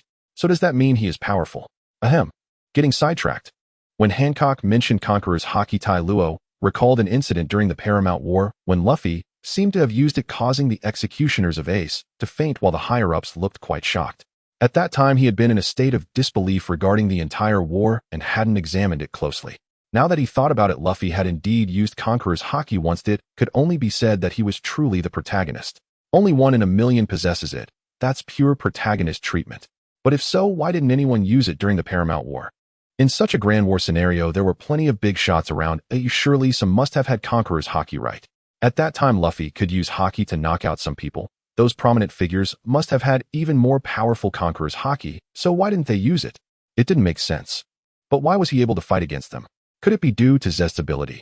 It's a pity that his system only manages tasks and rewards that can't provide answers, and all information must be explored by him. Tai Luo, do you wish to train in haki? If you want to train, I can teach you. Seeing Tai Luo frowning in thought and asking questions about haki, Hancock assumed Tai Luo wanted to learn it. Train? Why would I train? Tai Luo pulled back his thoughts and looked directly at her. He had plenty of ways to deal with those ability users. There were many ways to eliminate them. You asked all these questions about haki, so I thought you wanted to practice it. I was just curious. I still have tasks to do. I can't afford to waste time training in haki, which isn't very useful for me. I'd rather use my spare time to enhance my physical strength. Hancock felt a bit disappointed upon hearing this. She had hoped to have more close interactions with Tai Luo. Just then food was served, and as Tai Luo ate, he asked Hancock for more information. Hancock answered all his questions while gradually leaning closer to him. Tai Luo, why not stay a few more days in Amazon? Hancock hugged her knees. If she hadn't been so close, he wouldn't have heard what she was saying. That won't do. I'm heading back tomorrow. Tai Luo shook his head. After all, there might be a task waiting for him tomorrow. His capsules weren't full yet. Hancock pouted, her eyes glistening with tears. Tai Luo's heart was once again struck by Cupid's arrow. What a beauty! Knowing Hancock's feelings for him, Tai Luo found it hard to remain composed. Aside from a certain part of him that was still firm, the rest couldn't hold its ground. His tone softened as he hesitated for a moment, handing her a tissue to wipe her tears. I can't help it. I'm an agent, and I still have missions to carry out. I can't stay in one place for too long. Being treated so gently, Hancock melted into Tai Luo's embrace, her eyes bending with emotion, alluring like a captivating figure from tumultuous times. Can't you skip the tasks? No, I can't. Tai Luo firmly rejected her. It was crucial to fill his dream capsules. He hadn't unlocked his final form yet, so completing missions and drawing capsules was extremely important. Moreover, his gacha machine could draw all the Zest series capsules, which would take even longer. By then he could integrate all his abilities. Then I will go with you. Hancock bit her red lip, her eyes showing determination. She didn't want to part ways with Tai Luo. She didn't want to experience that empty feeling again and couldn't even sleep well. Why would you go with me? You're the queen of Amazon. Don't you have governance to attend to? Not really. Feeling the warmth of Tai Luo's hand, Hancock felt herself heating up. She let out a soft sigh, explaining her reason. Her main role as queen was to protect with strength, and being a pirate, she often roamed the seas plundering resources from other pirates and could be away from her country for 6 months to a year. Old Granny Tua, with her high reputation, would manage the trivial matters well in her absence. I see. Tai Luo nodded thoughtfully. Biting her lower lip, Hancock suppressed a moan, her face flushed and fragrant. Seeing Hancock's expression, Tai Luo struggled to maintain his composure. He raised his hand to his lips and cleared his throat lightly, saying, "Sorry, my hand has its own ideas." Feeling a bit numb, he stretched his leg, causing the table to tilt. The wine glass on the table wobbled and fell spilling onto the floor. Tai Luo, how about? I saw comments saying that plasma can't defeat Kizaru. I remember I didn't write that the protagonist was thoroughly defeated, did I? I only described how the protagonist praised Kizaru for his rich battle experience, and it seemed normal that even if transformed, being kicked would hurt, right? Besides, the protagonist had just arrived not long ago. I didn't completely let the protagonist fail. It's not like he can't fight back, right? The next morning, Tai Luo emerged from Hancock's chambers feeling refreshed. Stretching in the corridor under the sunlight, his mood was as bright as the day's weather. Having never driven a big G before crossing over, he found himself behind the wheel now. He initially thought of singing "Life is but a fleeting joy," but realized that the big G suited him better. It was simply too grand. Sonia and Mari approached Tai Luo, not entering directly, and asked Tai Luo, "Is sister still not awake?" "Not yet. She's still resting, so let's not disturb her. Let her sleep in peace for a while." The two girls nodded, then curiously inquired, Tai Luo, "Were you sparring with sister last night?" "Why do you ask?" Tai Luo questioned. "Because we heard sister's pleas for mercy last night," Sonia replied. Tai Luo raised an eyebrow. "You two were eavesdropping." "Not exactly. A sister ordered us not to approach her chambers, but the sounds were a bit loud, so we came to ask you." Tai Luo understood and nodded, confirming that they indeed had sparred, while also praising Hancock's strength, noting that the pirate empress was truly formidable, though he had bested her. Sonia and Mari believed him. They knew Tai Luo's strength, so it was normal for sister to be outmatched. He advised them not to disturb Hancock while he returned to the operations room, took a shower, changed his clothes, and looked at the task display screen, finding no new missions. No missions for several days. How strange, Tai Luo pondered, stroking his chin. But if there are none, then so be it. It's a perfect opportunity for a break. In the following 2 days, the operations room had an additional person as Tai Luo, the invincible agent, now had his own dream of tranquility with Hancock as his girlfriend. Jokingly, Tai Luo hadn't even stepped outside, and while he was driving, the Big G Baby 5 and Buffalo sent by Doflamingo arrived in Sabaody. After some inquiries, they found their way to the cafe that Tai Luo often visited. Didn't they say that someone named Tai Luo often comes here for coffee and snacks? It's the second day, and he still hasn't shown up. Baby 5, dressed in a maid outfit, had a cigarette in her mouth and nonchalantly propped her legs on the table, exuding an air of confidence unfazed by the gazes of lecherous onlookers. Mr. Tai Luo doesn't come here every day, he only drops by when he has the time. I can't say when he will come, said the shopkeeper Manny. He wiped his hands, displaying a simple-minded smile. These two seemed to be pirates, but he wasn't worried if they dared to cause trouble. Mr. Tai Luo would handle them. The stability of the Sabaody archipelago was thanks to Mr. Tai Luo. No matter what pirates wanted to stir up trouble here, Mr. Tai Luo wouldn't let them get away with it. Damn it, wasted 2 days. Baby 5 scratched her head, feeling annoyed as she exhaled a puff of smoke. This place wasn't as comfortable as Dressrosa. All right, since we're here, let's take a break and explore Sabaody a bit, Buffalo said, not bothered, chuckling as he reassured his partner. Humph, what's there to see? Baby 5 huffed, but stood up, her body betraying her words. Shortly after they left, Divalu came looking for Tai Luo with a group of subordinates. They had come on Shoki's orders, but still couldn't find Tai Luo. It wasn't until the 4th day that Tai Luo and Hancock, now in casual attire, arrived at the cafe. Hancock, already stunningly beautiful, now radiated an enchanting charm due to love, making her even more captivating. Mr. Tai Luo, you finally arrived. As soon as Tai Luo appeared, shopkeeper Manny rushed over. Although Hancock was breathtakingly beautiful, he didn't stare. It was a sign of respect from Mr. Tai Luo. Curious about the shopkeeper's tone, Tai Luo asked, what's wrong? Did something happen? Well, 2 groups have come looking for you these past few days, one of which comes every morning. 2 groups. Tai Luo frowned, his hand holding the coffee trembled slightly, not from fear, but from exhaustion. Did they say who they are? They had come for 3 consecutive days, indicating something important was at stake. Were they from the world government again? Manny shook his head and described Baby 5 and Buffalo's appearances. Upon hearing, Tai Luo dismissed the idea that they were from the world government. People from the world government wear suits while the Navy wears military uniforms. These 2, a man with prominent front teeth in a coat and a woman in a maid outfit, didn't resemble agents of the world government.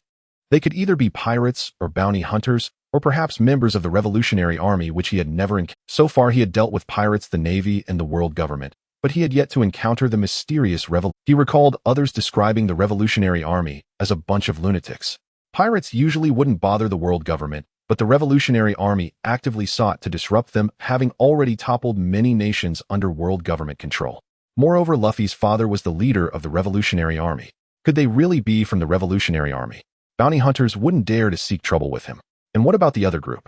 The other group I recognize. They are the Rose Knights, led by Divalu. They have only come once, claiming Shoki sent them. Divalu. Tai Luo didn't have a strong impression of them, but since they were sent by Shoki, he could just go find Shoki later. Boss, that guy named Tai Luo. Just then a loud female voice rang out. The 3 turned to see the 2 individuals they had just spoken about. Hancock frowned, glaring coldly at Baby 5. How dare she refer to her man as that guy named Tai, looking for trouble? The Conqueror's haki slowly emanated, causing Baby 5 and Buffalo to sweat and grit their teeth against the pressure. They finally realized this woman was a warlord of the sea, just like their young master. The pirate Empress Boa Hancock. Tai Luo patted Hancock's hand to calm her down, reminding her that there were ordinary people around. Turning to Baby 5 and Buffalo, he asked, who are you 2? What do you want with me? Without the pressure, Baby 5 took a deep breath and gritted her teeth, saying, we are from Dressrosa, and our young master is Don Quixote Doflamingo. Young master? Don Quixote Doflamingo. Hancock furrowed her brow, realizing it was the subordinate of that. She knew Don Quixote Doflamingo, one of the 7 warlords of the sea who had held this position for many years. The king of Dressrosa was a madman. Why would he send someone to look for Tero? After taking a sip of coffee, Tero recalled that he had taken notes on the 7 warlords of the sea, and Don Quixote Doflamingo was that man with short blonde hair, clad in a pink coat and floral pants resembling a flamingo. During the Marineford War, he had observed those infamous powerhouses closely. Doflamingo had merely to flick his finger, and the white-beard pirates fell as if struck down, and he had only learned of his abilities through the use of props. It was through the use of invisible strings, confirmed later by Hancock. He realized that Doflamingo was I have never had any dealings with him. Why did he send you to find me? Tero took a bite of bread, which was a bit hard and chewy, wondering if he hadn't eaten anything like this for a long time, or if he had been too accustomed to softer food these past days. Who said there were no dealings? You destroyed young master's business on the Sabaody archipelago, preventing us from doing business here. Business. Tero narrowed his eyes. The only businesses he meddled with on Sabaody were those dealing in slaves and the slave auction. Now saying he had destroyed Doflamingo's business and could not engage in commerce, he could think of nothing else. For a moment, Tero's impression of Doflamingo soured significantly. His expression turned serious, a trace of sarcastic amusement curling at the corners of his mouth as he said, "Are you referring to those slave trading establishments?" "Exactly, the auction house on Island No. 1 is indeed young master's business." Baby 5 answered without hesitation, her demeanor less arrogant with Hancock present. Not everyone reads the newspapers, and she was not familiar with Tero, merely regarding him as someone with a bit of strength. Naturally, she had no good attitude towards him and spoke quite sharply. "How I see." Tero's expression grew colder. No wonder that auctioneer had boasted about having a big backer. It turned out to be one of the warlords. The 7 warlords of the sea are pirates recognized by the world government. They are not pursued as long as they participate in major battles and submit some treasures on time. The world government does not meddle in their affairs otherwise. Thus, engaging in such businesses along with the patronage of the celestial dragons might have opened pathways to some higher-ups, allowing such dark trades to continue to this day. "So what? You're here to ask me to let you continue such business on Sabaody. Not just that, young master greatly admires you and wishes to recruit you into our family. We came here specifically for that purpose." Baby 5 cast a glance at Hancock sitting next to Tero and spoke at length about her young master Doflamingo, the king of Dressrosa, who was incredibly powerful and destined to sit atop the throne of the pirate king, urging Tero not to follow Hancock, but to turn to the young master for a better future. "But you really are quite handsome. If you join us, I will take care of you." Baby 5 was still speaking when a long leg kicked her right in the face. Her pupils contracted. Baby 5 wanted to defend herself, but her speed was insufficient. The immense force struck, sending her flying into the street, rolling several times on the ground. Buffalo, who had been silent, was alarmed and quickly on guard, but what he saw was Hancock's flushed, twisted face. "You vile scoundrel, how dare you look down on my man? And you want Tero to become Don Quixote, Doflamingo's subordinate? You infuriate me." Hancock, trembling with rage, placed one hand on her hip and pointed at Buffalo and the bloodied Baby 5 in fury. Tero ignored her, letting Hancock take action. His impression of Doflamingo was at an all-time low. Even his subordinates were so arrogant and still thought of reopening the slave auction business. It seemed this fellow had more than just one dark business under his command. He even thought of recruiting him to work for him. Tero could only chuckle at this. Buffalo and Baby 5 were not considered top tier among Doflamingo's executives. Baby 5 was a user of the weapon fruit capable of turning her body into weapons, while Buffalo could rotate various parts of his body able to fly and create strong winds. Their combination involved Buffalo carrying Baby 5 as they flew in the sky, with her providing high-altitude fire support. This tactic was very effective against opponents without long-range capabilities who could not fly, but they had not taken to the air yet. Moreover, all the flashy maneuvers were insignificant in the face of absolute power. They were merely subordinates of the warlords, while Hancock was a true warlord with above-average strength among them.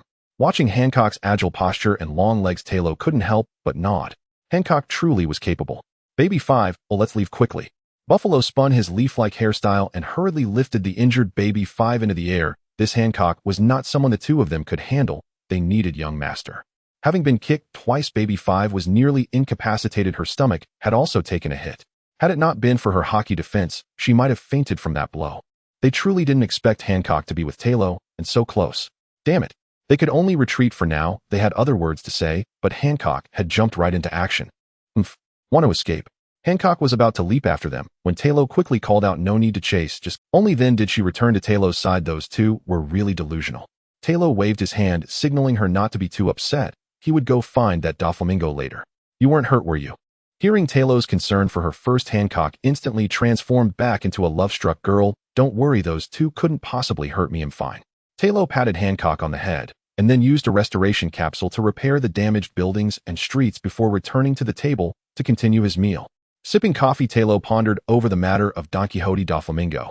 "Causing such a stir as soon as you return, little Tero." A familiar, mature voice came, and Tero and Hancock turned to see Shaki, followed by several men. "Xiaoqi, why are you here?" Hancock exclaimed in surprise. "Naturally, I heard that you all returned, so I came to take a look.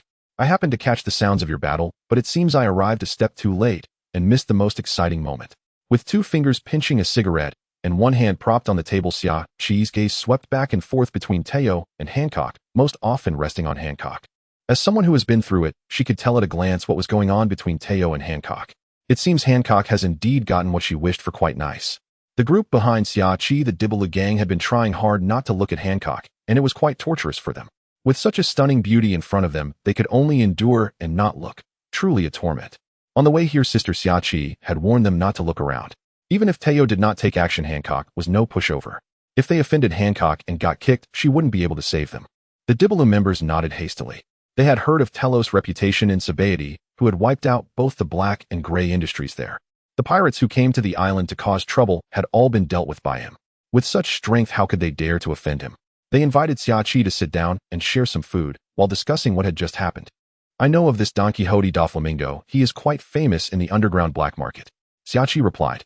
During her idle time, she would gather intelligence, and Da Flamingo was one of the most active figures among the 7 warlords of the sea. No matter what his reputation is, he is finished. Teo scoffed. How could he even think of reopening such black markets and trying to recruit him? Truly a delusion. Finished. What does that mean? Xiachi asked in confusion.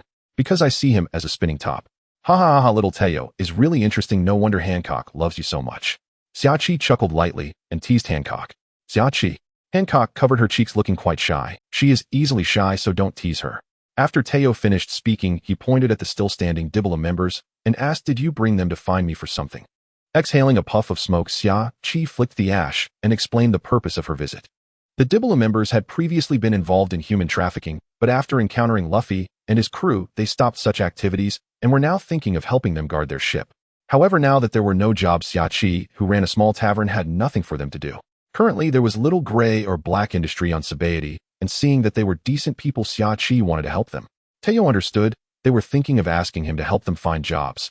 But he wasn't a mayor or town leader. Why would they come to him for work arrangements? Little Teo, you are mistaken. You are very influential in Sabaody now. What you say holds more weight than what the Navy or the world government says. Moreover, Sabaody is so vast, you need manpower even for management, right? They can definitely be of. Xiachi smiled. The Dibaloo members quickly nodded and smiled broadly. Management. I have no intention of getting involved in management. Teo suddenly realized something. When did he say he wanted to manage? Moreover, Sabaody was quite peaceful now with no chaos. Peace and stability require orderly management.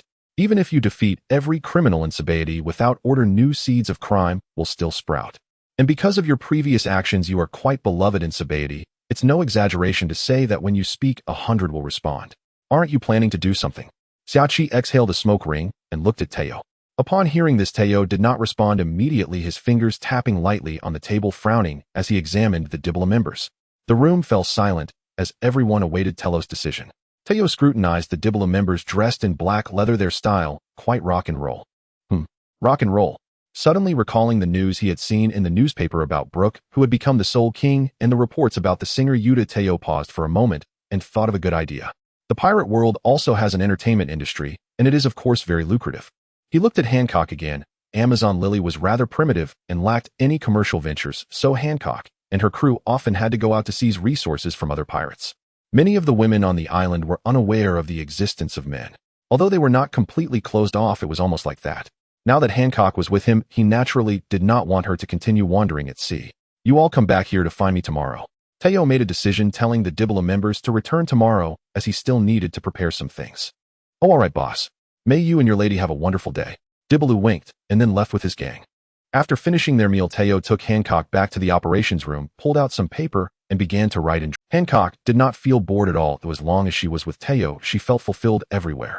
While Teo was busy, Hancock stood behind him, helping to massage his shoulders or squatting under the table to rub his legs. Teo, do you really want to use those few people? They seem just like some small-time thugs. If you need more people, I can bring some from the ship to help. Hancock wiped her mouth. A mature and sensible soldier would help their officer empty the bullets from their gun after the battle. Teo sighed. Even if you don't say it, I will naturally ask you for people. Then I'll go back to Amazon to bring some people over now. Hancock was already known for her swift actions, especially when it concerned someone she liked. Her motivation was at its peak. Having said that, Hancock stopped seeing that Teo had written many musical scores on the paper along with some management.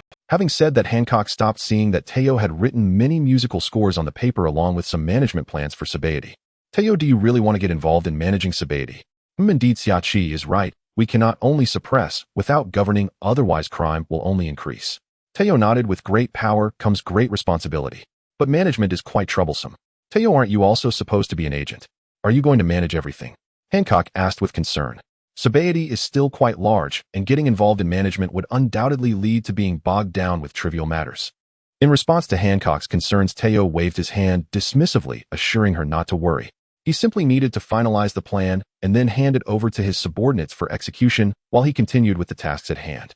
As he pondered, he wondered if he should establish an organization when the time came. He would name it Dark Code, transforming what was once the darkness of the Dark Code into its brilliance. The more Teo thought about it, the more feasible it seemed. This matter required careful planning. The world was chaotic, and merely combating crime would not bring peace or allow civilians to live in security. The next morning, Teo and Hancock arrived at the small shop where Dibaloo and his gang were already waiting. Teo counted, finding 15 individuals present. Teo presented the sheet music and management plan, allowing Dibaloo and the others to try it out. Those who could play an instrument would join the band, while those who could not would serve as members of the security team. The task was to patrol the various islands, dealing with troublemakers and criminals according to the law. Yes, boss, we will do our best. Dibaloo and his gang saluted Teo enthusiastically. Their spirits soared. It was a moment of great ambition. Did this not signify that their status on this island was far superior to that of the Navy? Indeed, they needed to follow the boss. Teo had but one requirement of them: to abide by the law, for if they did otherwise, he would personally deal with them. Dibaloo and his crew straightened their backs, vowing to comply. Once they dispersed, the group began to busy themselves promoting Telos plans across the islands. These laws were beneficial for ordinary civilians, safeguarding their rights and security, and they naturally responded positively. However, this matter quickly reached the Navy and the world government. Oh, this guy actually thinks about managing the entire Sabaody archipelago. Does he intend to treat Sabaody as his territory?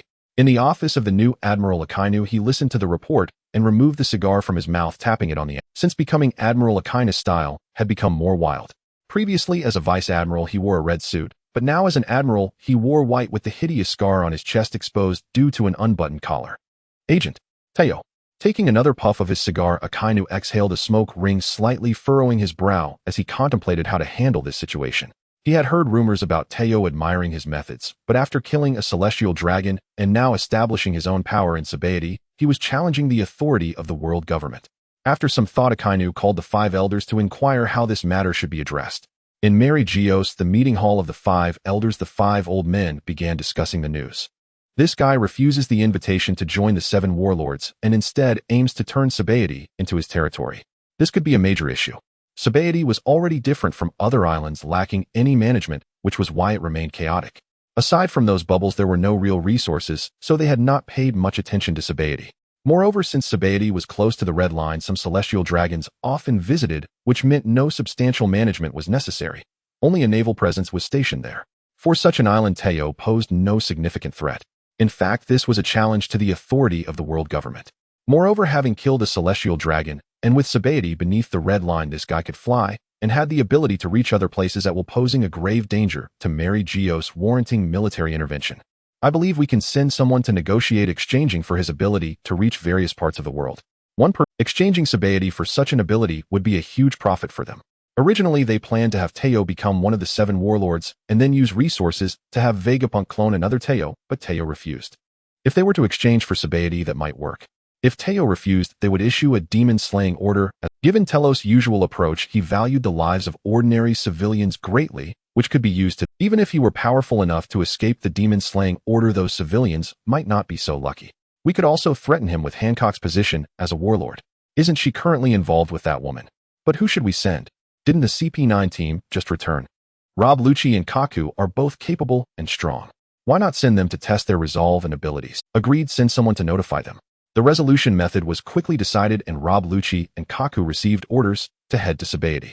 Akainu also received orders from the 5 elders to prepare. If Lucci and Kaku could not negotiate, they were to press the demon-slaying order snail phone, and the forces responsible for executing the order would be dispatched immediately. Since Teo did not wish to align with the world government, they would let him experience a nightmare. At that moment, Teo was unaware that the higher-ups of the world government were devising a comprehensive plan due to his actions. He was currently selecting several young, beautiful, and talented female warriors from Amazon for training. Of course, this training was just normal singing and dancing exercises. He planned to create an idol group to hold concerts for profit, appealing to fans for easy earnings. Wasn't that much better than being a pirate at sea? Naturally, Hancock, whose mind was clouded by love, supported his plan. Amazon had plenty of young and beautiful girls, and it could boost the kingdom's economy. Why not? She wanted to stay by Telos' side forever, never leaving. Teo, when you go on stage, I will definitely be there cheering for you. Hancock gazed at Teo with affection. I believe in you. The band members selected from Dibala's crew were there to serve Teo, who was preparing to make his debut in Sabaody, and sell tickets. The songs would naturally be Zez's special battle themes, and Op 2 playback. Then the Amazon girl group would sing Op 1, Oh the Agent trilogy. Just thinking about it excited him. Moreover, he had planned a comprehensive money-making scheme that he was preparing to implement slowly. P.S. It's not a harem story, it's a single female lead. Hancock. On Island No. 40 of Sabaody, Lucci and Kaku hurried to Sabaody after receiving their orders. Tero and Hancock made their way to the coast and soon spotted the large ship anchored offshore. Tero drew his Dream Eater claw and fired a shot towards the ship, instably. As I walked along the way, I saw no disturbances at all. The smiles on the faces of the Sabaody residents were filled with genuine happiness, prompting Kaku to exclaim. This scene reminded him of the 5 years he spent as a boatman in Water 7. The residents of Water 7 were the same, always radiating happiness and laughter. If possible, he would have liked to continue working on that island, but unfortunately he was involved in espionage, and once in that line of work, he couldn't withdraw.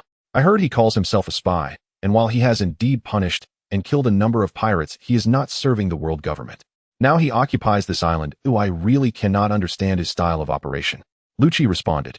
He was still recovering when Tero debuted, and didn't know much about him, just recently gaining information on the way.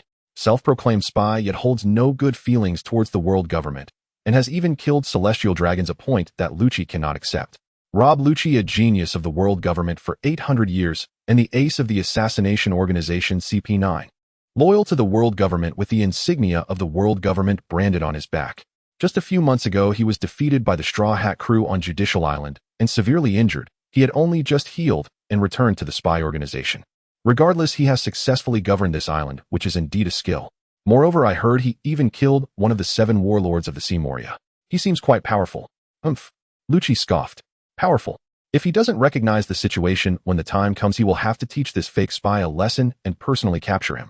He wants this fake spy to understand the gap between himself, a genuine spy recognized by the world government, and this unapproved fake, to the point where the latter would no longer dare to flaunt the title of spy. Kaku pondered, having learned another piece of news. Tero often claims to be an invincible spy. Generally, spies conceal their identities while on missions. It is impossible for them to openly declare themselves as spies.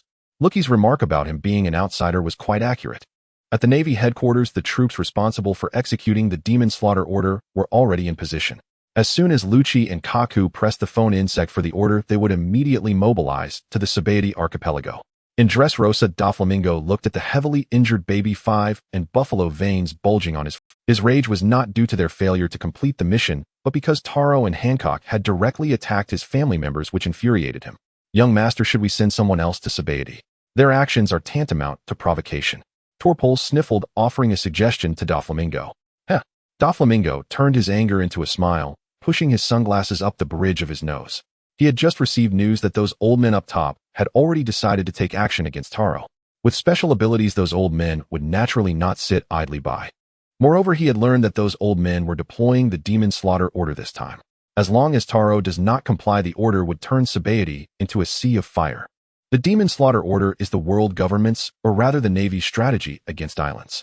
A fleet led by 5 Navy admirals conducts indiscriminate bombardments on the island until it is reduced to a sea of flames, stopping only when there are no survivors. What does the young master think Tero will choose? Oh. Doflamingo raised an eyebrow, laughing heartily. He dares to kill celestial dragons and refuses to serve as a warlord of the sea. Do you think he will agree to those old men? He believes that Tero and those 5 old men will surely clash this time, but the outcome will depend on Taro's. Anyway, he felt that Tero would definitely yield under the Demon Slaughter order, which was a tactic even he feared. Ha ha ha, now we just need to wait for news. Doflamingo laughed loudly. Tero, oh Tero, although I admire you, you are too young and do not understand the rules of this world. It's not enough to have strength, you also need power and a clear understanding of how this world operates. What a pity, I initially thought we could collaborate, or perhaps you would join my ranks. In a small shop in Sabaody, Tero picked up a coffee cup, but as soon as he held it, the cup began to tremble incessantly. Tero narrowed his eyes and brought the cup to his lips for a sip. He had been somewhat indulgent lately. Hancock's complexion was getting better and better, but his own spirit was becoming increasingly lethargic. He now understood that there would never be a field that could be completely harvested, only exhausted oxen. He could only blame his girlfriend for being too beautiful, making it hard for him to want to go out. However, having been hurt by wine and lust, he decided to quit drinking from today. Hancock licked her lips and smiled. Tero, there's no mission today. After we finish breakfast, do you want me to give you a massage? She had tasted the sweetness of it now. Taro was in his early 20s while Hancock was in her early 30s. Both were at their strongest age. Taking out a recovery capsule, Taro handed it to Hancock and said, "Can you rotate the capsule for me?" "Off." Oh, Hancock obediently complied, taking the capsule and rotating it as he instructed. The icon of a small person appeared from within the capsule, and a green light enveloped Taro, restoring his spirit. Feeling comfortable, Taro exhaled, now feeling refreshed. "Is that all?" Hancock returned the recovery capsule to Taro. "Yes, it's all good now. Tonight you'll know whether it's good or not," Taro said with a mischievous smile as he raised an eyebrow. "Ugh." Hancock licked her lower lip, alluring and enticing. "Are you Taro?" A cold voice sounded, and Taro and Hancock turned to look in the direction of the voice, discovering two men in black suits. Taro sized them up. He hadn't seen them before, but judging by their attire, he felt they were likely from the world government. He asked, "Sent by the world government?" "Oh."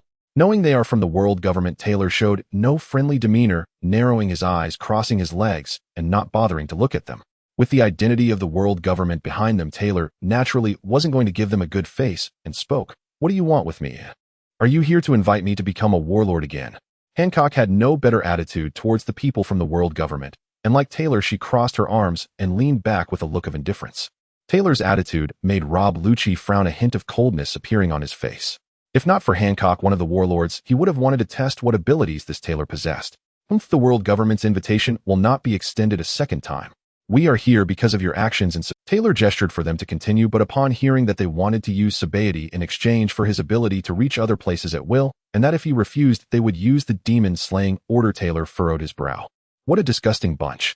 Hancock slammed the table and stood up, her face filled with anger at the thought of using the lives of those commoners to threaten Taylor. Truly as disgusting as ever. Taylor patted her hand to calm her down. "There's no need to be so agitated. What is this demon-slaying order?" He pulled out a small notebook, flipped through it, but did not find any mention of a demon-slaying order, so he had to ask Hancock beside him. The demon-slaying order is when a fleet led by 5 Navy vice admirals conducts indiscriminate bombings on an island until it is turned into a sea of fire and all life is extinguished. "I see." Taylor noted the information about the demon-slaying order, then put away his notebook, a smile creeping onto his lips. "I see." Taylor noted the information about the demon-slaying order, then put away his notebook, a smile. They truly do not value lives at all. The pirate world is covered by the sea, and travel must be done by ship, hence they have set their sights on his ability to reach islands at will. "If I'm not mistaken, you two have intentions of attacking me this time, right?" Taylor took a sip of his coffee and looked at Lucci and Kaku. "That's right, aren't you claiming to be the invincible agent? Let this true agent teach you what being an agent really means." Rob Lucci grinned maliciously. "Do you dare?" Hancock's eyes widened with anger, pointing at Lucci, and Kaku shocked that they were actually thinking of attacking Taylor. "Hancock, don't forget who granted you the title of warlord."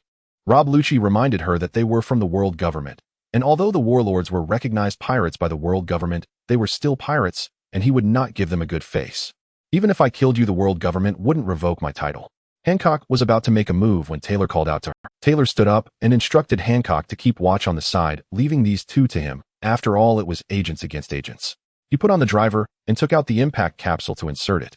Bama baka. Seeing the glowing driver on Taylor's chest, Lucci and Kaku frowned. "This thing looked a bit strange. From the looks of you, it seems you don't plan to agree." Kaku spoke. "You come here to threaten me, what do you think?" Taylor raised his hand, fingers spread, striking a transformation pose.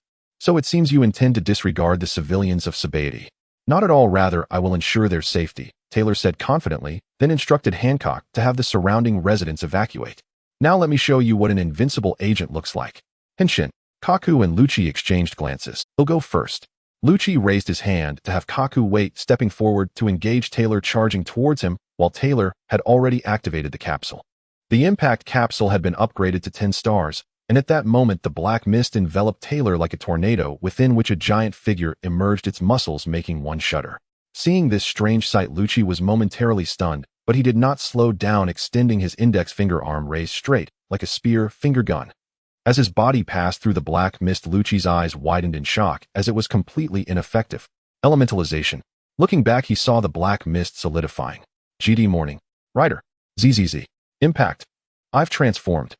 Is this a battle suit?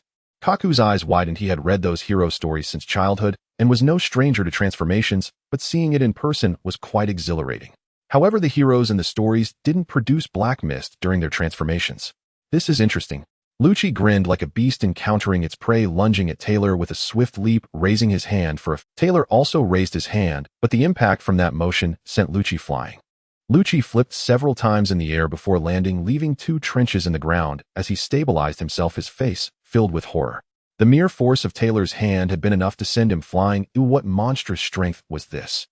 However, the more powerful the prey, the greater the sense of accomplishment in capturing them. Lucci grinned his teeth, transforming into fangs as his body began to swell. Taylor did not make a move, simply watching as Lucci transformed from a human into a leopardman, his size increasing several times. Lucci grinned his teeth, transforming into fangs as his body began to swell. Taylor did not make a move, simply watching as Lucci transformed from a human into a leopardman. Lucci let out a roar, charging towards Taylor, his sharp claws aimed at his face, but Taylor raised his hand again, using the impact to deflect Lucci's hand, his right fist tightening, arm muscles bulging as he swung his fist. Lucci's pupils constricted as Taylor's fist loomed larger in his eyes. His hair stood on end as his instincts screamed that taking this punch would mean death. Boom. With a punch thrown, a shockwave shot towards the distance, the ground beneath it, unable to bear the force, shattering and cracking. What terrifying power! Witnessing the might of that punch, Lucci broke into a cold sweat. Fortunately, he managed to dodge just in time, otherwise a hit would have left him either dead or severely injured. Well, you really are quick, just like a leopard. Taylor shook his hand and turned to look at Lucci. This guy's strength is so great, it seems I can't engage him in close combat. Plus his speed isn't very fast. Lucci's mind raced as he devised a strategy. Raging foot. With the strategy decided, Lucci lifted his leg and executed a slashing strike, while Tai Luo sidestepped instantly, cleaving a building behind him in half. Slashing strike. This must be the raging foot, one of the 6 techniques of the Navy that Hancock mentioned, right? Flying finger gun. Lucci used shave to appear beside Tai Luo, continuously tapping with his sharp fingers. 3 shockwaves swept across Tai Luo's body, only causing a few sparks, inflicting no substantial harm. Such astonishing defense. Lucci furrowed his brow. Given that power and this level of defense, it was reasonable for Tai Luo to have such a bounty. Tai Luo raised his hand and patted his chest, looking up at Lucci. Although his expression was hidden by a mask, Lucci could sense Tai Luo's disdain. Heh, your strength and defense are both remarkable. You deserve this bounty, but I've already uncovered your... Lucci also curled the corner of his mouth. No matter how strong the power, if it can't hit the target, what uses it? Tai Luo laughed, thinking he was just a big guy who couldn't land a hit, or a fast one who couldn't strike. Since you want to play with speed, I'll indulge you, but I'm afraid you won't keep up with me. Tai Luo pulled out the 3-star plasma capsule and equipped it. Meanwhile, after receiving the order, Hancock left with Dibaloo's subordinates to evacuate the nearby residents from the island. Dibaloo and Shocky rushed over and stood beside Hancock, saying, "Big sister, aren't we going to help the boss?" "No need, you just create chaos. Stay here to protect them." Hancock waved her hand. Shocky exhaled a smoke ring and curiously asked, "Why is the world government targeting little Tai Luo?" Hancock recounted the events and Shocky understood. "I see, it's because little Tai Luo possesses abilities that..." "No need, you just create chaos. Stay here to protect them." Hancock waved her hand. Shocky exhaled a smoke ring and curiously asked, "Why is the world government..." Hancock spat disdainfully. Nearby, Dibaloo overheard the conversation between the 2 women and realized there would be a crisis ahead. Knowing that the world government intended to take action against Sabadi Archipelago, he turned to the local civilians, exaggerating the situation, explaining how evil the world government was, how they were about to attack them, and how they would raze Sabadi Archipelago to the ground. And while Big Brother Tai Luo was fighting against the world government to protect them. Dibaloo was quite clever. Upon hearing this, he knew how to elevate Tai Luo's reputation. Sure enough, the civilians erupted with anger upon hearing this. Previously, during the chaos on the island, the world government and Navy did nothing, and even the celestial dragons often came here to play, taking whoever they fancied as slaves. But when Mr. Tai Luo arrived at Sabadi, everything changed, providing them with a stable life. Now the world government wanted to take it all away to capture Mr. Tai Luo. How could they not be furious? "We must help, but we can't let them take Mr. Tai Luo." Dibaloo quickly reassured them, saying to leave it to Big Brother Tai Luo. Witnessing this scene, Hancock felt even more admiration for Tai Luo. She turned and hurried to the battlefield to find him. Plasma. As the plasma capsule was inserted into the driver, dark mist reappeared and golden lightning ravaged, surrounding Tai Luo in a zone of exclusion. Lucci's pupils constricted, shocked by Tai Luo's power, but in the next moment, Lucci's massive body was sent flying, spitting out a mouthful of blood. "Lucci!" Kaku shouted from the sidelines. He hadn't seen what happened clearly, just noticing that Tai Luo had switched to a small round ball. Then golden lightning erupted, and Lucci was sent flying. Surprisingly, Tai Luo's strength was so formidable that Lucci seemed to be no match. He took out the golden transponder snail and pressed the button. At the same time, the Navy headquarters received the signal from the Demon Slayer order, and Akainu immediately ordered the fleet of the Demon Slayer order to mobilize. Lu Chi struggled to get up, spitting out another mouthful of blood. He gathered his spirits. The battle was not over yet, and he could not lose consciousness like this. With a wave of Tai Luo's hand, streams of lightning converged to form a lightning explosive bow. He turned and slashed backward, the lightning strike shattering Kaku's raging foot. At this moment, Kaku had also transformed into his beast form, a long-necked giraffe. Tai Luo frowned, recognizing two Zoan types. Using Shave, he appeared next to Lu Chi, with Kaku blocking in front of Lu Chi. There was no other choice. Tai Luo's strength was terrifying, and even with iron blocks they might not be able to withstand it. Transforming was necessary. The strength of the Zoan type abilities lies in their resilience and recovery. After transformation, they can also enhance their physical capabilities. Casting a glance at the disheveled Lu Chi, Kaku's side. This was the second time he had seen Lu Chi in such a state, the first being against the Straw Hat Kid. However, the Straw Hat Kid didn't win easily either, but now Tai Luo could knock Lu Chi down with just one punch, and Lu Chi had already spat blood twice. The last time Lu Chi was seriously injured was when they were street performing to earn money, and Kaku had to nurse him back to health. "What's up? He's done for. How about you come and play with me?" Tai Luo laughed. Kaku turned to Lu Chi and suggested, "Lu Chi, I've already used the golden transponder snail. The naval ships will arrive soon. Tai Luo's power is immense. We should retreat for now." Lu Chi was filled with resentment. He had wanted to teach Tai Luo a good lesson, but never expected his strength to be so terrifying. Darn it. Did he have to end his first mission back with the world government and the organization in such a manner? Lu Chi was in turmoil, but Tai Luo had already overheard their conversation. If it's too late to think about leaving now. He raised his bow and shot 2 arrows at them, and Kaku had no time to react, directly grabbing Lu Chi and running off into the distance. Trying to escape. Tai Luo pulled out the Dream Eater claws to form a dual-wielding style. He took just 2 steps, and the light arrows he had just shot were already tossed behind him. Kaku and Lu Chi were startled and quickly stopped in their tracks. Tai Luo had already reached in front of them. His speed was even faster than their shave. Tai Luo spun swiftly, bringing down his sharp blade. Lightning whirlwind slash. Lu Chi and Kaku were alarmed. Given this speed and distance, there was no way to dodge. They could only choose to take it heat-in. Iron block. The blade descended and 2 blood arrows soared up. P.S. Tomorrow will be 100,000 words, and it's also the last day of the verification period. I wonder if there will be a debut on the 3rd day. It seems I was pulled into a PK, and there was a reading prompt, and then I lost TVD. After losing the data was directly halved. Watching the numbers drop day by day is truly painful. As is well known, the Navy and the world government have an inexplicable confidence in iron blocks, believing that using iron blocks will likely lead to defeat. Lu Chi and Kaku planned to withstand Taro's slash with iron blocks, but their iron blocks crumbled like paper before Taro's lightning-infused strike.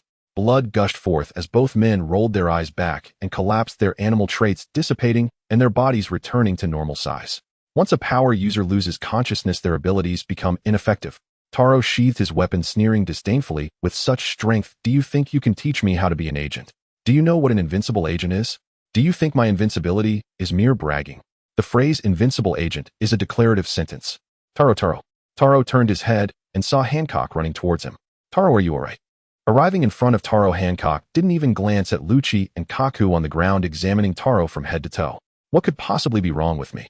Taro waved his hand, reassuring her not to worry, and then used a recovery capsule to restore the damaged ground and buildings to their original state. This ability is truly convenient.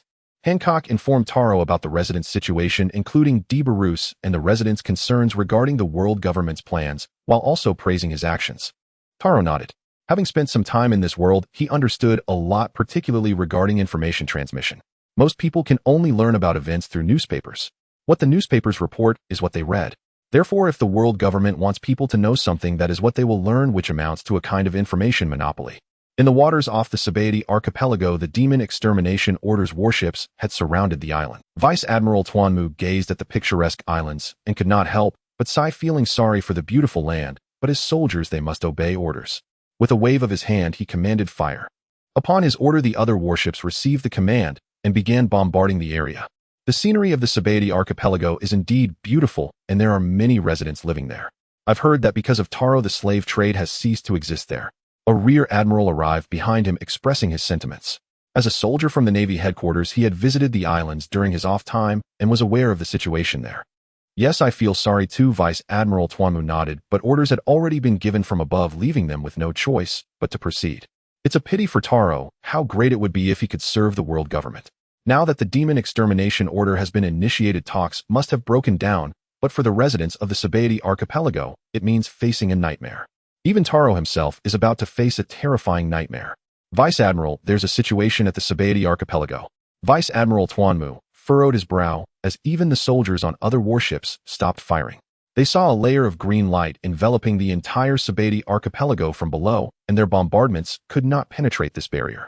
It looks like a protective shield. What is happening? The Navy personnel exchanged puzzled glances. The technology of the Sabaody archipelago was not advanced enough to have an island-wide protective shield. Could it be that Tero had deployed it in advance? But that doesn't make sense. With such little time, how could Tero have prepared a protective shield so quickly? Such a project would take considerable time. Even the Navy headquarters does not possess a shield like that. Vice Admiral, there is someone in the sky. Tuanmu grabbed the binoculars and looked up, wearing a battle suit. Indeed, it was his doing. Such bizarre abilities. Tero was wearing a yellow battle suit, presumably the same one he had used during the battle with Admiral Kazuru. Don't panic, continue the bombardment until we run out of shells. With our firepower, breaking through this protective shield shouldn't be difficult. Understood.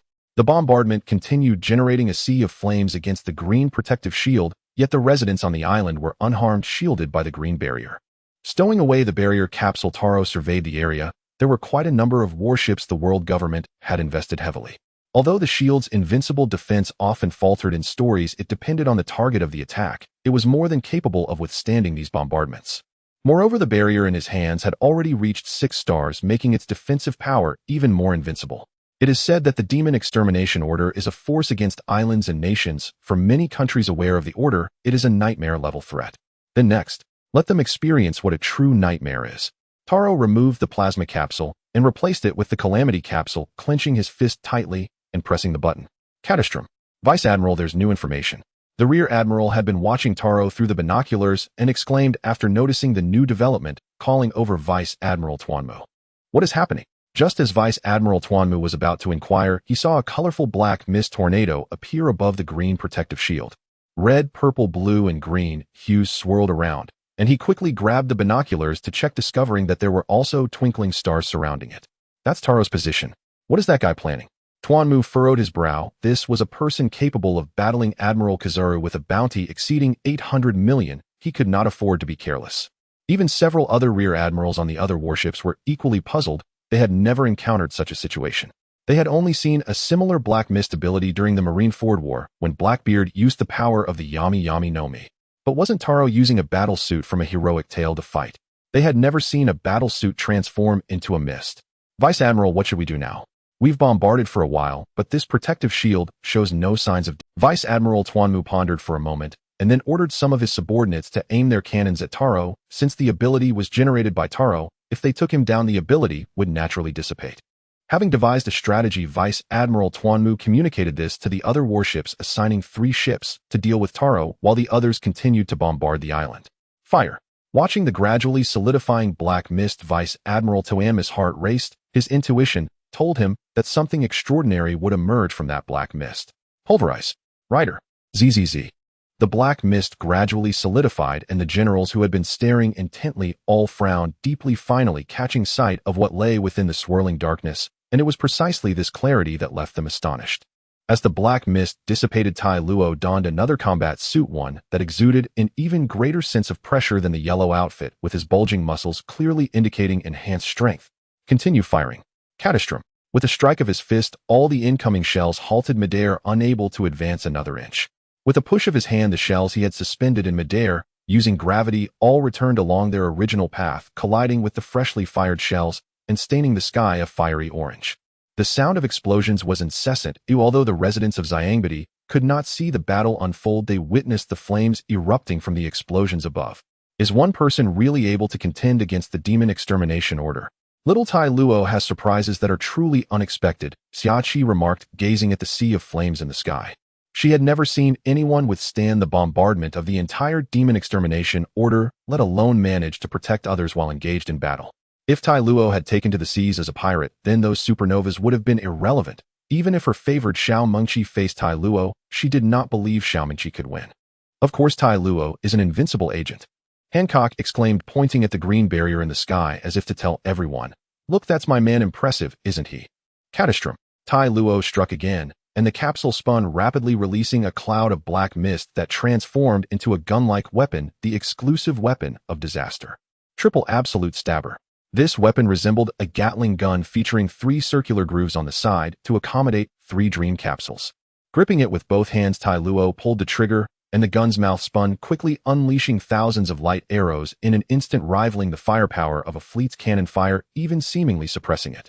The light arrows pierced through the sea of flames, initiating a counterattack.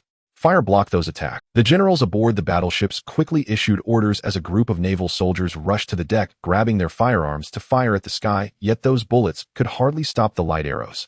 Some battleships began to take on water after being pierced by light arrows, and the soldiers aboard were frantically scrambling. General Wussmouse dodged a light arrow, watching the downpour of arrows cascade like a torrential rain, beads of sweat forming on his forehead. What on earth is happening with Tai Luo? These light arrows in retaliation are on par with Admiral Cazares Yada no Kagami. And that barrier, after being bombarded for so long, still hasn't been breached. Tai Luo retrieved an impact capsule and placed it in the first groove, followed by another capsule of surge and plasma. The dream capsules spun rapidly, gathering streams of energy at the gun's mouth, causing it to spin wildly. Triple Buster. Zay. Zez. Pulling the trigger, an energy cannon burst through the sea of flames, carving a path through the inferno. Jump into the sea. Boom. The battleships along the path were utterly shattered by the cannon's impact, the sea erupting into a spray of mist that soared 100 meters into the air. General Wussmouse's pupils contracted. Just one cannon had created such a terrifying scene, shattering 10 battleships along the way. Tai Luo replicated the process, firing again in the other 3 directions, causing the sea to erupt once more, the deafening explosions ringing in their ears. How can this be? Watching the devastation of the battleships, several generals were drenched in cold sweat. Just a few shots had torn apart the encirclement of the fleet, making the firepower of the Demon Extermination Order appear utterly ludicrous before the enemy. Now only 5 battleships remained. They looked up again, only to find Tai Luo had sheathed his weapon and was surprisingly striding through the air. What kind of ability is this? Using projection to create stepping platforms beneath his feet, Tai Luo walked step by step in midair, approaching the 5 battleships. Is this the nightmare that terrifies everyone, the Demon Extermination Order? It doesn't appear to be so formidable after all, Tai Luo chuckled coldly. In the world of pirates, most battles are naval confrontations with islands surrounded by water. Faced with the bombardment of the Demon Extermination Order, as long as one cannot escape the encirclement, they can only endure the cannon fire on the island. Yet Tai Luo's ability merges mechanisms with numerical values. For him, a nightmare, like the Demon Extermination Order, is merely the sound of firecrackers. Mocked by Tai Luo, the 5 generals gritted their teeth and quickly drew their weapons, continue the attack. There were still battleships left, and the enemy was right before them. They had to continue their mission. Do you still wish to fight? You're truly relentless. However, Tai Luo activated another capsule, using his surge ability to blow the shells back, and then drew the 5 battleships closer together. Let me grant you an exquisite nightmare. A single punch could prevent 100. This time Tai Luo had no intention of holding back. With 3 strikes of his fist, a dynamic sound effect resounded, and a large double nightmare capsule appeared beneath Tai Luo's feet, releasing dense black mist that propelled him into the sky. Do not be afraid, continue the attack. General Wussmouse continued to issue orders, waving his longsword and unleashing slashes towards Tai Luo. Tai Luo leaped off the capsule, bullets, shells, and slashes all passed through the black mist, his body transforming into black mist once again and being absorbed by the capsule. Catastrophe. Crusher. An orange shockwave surrounded Tai Luo, and this time the bullets, shells, and slashes did not pass through. Instead, they shattered as they approached. A general named Ghost Spider used Moonwalk to leap into the sky, shouting, "He'll stop him." Wait. General Wussmouse tried to intervene, but Ghost Spider had already unleashed his 8-sword style, using his long hair towards Tai Luo. This is where you meet your end. His long blade slashed down at Tai Luo, but rather than blocking, the long sword shattered directly. Ghost Spider was shocked. How is this possible? He had wrapped his sword with hockey. How could it shatter so easily? Ghost Spider's last memory would be that dazzling orange foot, as Tai Luo's nightly kick faced no obstruction, like a freight train racing down the street. Ghost Spider was but a mere speed bump. Jump ship, General Wussmouse urgently commanded. The 5 battleships were instantly reduced to rubble under the impact. Tai Luo glided along the surface of the sea for a distance before coming to a stop, his feet glowing with blue light. Suddenly, 3 cracks of ZZZ emerged behind him. As the Weasel General burst through the surface of the sea, he was met with a scene of shocking intensity, swallowing hard as his heart raced, knowing it was fear that caused such a reaction. Who exactly is this Tai Luo? He held a peculiar weapon in his hand, not even the size of a cannon, yet its firepower surpassed that of their demon-slaying order. Moreover, this ability was immensely powerful, aptly described in 4 words: utterly terrifying. Tai Luo stood up, turning to glance at the many wrecked warships floating on the sea's surface along with soldiers who had survived and were climbing onto the debris. He did not continue the onslaught, but returned to Sabaody. Passing by the Weasel General, he paused, realizing that this person had been giving orders indicating he was the leader. You may deal with me, but you should not threaten innocent civilians. Go back and tell them I will settle the score with them. Having said that, Tai Luo fell silent and stepped back to Sabaody. Watching him depart, the Weasel General clenched his fists, knowing that from this day forth the Sabaody archipelago would be entirely under Tai Luo's control. Furthermore, this place would become as untouchable as the territories of the 4 Emperors' Islands, where neither the world government nor the navy would dare to tread.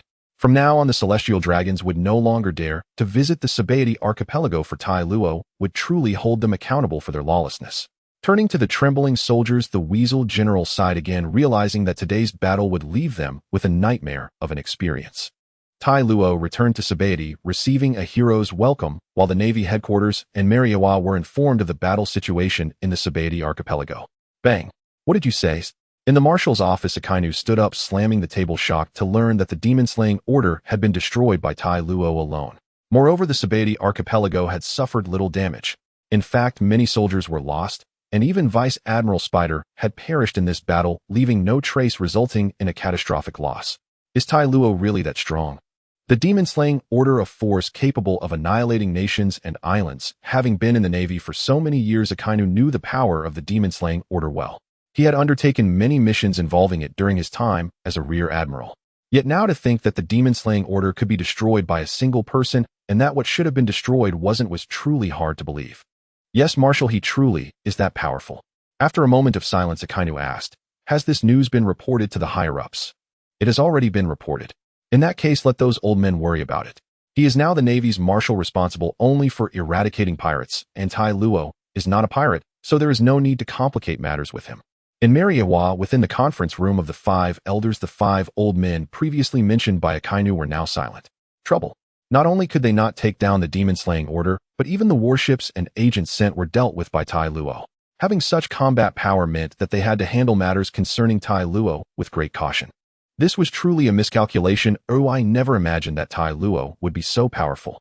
To single-handedly destroy the demon-slaying order, his strength must be on par with the 4 emperors.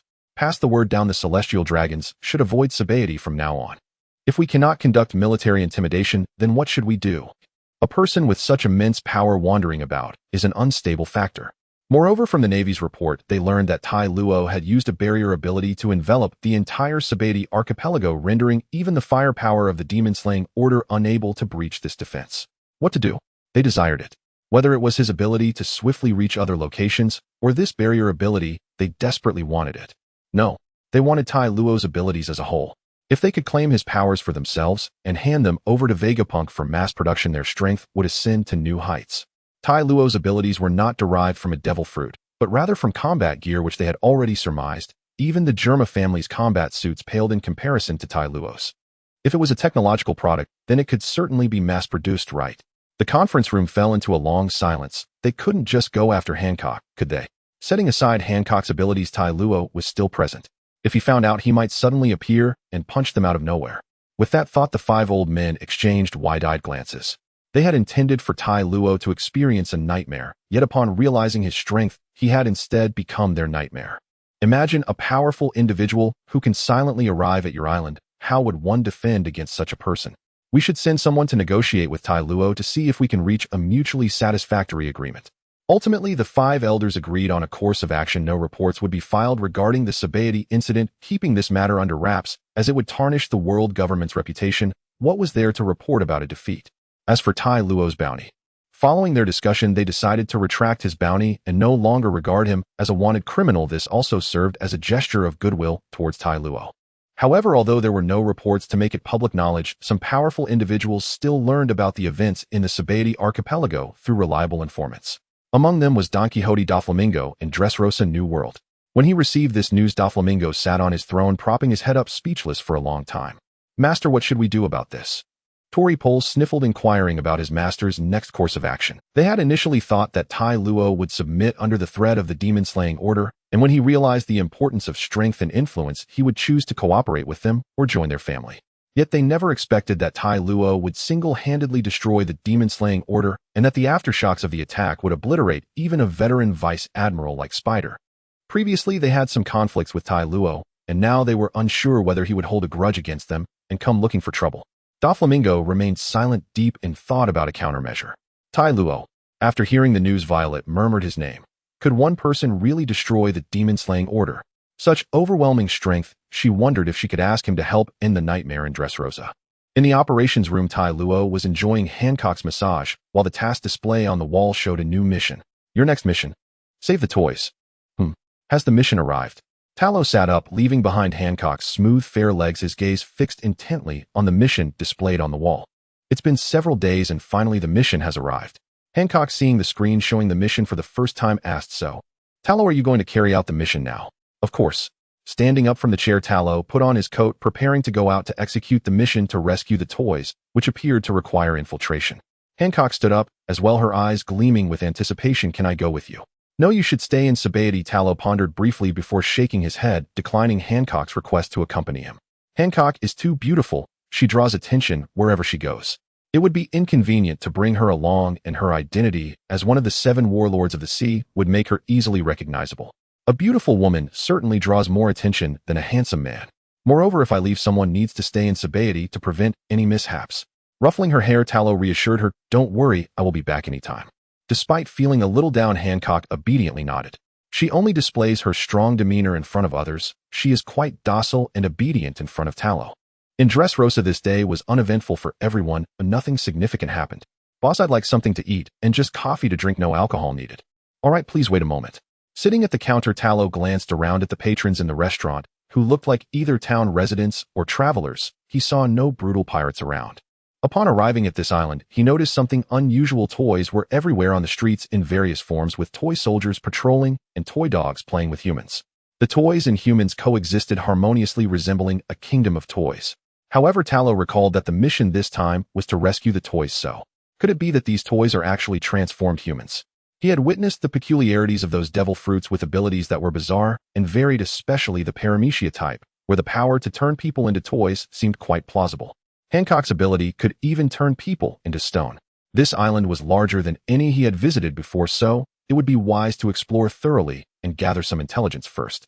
When the food was served, Talo engaged in conversation with the owner while eating, collecting information. From the owner's words, he learned that this country was called Dressrosa, known as the Kingdom of Toys. But when he heard the owner mention that the current king of this country was Doflamingo, Talo's movements paused. Yes, Doflamingo is our great hero who saved us. He is also recognized as one of the warlords of the sea by the world government, a powerful pirate, and the current prosperity and peace of the country are all thanks to him. Listening to the owner's praise for Doflamingo, Talo twitched his mouth. Is it really that admirable? He didn't expect that this place was Doflamingo's territory. What a coincidence.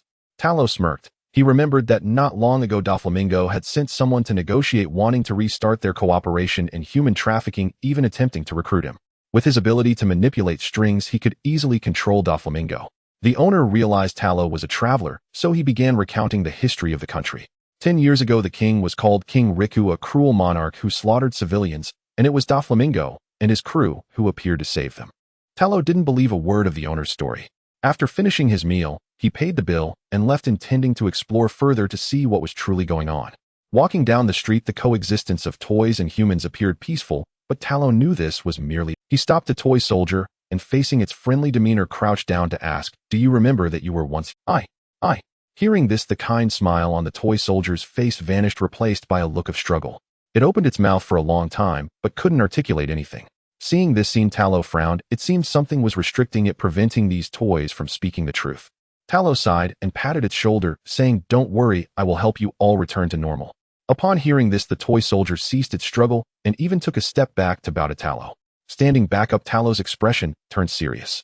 This indicated that these toys possessed their own consciousness and were aware of their past, but due to the powers of the fruit, they couldn't reveal the truth. This was the most terrifying aspect, akin to forcing a person into a toy's body to endure torment, becoming a conscious slave. In the palace of Dressrosa, Doflamingo stood up, pondering deeply, intending to visit Sabati Archipelago himself to have a chat with Talo. Talo's current strength warranted a personal visit to Sabati.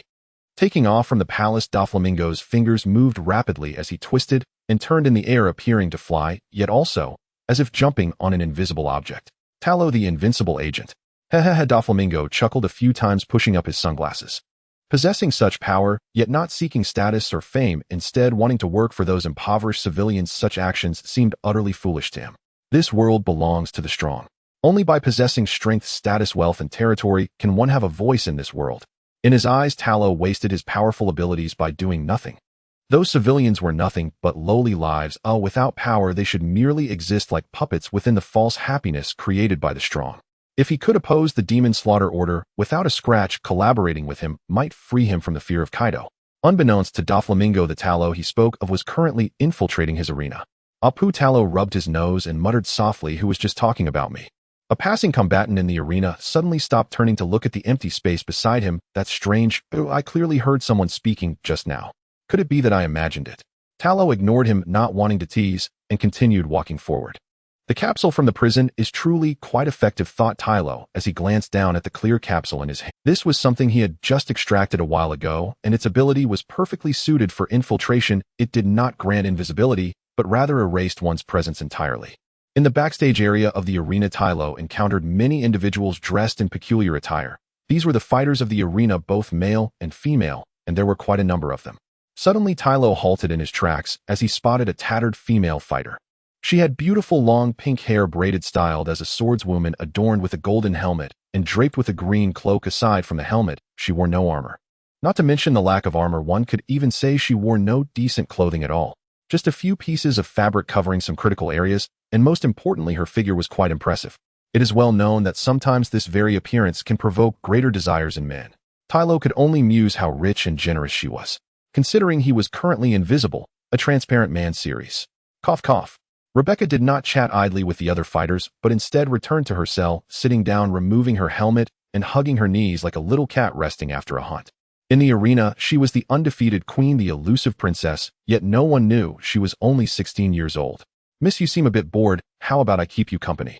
A voice echoed through the cell, and Rebecca quickly rose, drawing her long sword and scanning her surroundings, but saw no one. "Who are you? Show yourself." "Clear." Talo's figure slowly materialized, just a passing agent.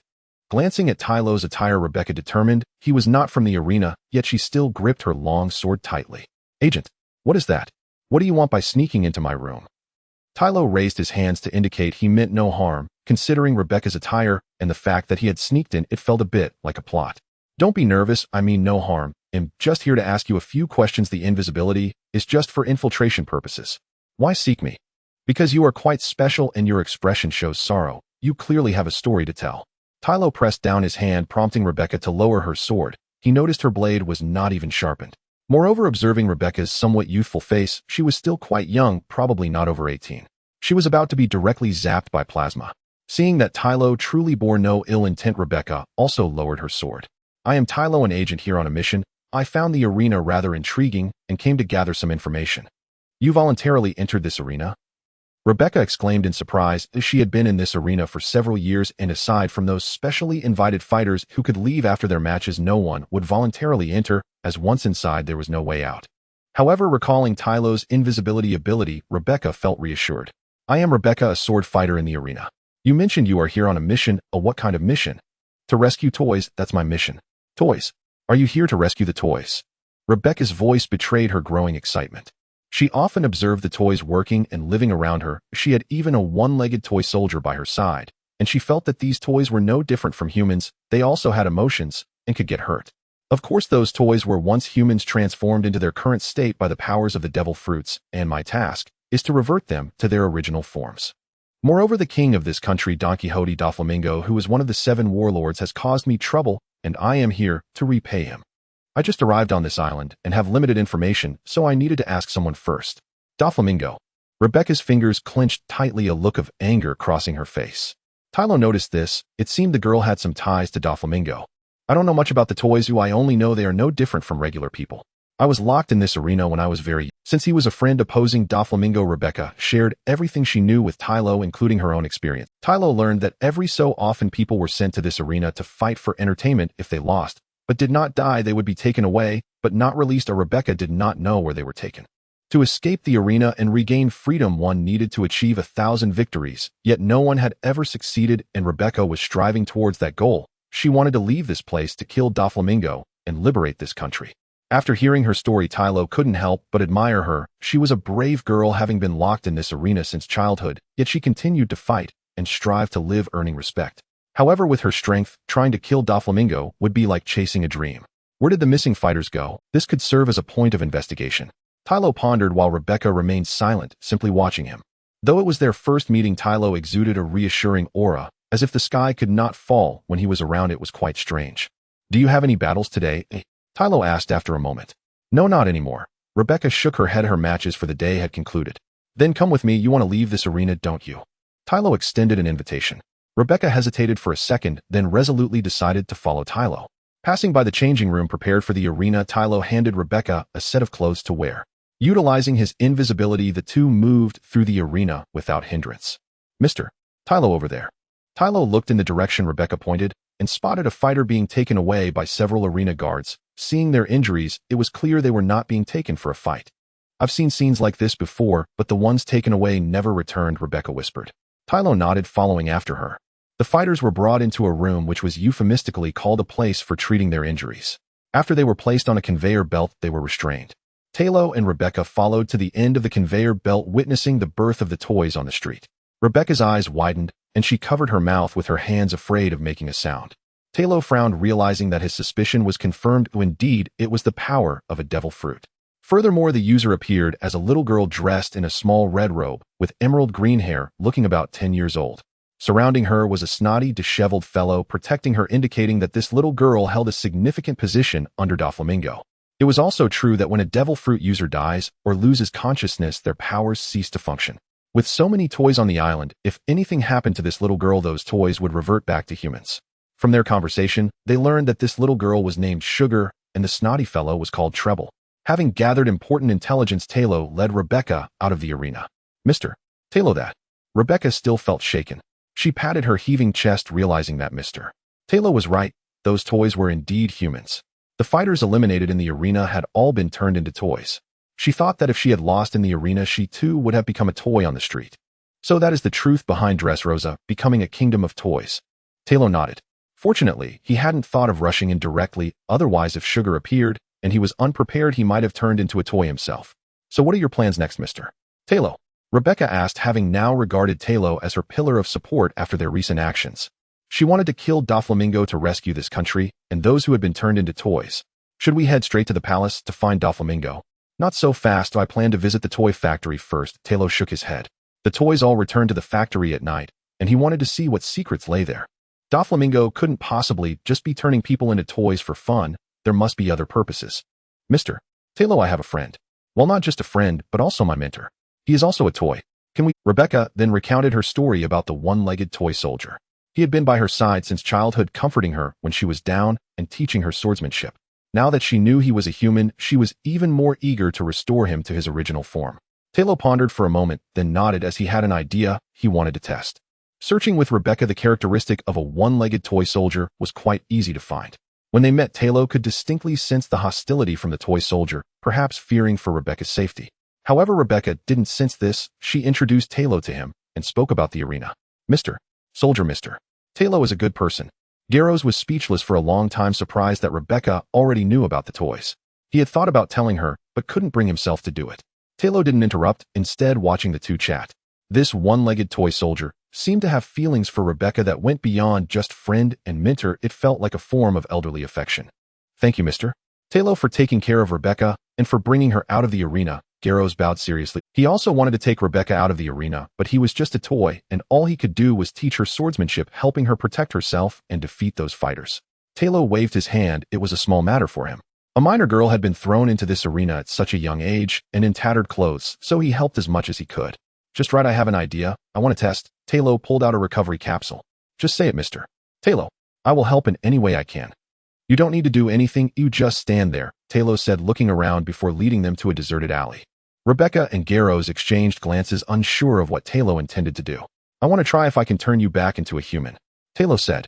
Are you serious? Garros' toy face revealed an expression of shock, his voice trembling. That's great, Mr. Soldier. Mr. Tero is very capable. You should let him give it a try.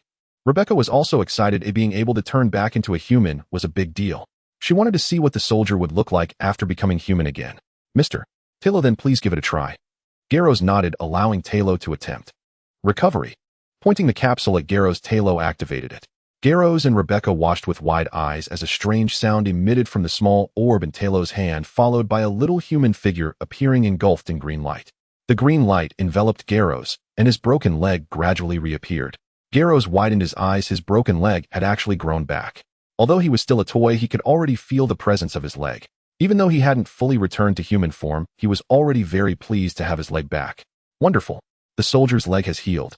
Rebecca was overjoyed as well. Thank you, Mr. Tero. Rebecca cried, tears of joy. Having the soldier by her side for so many years, seeing his leg restored made her extremely happy. Don't celebrate too early. We still need to see if we can turn him back into a human, Tero said, continuing to eat. Rebecca nodded. A few seconds passed, and Tero frowned. The leg had grown back, but why hadn't he reverted to human form? Could it be that it was impossible? While Tero was pondering, Garros' body gradually began to grow larger, and the toy's edges started to smooth. Effective. A smirk appeared on Tai Luo's lips. It seemed he had won this mechanism contest. Mr. Tai Luo, this. Cyrus' heart raced as he began to recover. He was truly about to become human again, bidding farewell to his toy form. This was simply unbelievable. After a few seconds, Cyrus transformed from a 1-meter-tall wooden puppet into a sturdy man over 2 meters tall, his clothing remarkably similar to that of the fighters in the arena. In the instant Cyrus regained his form, memories of Rebecca resurfaced, and tears rolled down her cheeks. After Sugar's childish fruit turned someone into a toy, that person's friends and family would lose all memories of them. It could be said that their existence was completely erased. However, once the ability was broken, the memories would return, a rather overpowered ability. Now restored to human form, Cyrus looked at Rebecca with a face full of guilt after his initial excitement. Rebecca, judging by Cyrus' attire and age, Tai Luo began to suspect something. He created some distance and observed quietly. And indeed, as he suspected, Cyrus and Rebecca were truly father and daughter.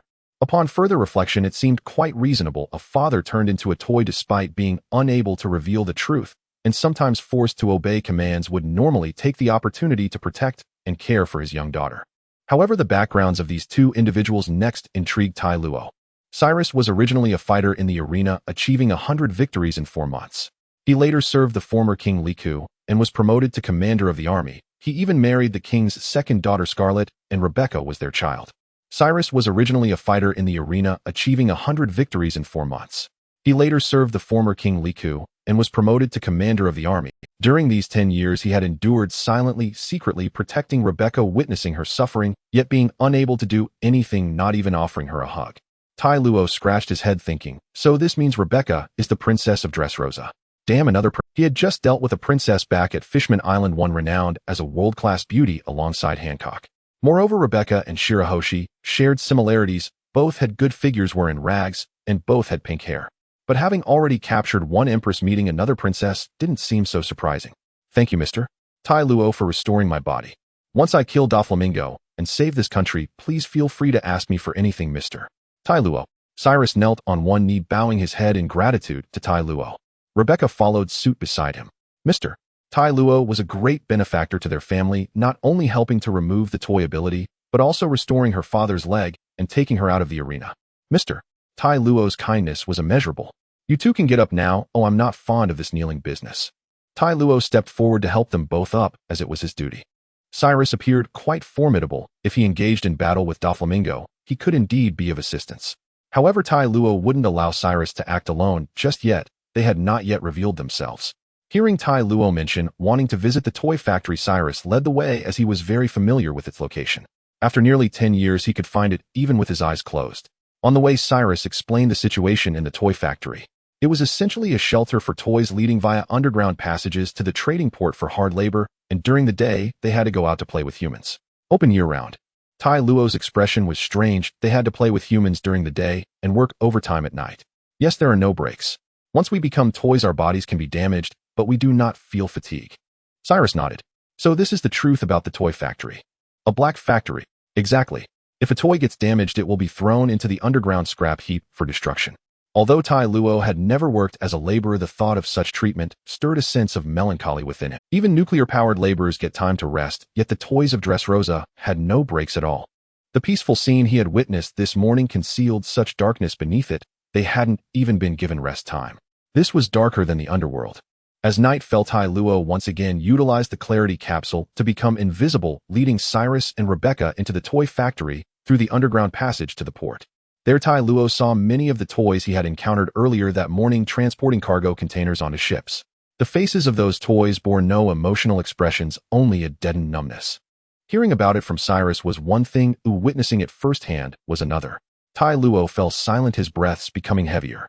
Cyrus and Rebecca shifted their gazes downward, focusing on Tai Luo's tightly clenched fists, able to sense the cold aura emanating from him.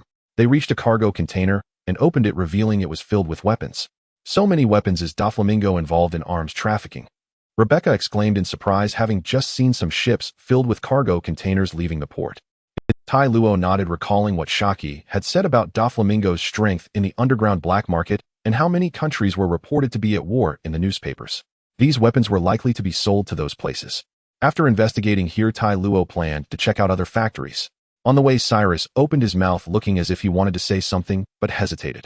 Noticing his unusual behavior, Tai Luo said, "If you want to say something, just go ahead." "Mr. Tai Luo, why are you getting involved in this matter? You and Doflamingo have some sort of grudge." Cyrus took a deep breath and asked his lingering doubt.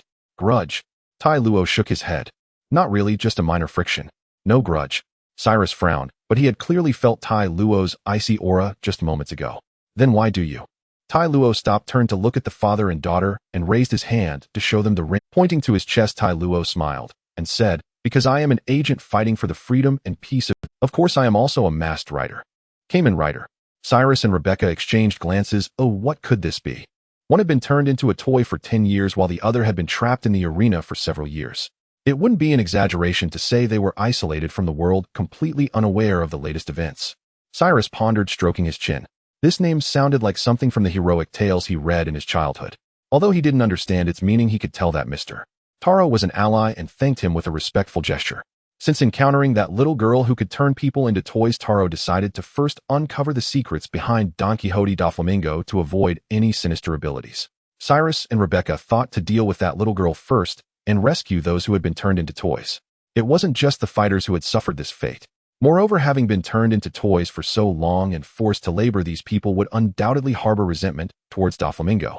They could become a powerful force to topple him. Tero was well aware of this.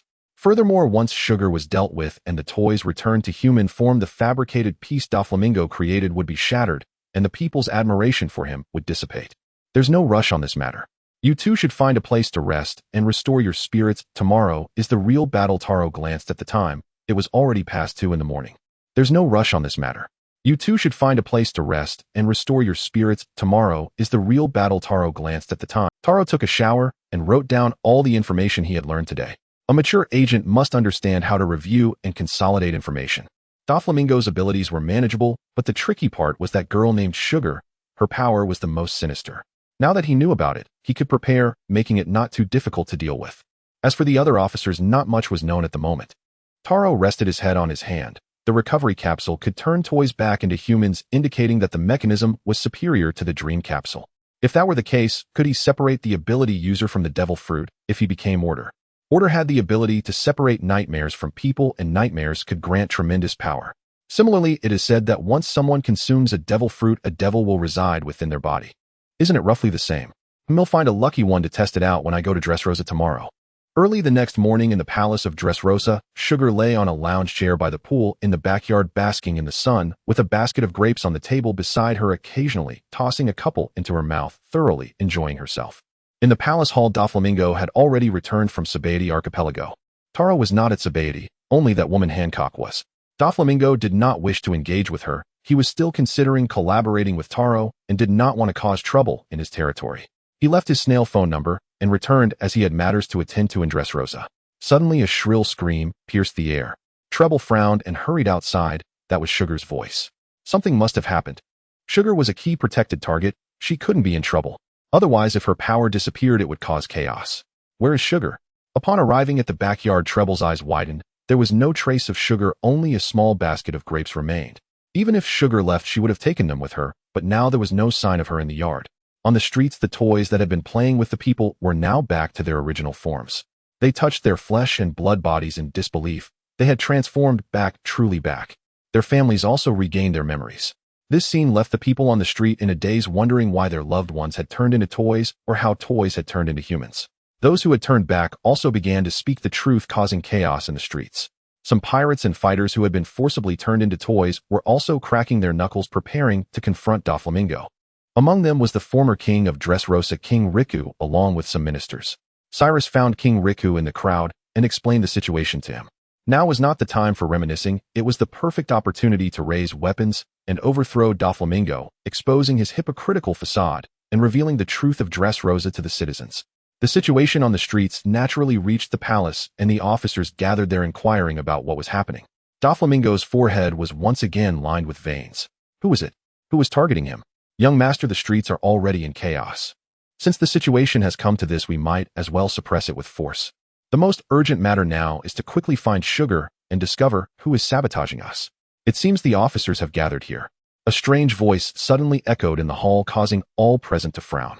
A few stood up, looking around. Doflamingo scanned the hall. Was it an invisible ability? Who is it?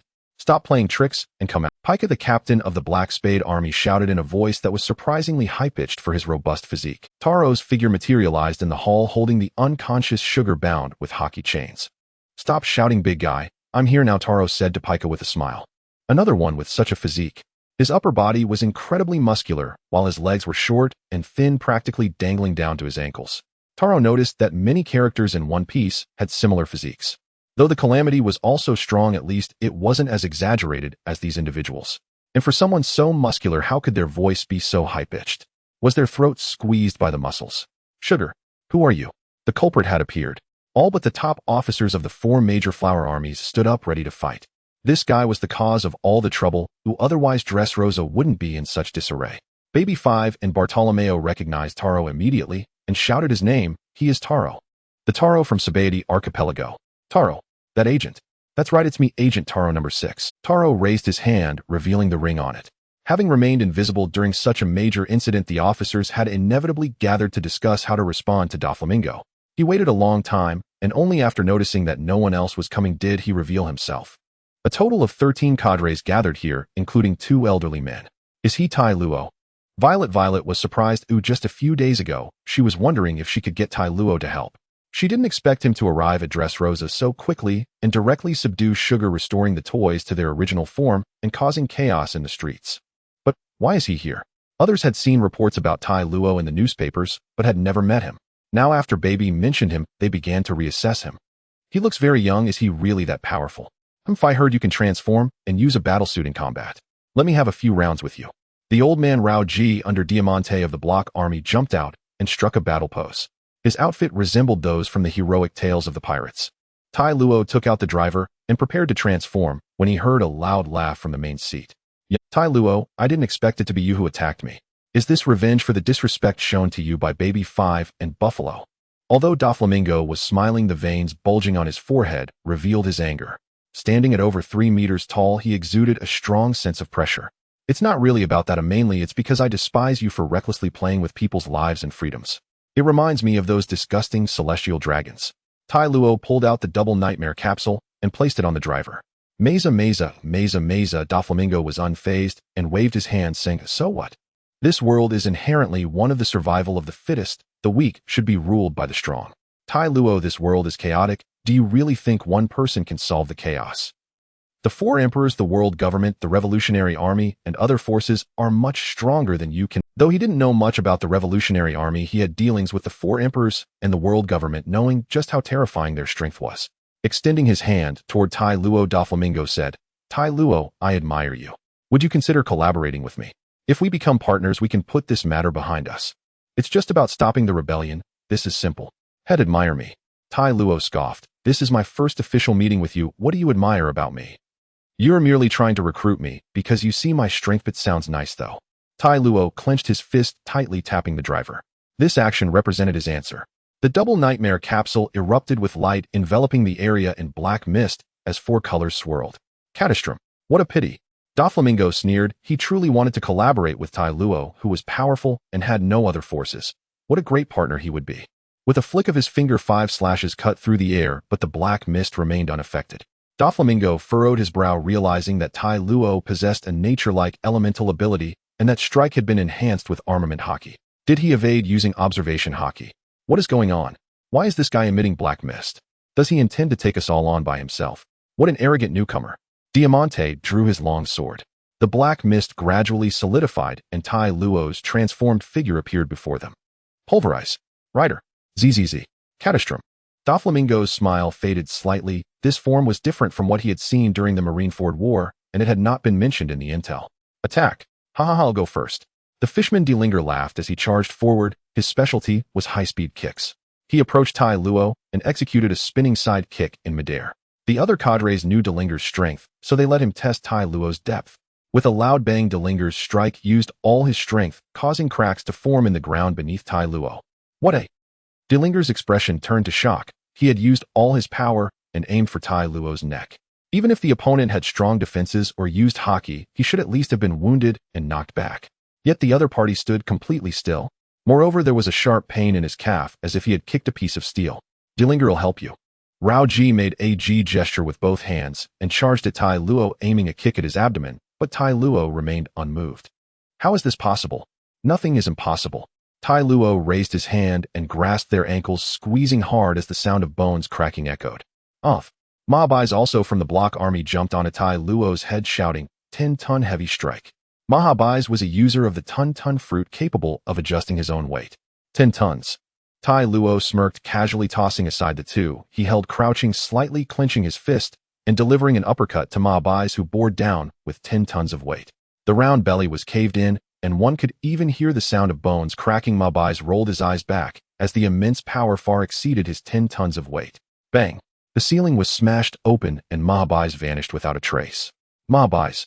In an instant of combat, Delinger and Rao Ji's calves were crushed, and Mahabais was sent flying by a single punch, his fate uncertain. Doflamingo's strongest cadres no longer underestimated him. Outside, the newly formed Revenge Corps led by Riku and Cyrus was rushing toward the palace. On the way, they saw someone flying from the palace roof, seemingly having been struck away. It looks like Mr. Tai Luo has engaged Doflamingo. Let's hurry over. Inside the palace, everyone attacked together. Baby 5 transformed her hands into machine guns, continuously firing at Tai Luo, but the bullets merely sparked upon hitting him. Diamante swung his iron sword, which appeared as soft as cloth. Tai Luo was about to throw a punch when he felt resistance. Looking back, he found nothing. Looking at Doflamingo, he noticed him raising his hand with fingers curled. I see. Tai Luo then exerted a bit of force, and the threads wrapped around him instantly snapped. Catastrophe. Catastrophe. Tero's fist struck, shrouded in black mist, as he swung towards the long sword that danced like a python. Under the powerful impact, both the long sword and the bullets shot by Baby 5 were instantly reduced to powder. Boom. With a loud bang, the wall ahead was blasted open by Tero's punch, and both Delinger and Lao Ji were knocked outside by the shockwave. Wow. Although the others were not thrown out of the palace, they were still affected by the shockwave. Baby 5 was swept off her feet by the impact and rolled on the ground several times before crashing onto a piece of rubble, spitting out blood and closing her eyes. The other cadres who had yet to engage also looked horrified. This guy named Tero was too strong, right? In just a few exchanges, 3 of their comrades had been blasted away and were nowhere to be seen. Being comrades, they understood each other's strength and could feel Tero's terror. Even Don Quixote Doflamingo's smile had faded, his brow furrowing behind his sunglasses. Could he actually break free from his strings? What immense power! The 3-district Captain Diamond Jozu from Whitebeard's crew was also incredibly strong, capable of covering his entire body in diamond for increased defense and offense, yet he couldn't break free from his strings. Stop! With Doflamingo's command, all the cadres ceased their actions, including Tero, who turned to look. You were using that combat suit during the battle with the Navy's Demon Slayer order, right? Doflamingo smirked. Though smiling, Doflamingo was genuinely puzzled. How could a combat suit possess such strength? He knew of the Germa family from the North Sea, and their combat suits lacked such power. So what do you want to say? Tero responded, wondering if Doflamingo had some clever trick up his sleeve against him. Tero, do you really want to be my enemy? Given the circumstances, it's pretty obvious, isn't it? Tero raised his hand. If it were just a normal change of dynasty, I wouldn't care. It's a matter for one country. You might use underhanded means, but to wantonly toy with the freedom of the citizens that I cannot ignore. A large island almost equates to a country. If it were just a normal transition, Tero might not be so enraged. However, Doflamingo's rise to power is illegitimate, and he is a disguised tyrant, a big figure in the underground black market, and a great pirate. This is something Tero must address. Hee hee. Ha ha ha. Doflamingo laughed heartily, now understanding that he and Tero could never be on the same boat. Tero's ideology was completely contrary to his. Beyond that, his laughter mocked Tero. What era are we in? And he still thinks about these things, a commoner. Tero had witnessed some of Doflamingo's strength, and thus, Tero, since your heart is with the commoners, why not try to stop me? Doflamingo laughed loudly, soaring into the sky. Indeed, Tero was powerful, but Doflamingo was not afraid of him yet. Since he debuted, he has feared no one other than Kaido. Moreover, with the toys turning back into humans, the image he cultivated collapsed. So then this nation shall perish. A thick white line shot up into the sky, spreading out above, enveloping the entire island like a cage. Tero frowned. A cage. The cadres also understood their young master's intent. Their current task was to stop Tero and buy time. Major Black Peach Pika melded into the floor. He was a user of the stone fruit, able to merge with and control stone. Taking advantage of Tero's inattention, Pika fused with the wall, swinging a rock fist. Gladius quickly ran over, touching the stone with his palm, hearing the wind, and Tero raised his hands to block. The moment the fist connected with Tero, Gladius activated his ability, and Pika quickly shifted his body. Boom. The rock exploded instantly, and Tero was shaken out of the palace. Gladius was a user of the bomb fruit, able to cause explosions by touching objects. After noticing Pika's movement, he directly coordinated for a combo attack. Woo, well done, Gladius. The others quickly praised him, finally able to hit that bastard Tero. We must buy time for our young master, continue to work together. Understood. Torpol, quickly take the things from the factory. At the top of the palace, Doflamingo commanded Torpol. He might not care for this country, but he must take the factory's belongings. I understand, young master. In the air, Tero performed a backflip, landing steadily. The explosion had caused him no harm, but that combo attack had surprised him. Mr. Tero. Hearing the call, Tero turned to see the arriving Cyrus and King Riku along with. They all eyed Tero, gazing at their benefactor. They had already learned on the way who had restored them to their original. The ground trembled, and Pika's large face, formed from rock, emerged from the ground. Seeing Cyrus and King Riku present, he taunted them, his voice eliciting laughter. Cyrus drew his sword and said, Mr. Tero, we are here to assist you. Leave the other cadres of Doflamingo to us. Tero nodded while looking at the white cage in the sky, feeling that it seemed to be shrinking. He refocused on Pika and the duo teaming with him, saying, leave these two to me. Once I deal with them, I still need to confront Doflamingo. Mr. Tero, please be careful. Rebecca expressed her concern. I won't let you pass. As Cyrus and the others were about to charge forward, Pika screamed, and the ground began to shake violently. Pika's form kept growing until he transformed into a gargantuan stone giant, nearly 1,000 meters tall. Due to the toys returning to human forms and the continuously shrinking birdcage, the streets were already in chaos. Seeing this towering stone giant now only added to the disorder. What? How immense is this?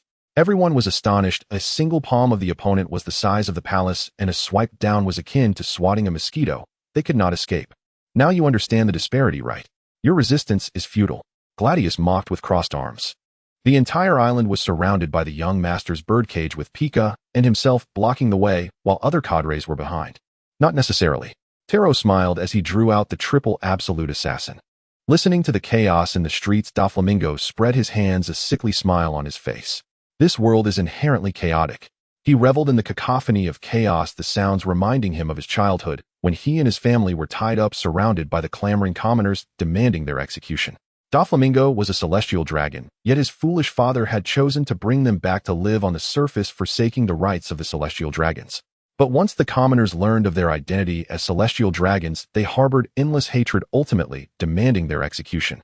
Thus he laughed when he heard that Tero would fight for those commoners. Taking out a Dindin Mushi, Doflamingo dialed a number. Doflamingo, what do you need us for? An elderly voice came from the Dindin Mushi, its appearance also aged significantly. This is the communication tool of the pirate world, the Dindin Mushi, resembling a small snail capable of making calls while mimicking the expressions of the person on the other end. It can be considered one of the miraculous creatures of the pirate world. That invincible agent is causing havoc in my Dressrosa, and he has even injured several of my subordinates. Will you handle this? Doflamingo chuckled. What did you say? Tero is with you.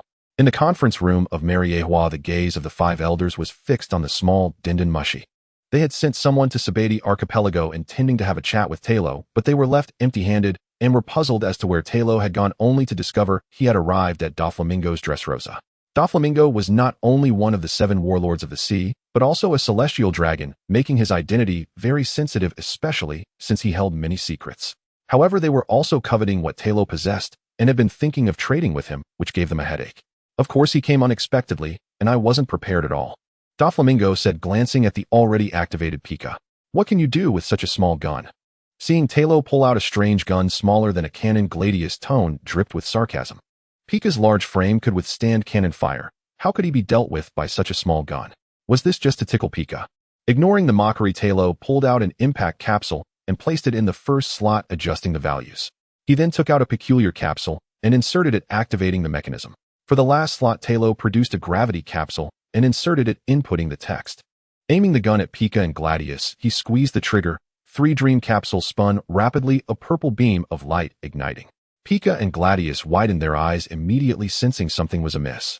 No, this isn't right. What is this thing? Gladius gritted his teeth, trying to escape the pull of gravity, but his body wouldn't move, and even his sunglasses, mask, and clothing were torn apart by the force. Pika screamed loudly, his gaze dropping to the weapon in Tero's hand. How could such a small gun exert such immense gravity? His large form was suppressed and unable to move. Moreover, he felt his feet lifting off the ground. This realization sent Pika into a panic. His ability allowed him to move freely within stone and evade attacks through shifting, meaning the ground was his domain.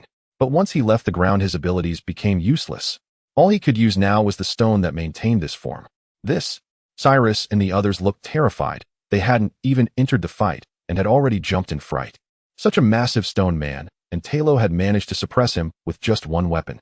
Pika's screams naturally attracted the attention of Diamante and the other officers, who rushed over hoping to stop Tero and rescue Pika. Seeing this, Cyrus and the others rushed forward to intervene. Tero was currently their strongest combat force and could deal with 2 officers at once. How could they let this important matter be disrupted? Gladius' clothing was completely torn, and Pika's enormous form was shrinking rapidly, close to half. I told you that might not be the case.